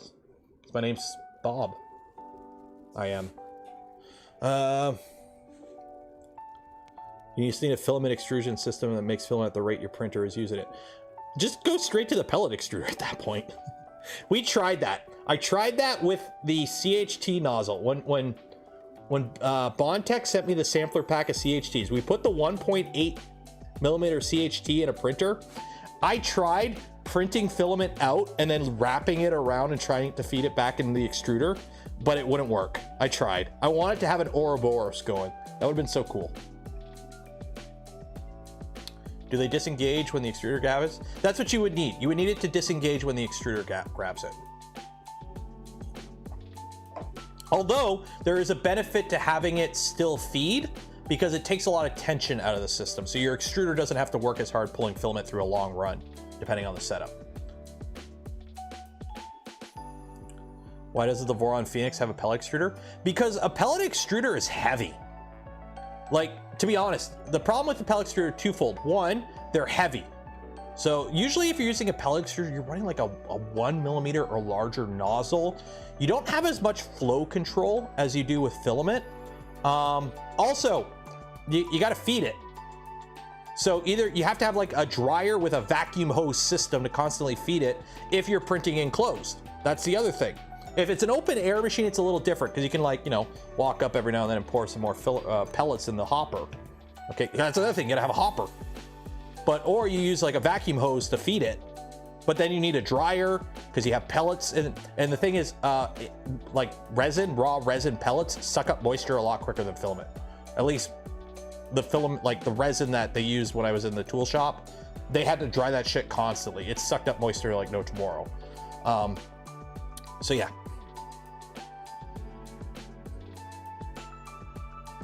Filament on Reddit. Yeah, I seen that picture. The thing is, you're not going to feed from that. You would need a motorized feeder for that to unroll it. Yeah, I know the Cocoa Bomb's shaking. I know it's shaking. I can see it. ratcheting hob gear on the feeder. Well, at least Phoenix went the simple route. Just it's IDEX. So if one tool head is printing and it runs out, it just switches to the other tool head. And then while that tool head is parked, you just put filament in it. And then when the second one runs out, it'll switch back to the first and you switch between the two. So you either need like a smart system that auto feeds for multiple spools, or you just swap out between the two. So the Phoenix, I think, is in a good point. What you could also do, the ERCFA, the Enraged Rabbit Carrot Feeder, supports filament rollover. So you could just build an ERCFA and tie it into one of the tool heads and just use that for filament rollover. Like, I'm kind of tempted to just maybe, like, once I get my hands on an ERCFA and build it and see how it goes. If it goes well, maybe build like a couple of 2 or 3 unit ones and just use them for filament rollover. Just use them for filament rollover. That way you just never have to worry about a machine running out of filament. You just load up more than one spool, and if one spool ends, you just swap it in another spool and off you go. ERCFA on both heads, that one. Yeah. Oh yeah, it's not. Yeah, it's midnight. Literally, when this print finishes, we're gonna pause it in a minute. I'm gonna put some hot cocoa in them. It's gonna leak hot cocoa everywhere and make a complete mess. But I'm gonna do it anyways, and then we're gonna end the stream once it finishes. I had a fever dream of a printer with 2 gantries and 2 hot ends. There was somebody years ago. There's been a lot of like weird, I won't say crackpot designs, but like really weird like stuff over the years in 3D printing. I remember they built a super beefy frame. I think it was a cross gantry machine. And you had the tool head doing its thing, but then you had the extruder on another tool head riding around with it. So they were 2 completely separate gantries, one gantry for the hot end and then one gantry for the extruder. And I think they even moved like counterbalanced each other or something. It was stupidly over-engineered and completely pointless, but it was like, I remember that was like a big thing because everyone's like, oh my God, it's so cool. And it's like, it was super cool. And everyone's like, oh my God. And then it never came to anything because it doesn't work in real life. Like it made no practical sense. Because now we have input shaper. So tool head weight don't matter anymore, really.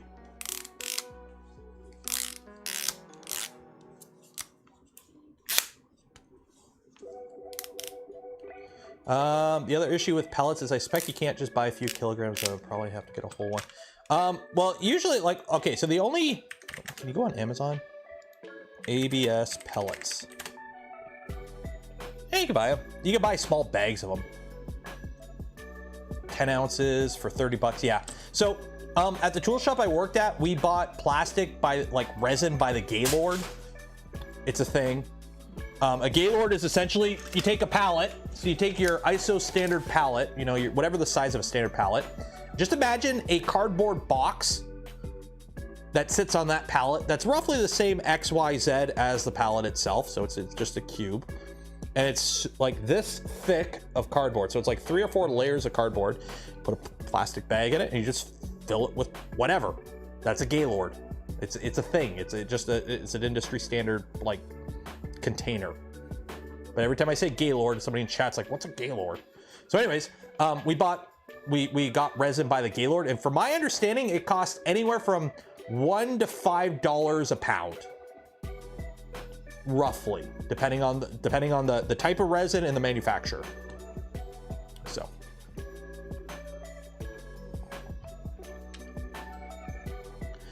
Gaylord is what, yeah. So like if you go to a grocery store and you see the big cardboard box of watermelons, that's a Gaylord. Gaylord is 48 by 40 by 36. There you go. Gaylord box. Yeah, that's a Gaylord. Like it's an actual industry standard thing.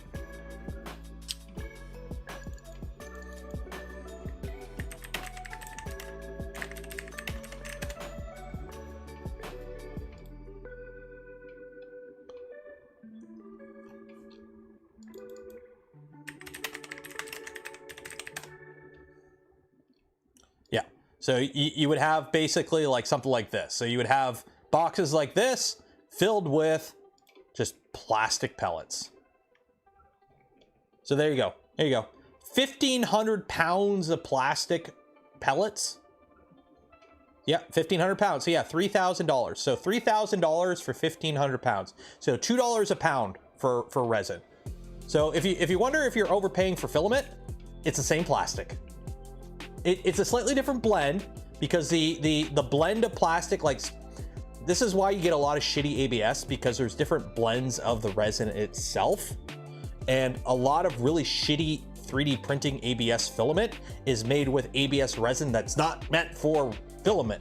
There are specific blends of ABS designed for filament, MG94, for example. So if you're wondering, you know, do I overpay when I buy, you know, I'm paying, you know, I buy my spool of filament for $20 to $30 for a kilogram, when it's $2 a pound for ABS in pellet form. So that's one of the reasons large printers use pellets. It makes a lot more sense financially. I really wish PP and HD. Yeah, high density polyethylene would have a, actually HDPE would probably be good for like some cosplay stuff. Multi-gantry video from 4 years. It was Core XY UVAB. Ooh. $4.40 a kilogram. That ain't bad. Unfortunately, you need like you know, a forklift to unload it.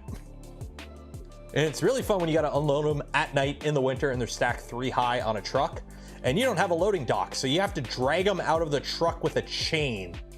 So you crawl into the truck with a chain, you wrap it around the pallet as best you can, you take the end of the chain, you hook it on your forklift, and you just back your forklift and drag it to the back of the truck. Then you get out of your forklift, you unhook the chains, and then you pick it up and you back it out of the forklift, and then you go put it down, and then you do that again. And it's really fun when you have 50 of them in a truck and it's winter and it's 1 in the morning and you have to unload them for a tryout in the morning. One of the reasons I stopped being the afternoon shift supervisor was bullshit like that. So, fun times.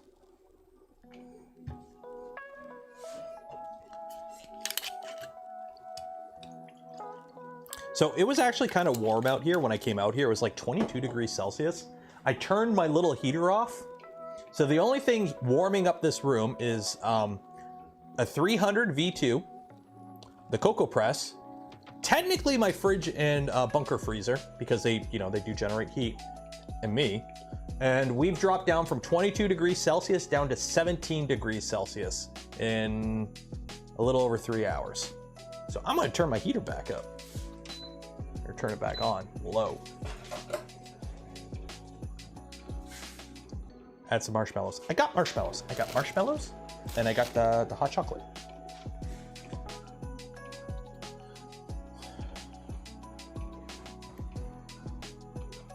It was also great with open top gaylords, and so our shop,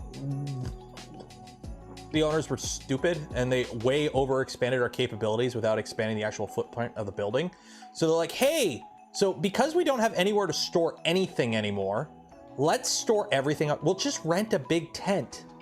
It's plastic, it can sit outside in a tent, and then raccoons peed on it all. And no, you can't salvage ABS or any plastic resin that raccoons peed on. So yeah, you know, save the whales. When I spent an afternoon going through dozens of gaylords, and anything that even remotely looked like it had rabbit or raccoon pee or droppings or anything else that would contaminate it, chuck it in the bin, right to the dump. So that's one of the reasons I don't care for plastic straws. No point trying to, you know, me doing that when, you know, I go to work and throw, I think I threw about 9 full gaylords of plastic in a dumpster in one afternoon. Yeah, so 1,500 pounds. So in one afternoon, I personally threw 15 by 9. So that's what, 9,000 plus another 4. So that's 13,500 pounds of plastic I threw in a dumpster and went right to the landfill. So no, I don't recycle my benchies. Yep. And you can't recycle it. You can't recycle it. It's contaminated. You can't recycle it. Contaminated.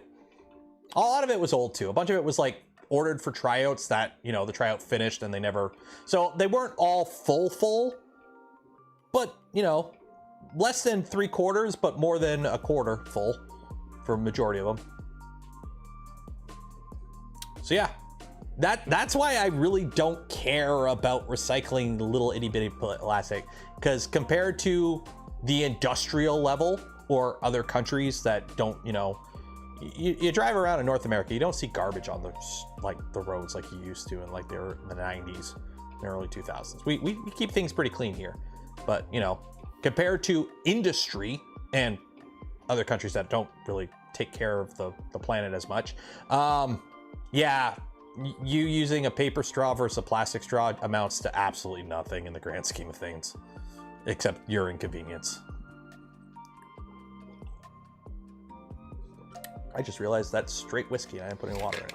It's good, but a little bit of water. Adhesion problems. So with 3D printing chocolate, you don't really have adhesion, more so as I like to call it stiction, because it doesn't really stick to the silicone so much as the silicone is just kind of grippy. So you're just kind of hoping it just sits there. There's no real, this doesn't stick to the bed. It just kind of sits on the bed and you hope the silicone is tacky enough, because it's a silicone mat, that it just kind of friction wise it stays. Just work at any store, Lowe's. Yeah. Oh yeah. The amount of waste generated by industry and commercial is infinitesimally larger than anything you would ever do in your life. Even if you got like everyone in your town to like switch from plastic straws to paper straws. Okay, cool. I threw out 13,500 pounds of plastic in one afternoon. Nothing I do for the rest of my life will ever counteract that. Nothing my family does for the rest of my, you know, as long as my name exists, will ever counteract that. Unless, like, you know, my great grandkid figures out how to like solve world hunger or something.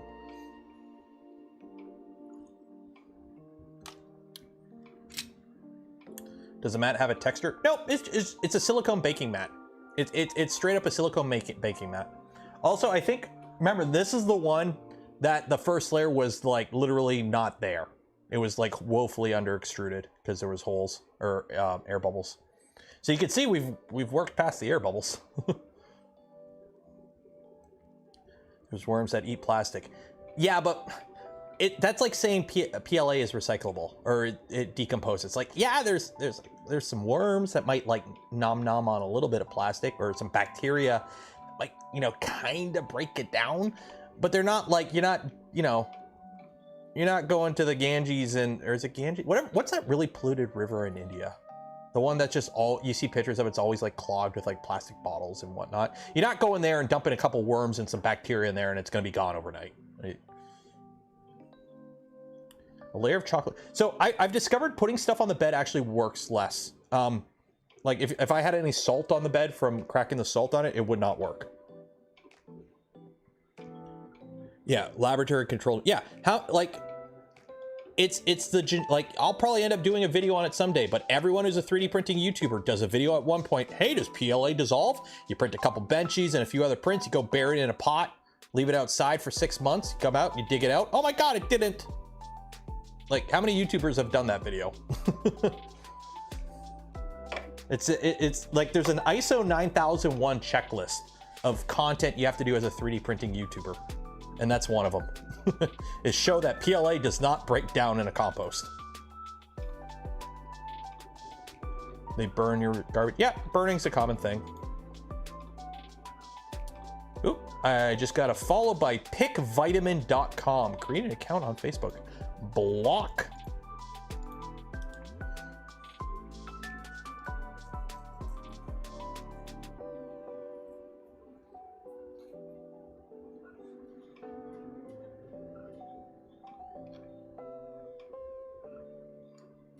We're at 4:15. This stream does not feel like it's been a 4-hour stream. Like, I feel like we're coming up on 3 hours. What the heck's going on today?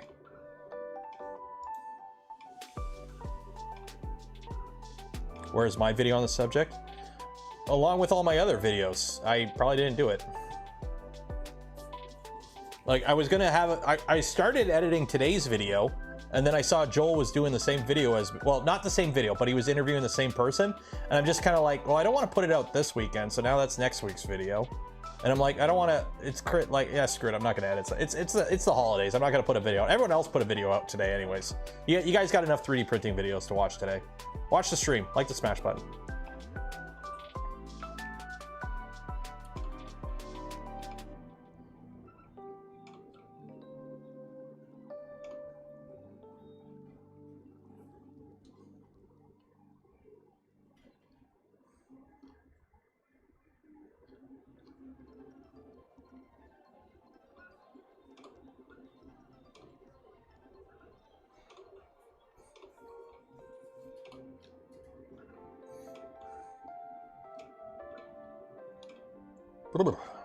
Man, I am tired. And I think you guys are tired too, because we've dropped off 100 viewers in the last hour. That's the thing with the Saturday stream. The Saturday stream's always funny because it's like, oh my God, I've lost so many viewers. And I'm like, everyone's asleep. I'm the weird one for being up this late. It's 12:17 in the morning right now.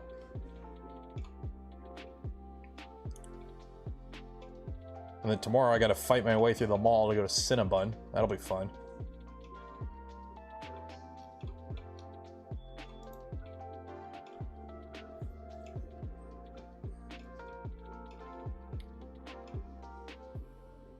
You woke up an hour ago? Well, good morning. Everyone in chat at Kisker and say good morning. Wish them a good morning. They just woke up. Do I have a machete? I don't.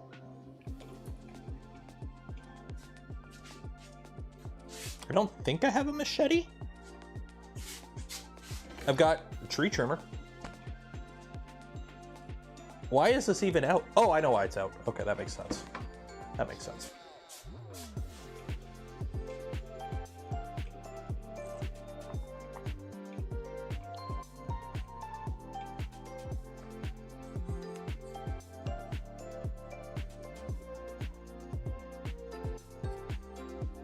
The fun thing, well, okay, Space Elf, to be fair, it was only one billionaire and he's a dick, so. Farm the engagement, farm it. I will farm it. 9:18 in Seattle right now. That threw me off. Okay, being in England. Okay, so I went to Smurf. It was fun. It was awesome. I can't wait for next year. It gets dark so early there. Because they're further north, right? Like, let me pull up the maps.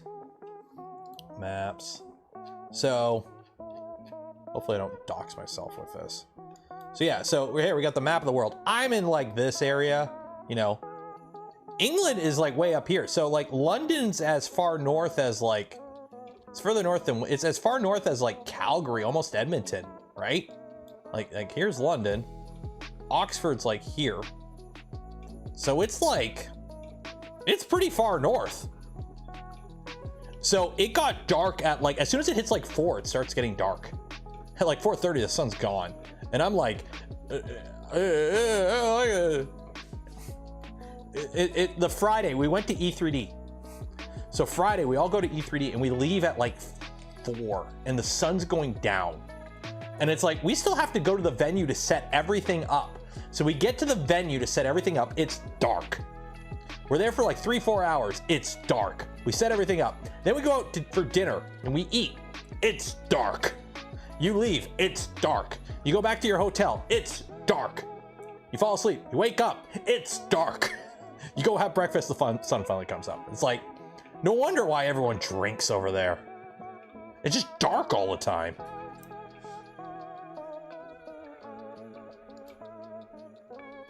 And then the 5-hour time shift. So I'm like, it's like 1 in the hour. I'm texting my wife. Hey, hun. I'm eating lunch. Hey, hun. How'd little guy get off to school? What do you mean? Oh, we just woke up. I'm like, oh yeah, that's right. 5:20 a.m. in Portugal. NF Media, please tell me you just woke up or you work midnights and you're just getting home. I remember I was in a tasking. I did a tasking in Alberta one summer. So I spent a summer doing army shit in Alberta. And I had to go up to Edmonton. And I was in Edmonton for the solstice, the summer solstice.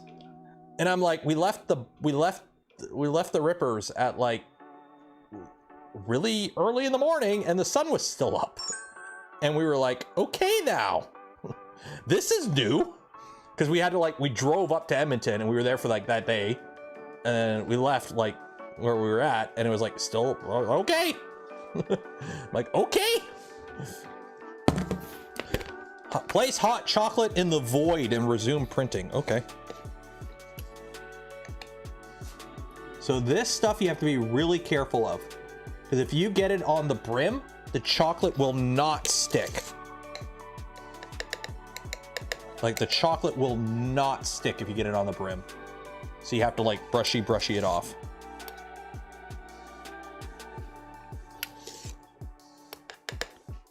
So 2.5 scoops of that.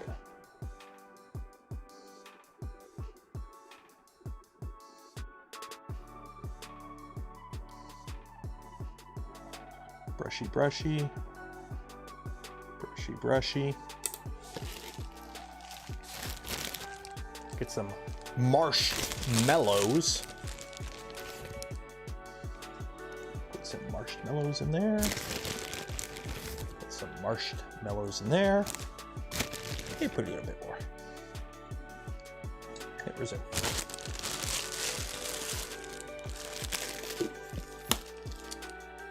Easy peasy.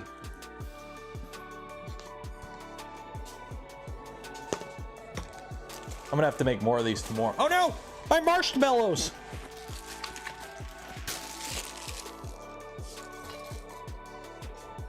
So I'm gonna have to make some more of these tomorrow. I'll make some tomorrow. I'll drizzle some hot caramel in them. Ooh, I'll do that tomorrow.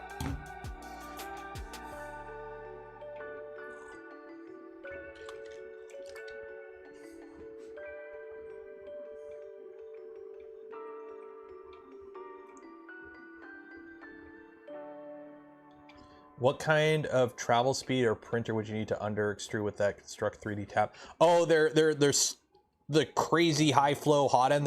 They're R&D in. I don't think it's so much speed is the size of the nozzle. You're not going to be printing that fast because of the way plastic works. You're going to be printing slow, but with a dummy thick nozzle. I think is more the reasoning behind that. Because remember, you can only melt and re-solidify plastic so fast. So if you're hauling ass in printing at if you're printing with a 0.4 nozzle at 0.2 layer height, and you are just hauling, you're gonna have issues where you can't even print a corner because the filament, the surface tension on the filament, because it's gonna be so liquid, it's just gonna get dragged around everywhere. I've seen it on some prints before, where everything's gonna look like a speed benchy. Speed benchies have the flow. They look like ass because you're printing too fast. You literally can't print that fast and get good quality results.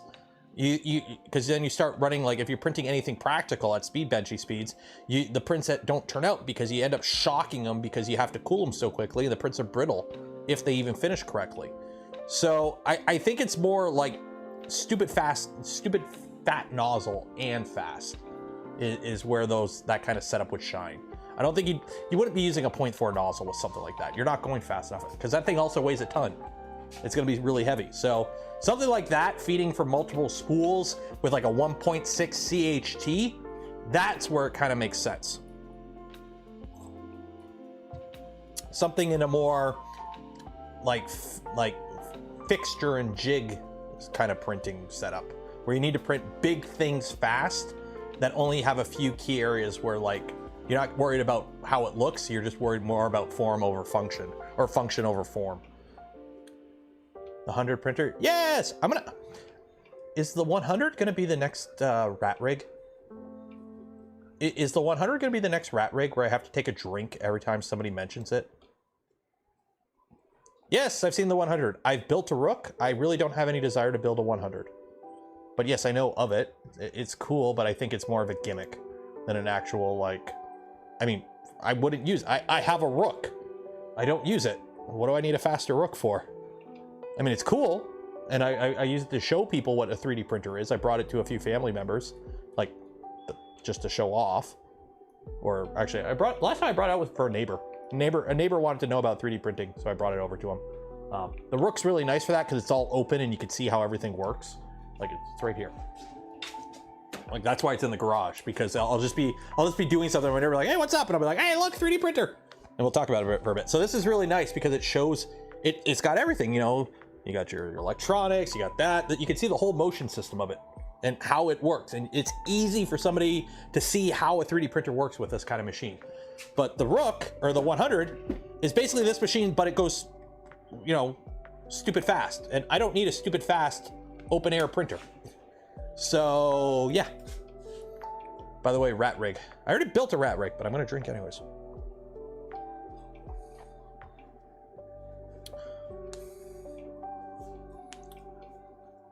Have you seen some of Vez's speedruns? I have, but a lot of them are like basically test prints. Let me Vez. Yeah, let me find it here.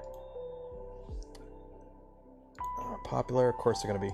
Yeah, so like here's his like 200,000 speed print, but these are just test prints. Like these aren't. They're just test prints. Like they're geometrically designed to kind of allow you to go to those speeds. They're not like you're not printing this at those speeds and it coming out looking like this. You're not even printing like this bracket, you know. You're not printing this at 200 or 20,000 acceleration, or what was it? 20,000 millimeters a second. How fast was it? Popular. Yeah. You're not printing this at 2 meters a second. You're not printing this at 2 meters a second. If you can, I'm fully okay to be wrong. If somebody could show me printing this as, you know, this kind of part that is fully functional, that doesn't have layer adhesion issues from blasting it with cooling, like something like this that is fully functional, looks good, and is actually usable at 2 meters a second. You're not. You're not. And if you are, I'm wrong. Prove me right. Prove me wrong. Prove me wrong. There's a reason whenever you see like these videos, like nothing against Vez. He's an awesome guy. Like nothing against Vez at all. But there's a reason when you see these videos, it's always a test print and not, you know, somebody loading up. You want to impress me? Show me a video that's like this, where it's 2 meters a second, 48 volts, 50 million Excel, load up a full plate of Voron parts in ABS and hit go. That'll impress me. Full plate of Voron parts in ABS. Voron spec settings, and then send the parts to doc, get them PIF approved. You do that, you have, I will eat my hat. I'm not gonna eat my hat. I will print a chocolate hat and I will eat it. But yeah, print a full plate of Voron parts at those stupid speeds, send them to doc, get it PIF approved, and I will eat a chocolate hat. There's my challenge. Because like nothing against these look really cool. They do bangers for numbers on YouTube, don't get me wrong. But like, that's a demo print. Okay, here's the quality run. So this is an 8-minute benchy. Is it an 8-minute? That is a really good 8-minute benchy. But is it a functional benchy? How's the layer adhesion? Because the problem is with a lot of these, you're blasting them with cooling. ABS doesn't like to be cooled. There's a reason why you print a benchy and not a plate of benchies when you do this kind of thing. The benchy is a very small object. It kind of, you can get away with a little bit there.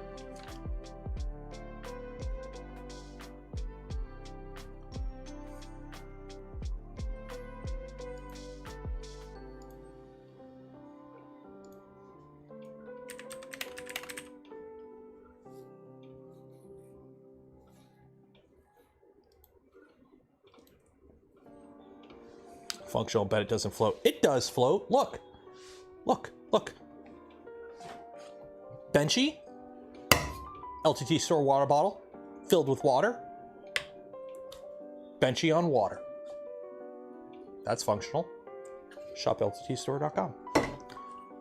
I need to get it. Okay, apparently LTT does affiliate links now. I totally need to get one of those. I have no problem whoring that shit out. Everything I've bought from LTT has been good, so I got no problem whoring that shit out. I need to get an LTT affiliate link.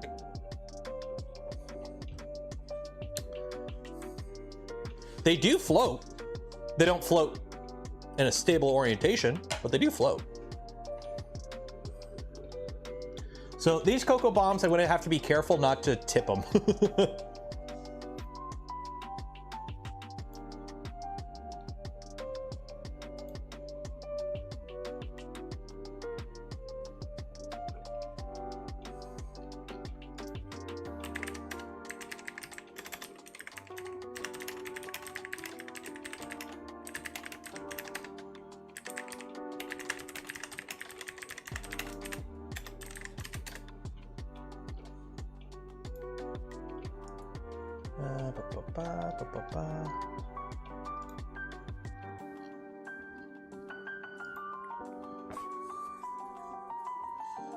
Our atmosphere is a liquid. Glass is a liquid, a very, very slow liquid.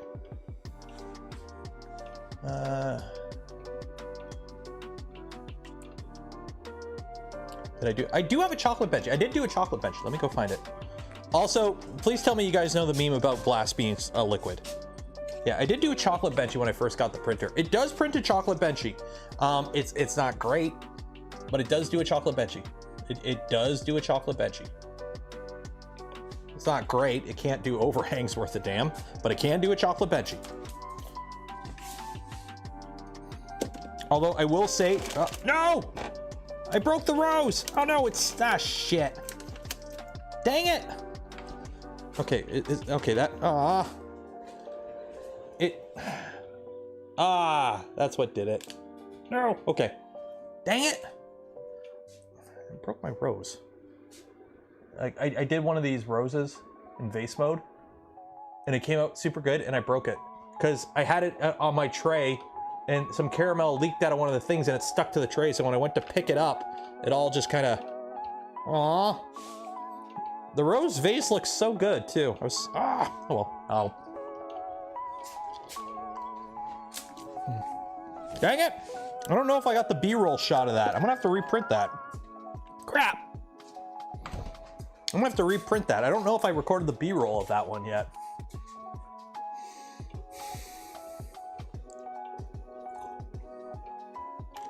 Yeah, it's chocolate after dark. I didn't even bother turning the light off today. I'm exhausted. I'm gonna crash as soon as this print finishes. Hurry up and finish. I'm tired.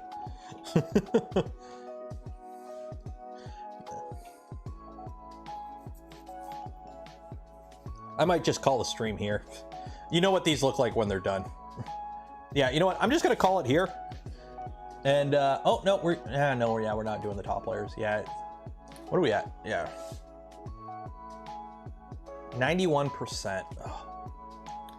It just hit me how tired I am right now. It's been a long day. I got up early today. I've been running around all day. I'm gonna crash the tool head. Well, the only thing is, I need to add to this. There's when this print finishes, it doesn't turn off the tool head. It doesn't turn off the tool head. I don't know if there's a timer. I gotta ask Ellie. I don't know if there's a timer where it will eventually turn the tool head off, but it leaves the tool head hot, which makes sense. If you want to print again, it makes sense to leave it hot instead of cooling down and then you have to reheat it again. But I wish I could just, you know, hey guys, good night, turn the stream off, go to bed, and this will turn off and finish, and then I just come out in the morning and grab the chocolate.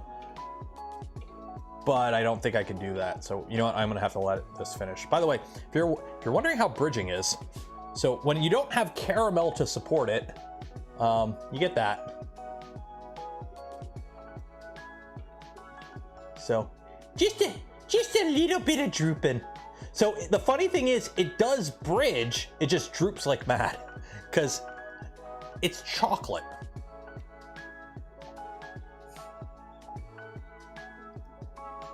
Yeah, we'll let it finish. We'll let it finish. Somebody better like the smash button. Rope bridge. That's. I think I called it that, or somebody else called it that on a previous stream, and I like that. It's a rope bridge.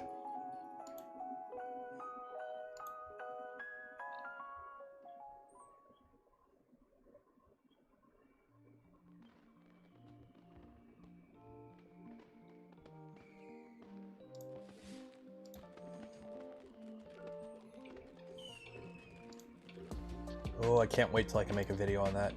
I'm gonna be having a video come out in the relative, I don't know how near future. It's gonna be spicy and I can't wait. I'm gonna be, yeah, it's gonna be spicy. I can't wait.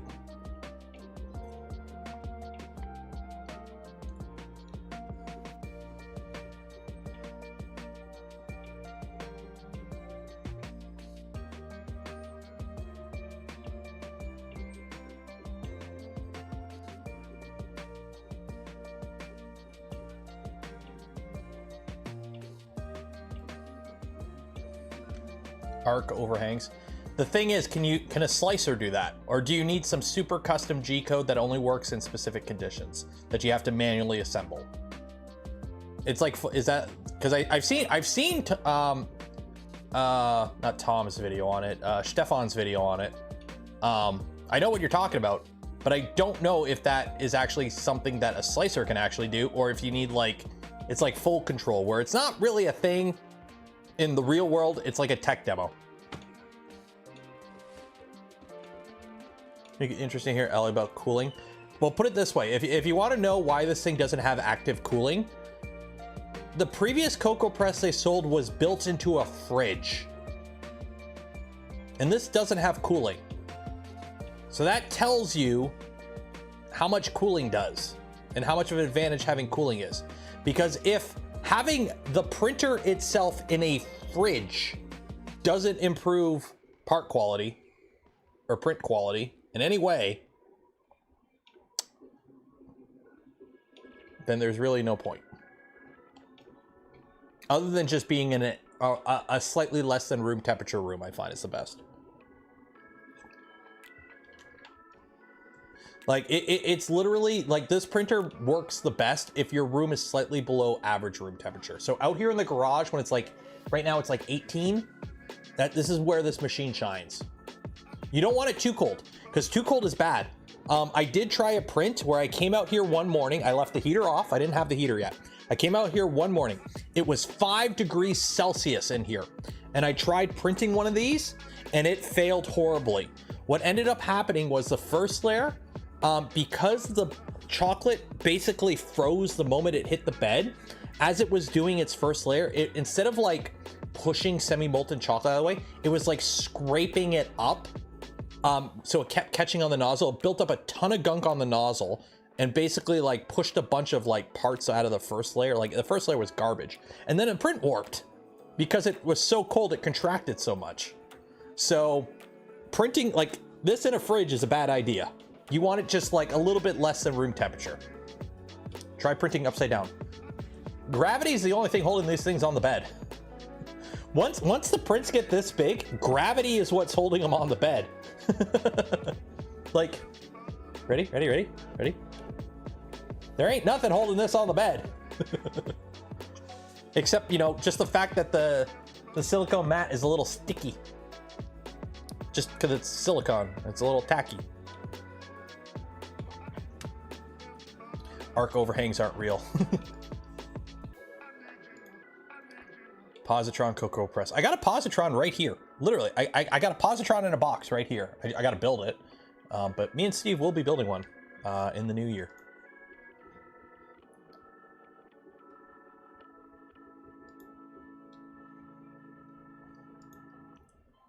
Chocolate printer in space would be a good idea. Actually, no.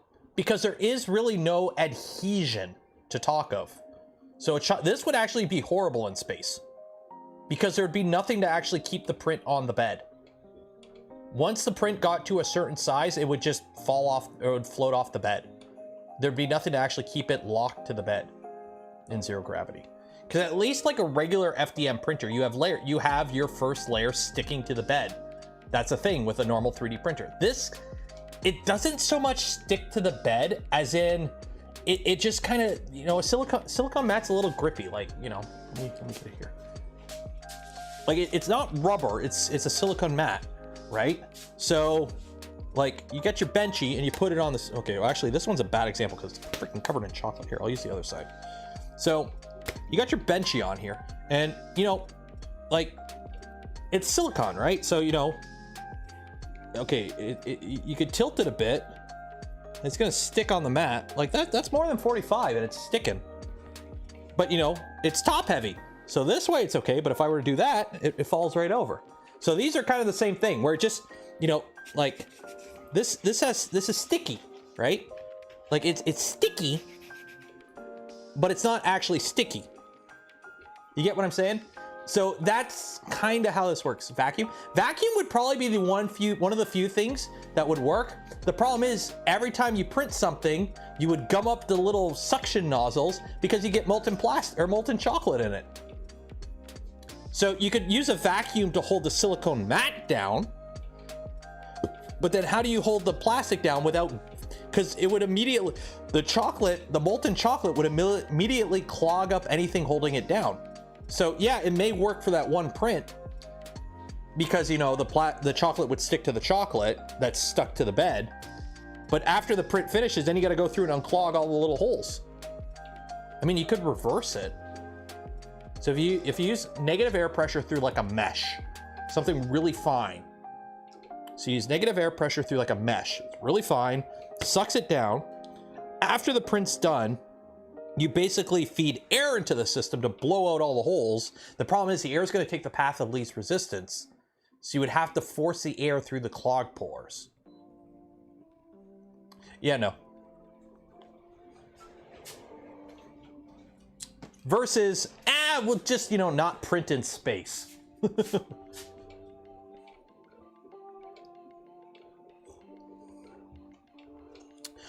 Oh my God, it's turned from suck to blow.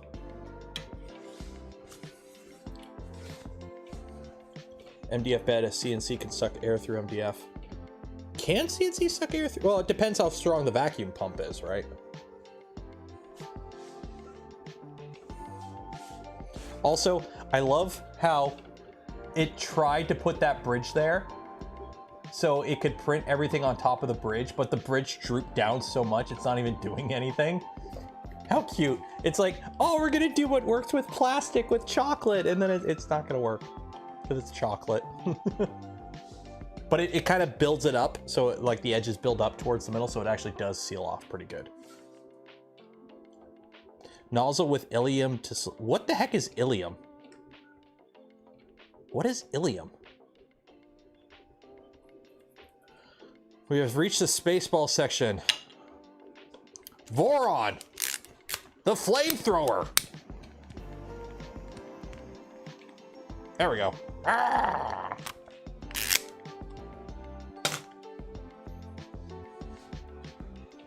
Helium? Okay, I'm not having to go down to the local, like, wherever you buy helium from store to buy helium to run my printer. You know what's funny? You go back and watch those movies. This blows me away. I go back and watch any of those old movies. One, I can't even quote half of Blazing Saddles. Two, they were short. Remember when movies were like an hour and a half long? Remember when like you'd watch a movie and it'd be like an hour and a half? I miss short movies. Where you just put a movie on and it's like, yeah, we're done. Just watch a little movie. Now it's like, hey guys, book off the afternoon. We're watching one movie. Like, remember when we used to joke about how long Lord of the Rings was, and now it's like every movie's that long?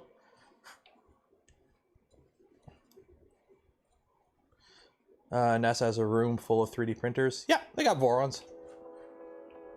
Voron officially has not made it to space yet, but stuff printed on Vorons has made it to space. And I can guarantee that. I don't know exactly what. I think it was like brackets or whatever, nothing fancy, but stuff printed on Voron has made it to space. Now we just need a Voron in space. I don't know about you, a V0 would look cool on the space station. Get a Voron in Antarctica. Didn't we have somebody bring one, but then they took it with them when they left? I could have sworn somebody said they had one there for like a little bit, and they went to like the northernmost like research station. They brought like a Voron, and then they came. Like there was the boat had the Voron on it or something. I can't remember. I could have sworn at one point there was a Voron in Antarctica, but I don't think there is like one there. My company's products are off. Hey, if any of you here have a, what is it? A SpaceX terminal, a Starlink terminal, and it's one of the rectangular ones, not the circle one. The newer rectangular ones. I built the mold that makes that part. Like, I actually have the asset tag. Where the fuck did I put the asset tag? I can't even see anymore. I got too much stuff here. Yeah. Where is my, yeah, right here.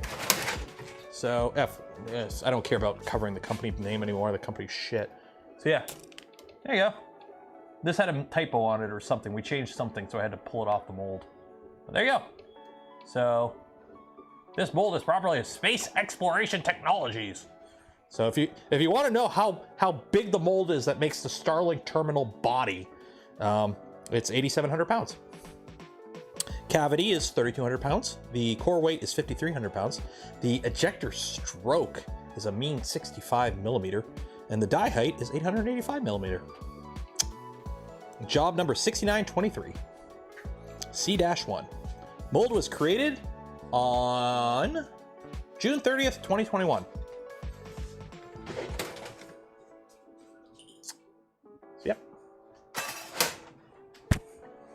So if you have a Starlink terminal, I put together the thing that makes your terminal, or at least makes the body of your terminal.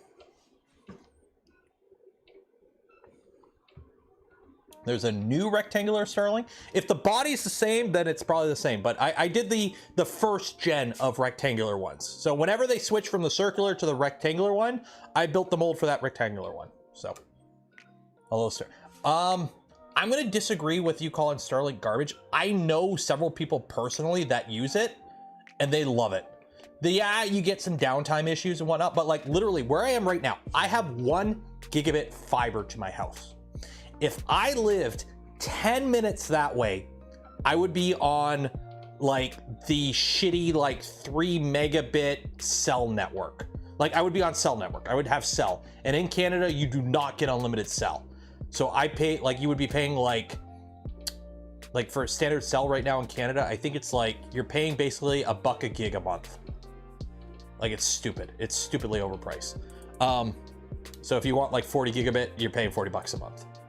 And that's plus all the other stuff. So you end up paying like $80 a month.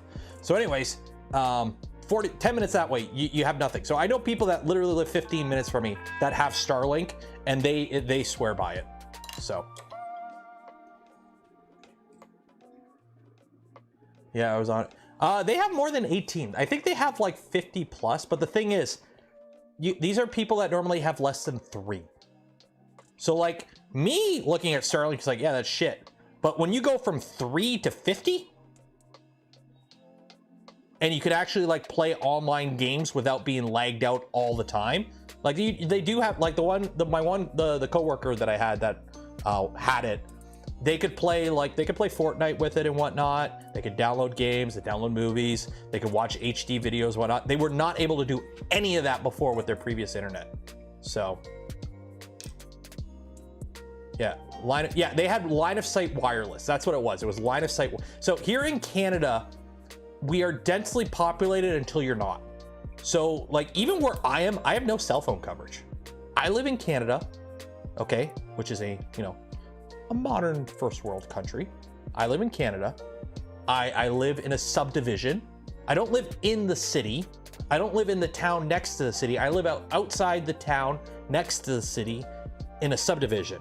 And right now in my garage, I have no service. I'm on Wi-Fi calling in my house. I don't have cell phone coverage in my house. That's how like shitty telecommunications are in Canada. They're finally putting a tower up after like ever of having this issue. Like we've always had this issue. I don't have cell phone coverage in my house here in Canada. And I live in a suburb. They are building $1 million homes 5 minutes up the street, and they don't have cell phone coverage here. Telecommunications in Canada is shit. The only reason I have gigabit is because literally a local company, MNSI, you are awesome. Shout out if you live in the Southern Ontario area, like southern Ontario, and like Windsor basically. MNSI is the tits. They're awesome. They literally said, screw it. paid and put their own fiber, started laying out fiber all throughout the city. And then Bell's like, oh shit, we actually have to upgrade our service finally. And now they're putting fiber in finally, and they're completely destroying everyone's lawns in the process. MSI got that little trenching tool they dug underneath. It was great. But yeah, here in Canada, if you're stuck on any of the big three, Rogers, Telus, or Bell, they're all shit. They all cost exactly the same price because it's monopoly, because our government's shit when it comes to telecommunications. But anyways, hey, look, Print's done. So yeah, so Starlink for a lot of people up here is actually really good. Is in the pockets. Of course they are. Of course they are. So it, there we go. Behold, a hot cocoa ball. Behold, a hot cocoa Death Star. So yeah, so if you're wondering about bed adhesion, so just to put in perspective, here's bed adhesion. Ready?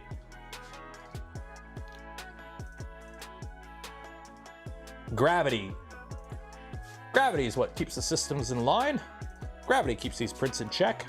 Into the fridge.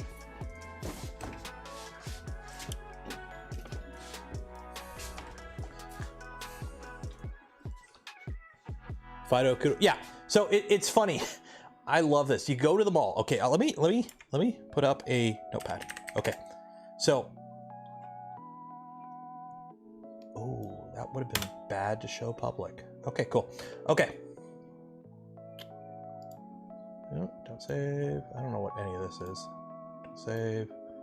Don't save. Okay, so you go into. This is going to be hilarious. The stream's over. This is Nero After Dark. I'm not going to bother turning the light off. This is the state of a Canadian mall. So you go into a mall. Okay, you go into any mall in Canada. Okay, you're going to have Rogers, Bell, Telus. These are the big three companies in Canada. Okay, then you are going to have Fido, you are going to have CHOW, and you're going to have Virgin. Okay, these three companies are the tab, pay as you go. So, you know, you get a cell phone from Rogers, you got to buy it all at once. But, you know, this is where you pay as you go type thing. So Fido is you pay the same amount at the end of the day, but you pay it over monthly instead of upfront as Rogers. So Fido is basically Rogers, CHOW is basically Telus, and Virgin is basically Bell. So you have like the premium, and then you have, you know, you get a phone from Rogers, you get like the, you know, the top of the line iPhone 15. You get a phone from Bell or from Fido or whatever, you get an iPhone 14 for free, but you got to pay monthly for it, right? Like that's kind of the kind of as you go. Okay, so you got these three, and then we have Freedom Mobile, which was, I can't remember who started it. It's like the only independent company that for telecommunications for cell phones in Canada is Freedom Mobile. This is in Ontario, by the way. I know there's other companies in other provinces. Then you probably have like, I want to say about 5 to 10 other stores that just sell those plans. So if you go into, you have like, let me, you know what? Screw it. Let's do this. Devonshire Mall. I'm doxing the city I live in. Okay, Devonshire Mall. Okay. Stores. Okay. Let's do this. This is all the stores in my local mall. Okay. Ready? We're gonna count. 1, 2.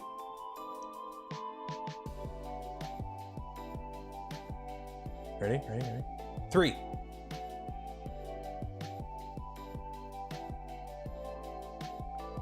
Nope. 4. 5.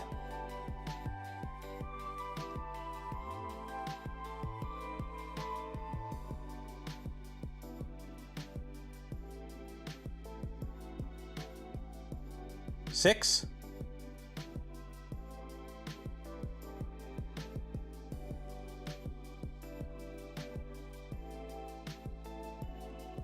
7, 8, 9,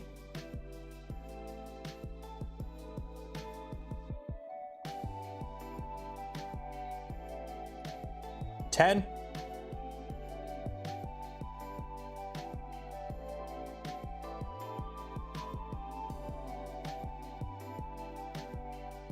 11, 12, 13, 14, 15, 16.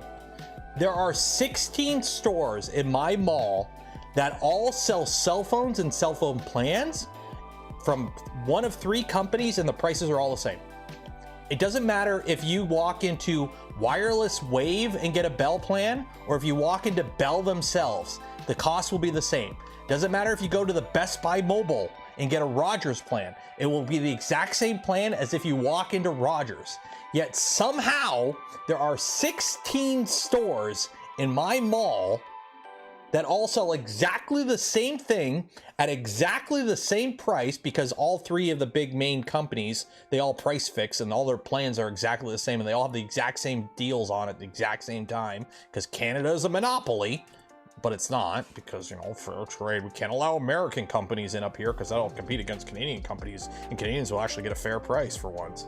No, we gotta let the monopoly stick in. So anyways, yeah, 16 stores in my mall sell the exact same thing from one of 3 companies for the exact same price, yet they all manage to stay in business. I don't know how. Like, I can't imagine opening a store next, like a fast food restaurant right next to a McDonald's that sells the exact same thing as McDonald's and me being able to stay in business. Like, I don't get it. I don't get it. I don't get it.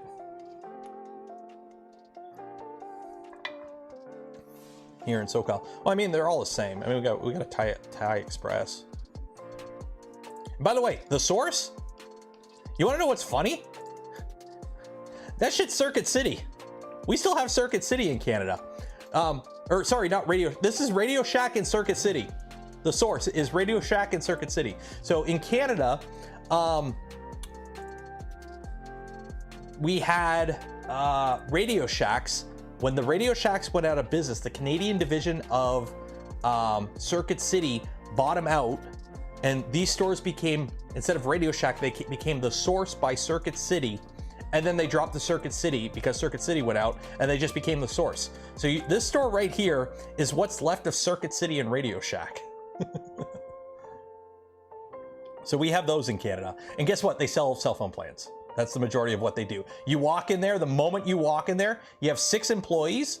You know, there's no customers. You walk in there, there's 6 employees standing around doing absolutely nothing. One walks up to you, hey, you looking for a cell phone plan? You want to see what's on sale right now for cell phones? It's like, I know what's on sale for cell phones. It's the same thing as everyone else because you all sell the same exact thing. So, yeah. And the best part is the Best Buy Mobile is right next to the Source. So you walk in this store, and literally next door, you can buy the exact same thing for the exact same price. Because they sell the exact same thing. Because they're both just reseller of Bell plans. I don't get it.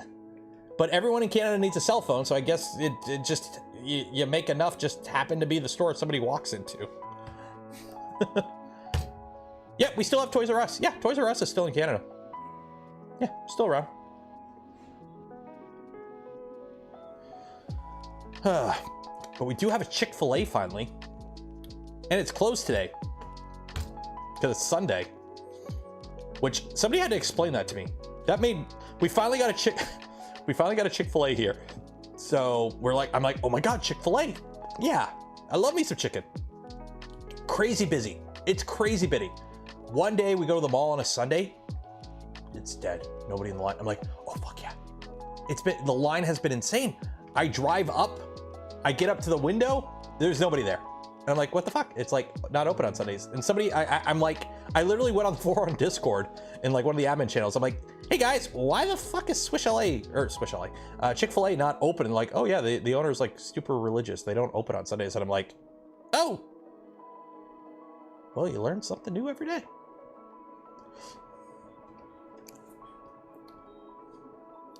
It's the Lord's chicken is always closed on. It's like, yeah, but you know what? They can't go.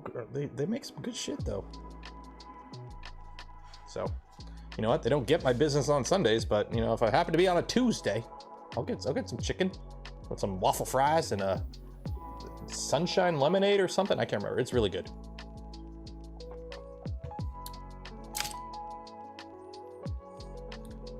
I mean, I'm a personal believer of you do what you want, but you got to suffer the repercussions. So if you don't want your business open on Sunday, that's fine, but I'm not going to shop there on Sunday. And if that hurts your business, it hurts your business. But if you want to run your business that way, that's fine. Just be aware there are repercussions of running your business that way. So just go down the street to the Popeyes. You know what? It depends what mood I'm in. If I gotta buy a lot of chicken, if I'm feeling disgusting and I want to buy a bucket of chicken, I go to Popeyes. If I just want like a sandwich, I'll go to Chick-fil-A. Or actually, I don't go to either because they're in town and I have to drive in town. For me, if I wanted to go to like Chick-fil-A, it's a 20-minute drive. I'm not driving 20 minutes for food. I'll actually make food because you can make food. You know, you don't have to DoorDash food. You can actually go to a store and buy the ingredients to make your own food. Like I made a pizza today. Like I took the ingredients out of the box, I took them out of the bag, and I put them in the oven, and I made a pizza from scratch. All I did was go to the store and just buy the pizza, and I just made it from scratch. So. Is Popeyes chicken is the shizness. Or what does little Nicky say about Popeye? What does little Nicky say about Popeye? Popeye chicken is the shit. I can't remember what he says. Just buy a pizza kit. Nah, either I make pizza completely from scratch or I just buy. There's a few places actually. We have a few stores, restaurants. There's a few pizza slinger companies here in where I live that actually sell their pizzas frozen. So they're like the pizzas you would get like at a fast, like Oven 360 is one of them. There's a couple others, but they take their pizzas that if you were to go to the store and buy their pizza, like the kind of pizza they make and they put in their oven and they cook for like 12 minutes, like a wood oven, they take those pizzas and instead of throwing them in the oven, they just freeze them and you can buy them and cook them in your oven. They're actually really good because I have a pizza stone in my oven. So I heat the oven up for like an hour and then I cook the pizza in there and it comes out like the same as if I were to go to buy it, so. We got none of that Quebec because that is, I know, the fact that like, yeah, Quebec. I'm not even gonna go into Quebec. I know we're in Euro After Dark point and I'm like sleep fucked at this point and I really should end the stream because I'm tired and I've had a few drinks, but like, I'm not even gonna dive into Quebec at this point. We're not even gonna go there. You know what it's like if I'm not even gonna go there right now about Quebec. Pizza, they gave us monstrosity, that's why pizza. John Stern, Windsor pizza. Not only am I gonna critique Hawaiian pizza, put whatever you want on your pizza, it's your pizza, I don't care. This is a Windsor pizza. So where I live, you know how Chicago has Chicago pizza, New York has New York pizza? Windsor, Ontario actually has our own pizza and it wins awards all the time. And shit is good. Shit be bussin'. But yeah, we have our own pizza. It's called Windsor Pizza. And literally like this is when I think about pizza, this is what I think about. So we use shredded pepperoni, it's almost like the sauce is more of a sugary sauce. And then we use galati cheese. And it's on a cornmeal, like it's a partial cornmeal crust. So the crust is it's not thin crust, but it's not thick crust. So it's still, you still get a bit of crust, but it's crispy. Oh, so good.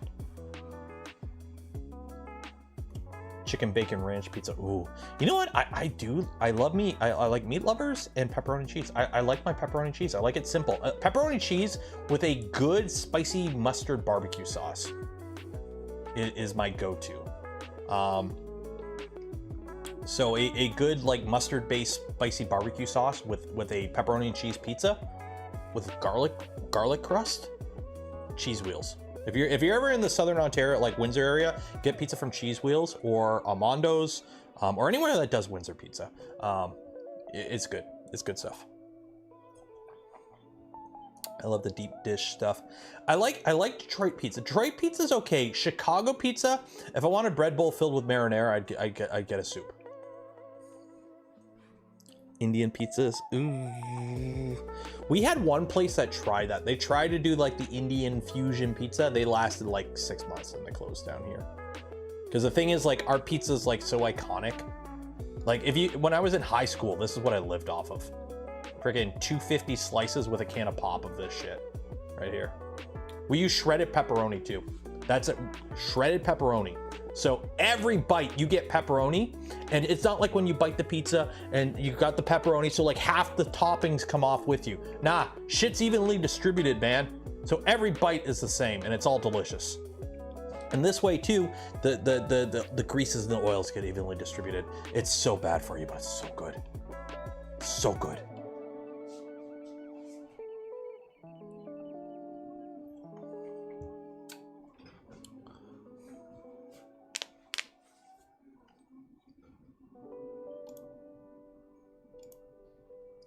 I mean, like, look at that. Look at that. Look at that. Look at that. Antonino's original pizza. Like, I want me pizza now. So, okay, we're gonna call it here because it's 1 and this is somehow a 5-hour stream. I don't even know anymore. I don't even know. What are y'all making for Christmas Day? I gotta turn this off. What are y'all making for Christmas Day for Christmas dinner? I can feel the oil going straight to my pores.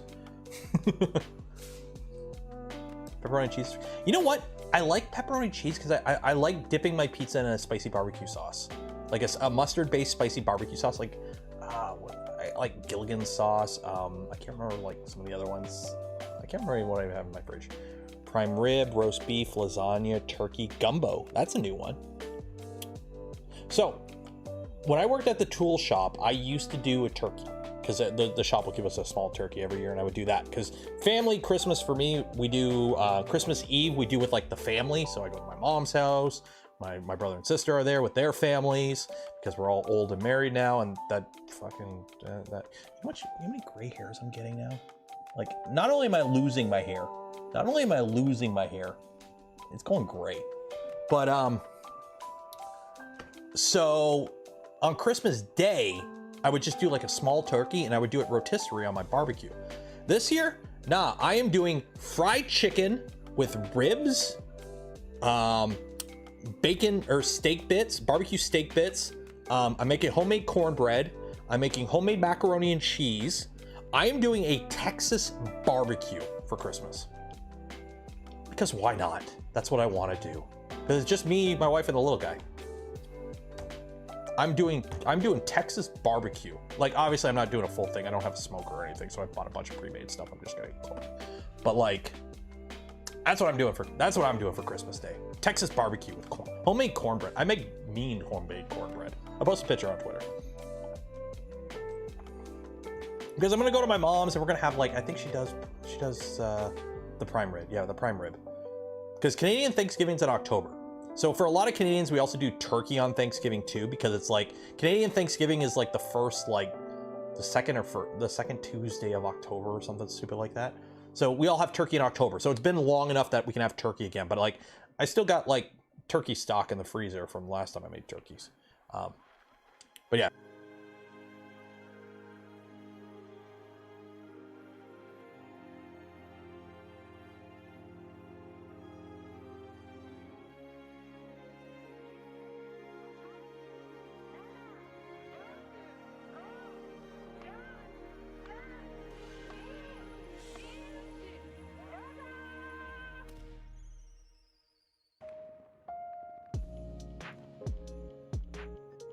It's dead, Jim. We're gonna call it there. Shout out to Polymaker for sponsoring the spool of filament we give away this stream and every stream. A link for them and more, video description. Also shout out for those that donate to the stream, gifted memberships to others, or became members of the channel yourself. I thank you. Not be able to do the things I do, create the content I create without your continued support. You make it all possible. This thing is screaming at me that it is dead. It is running on the little bit of battery you get when you turn a device.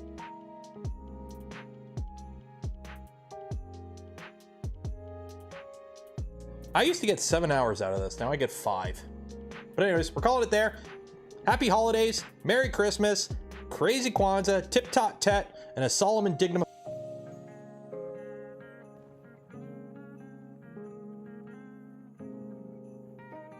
And I will see you on Tuesday.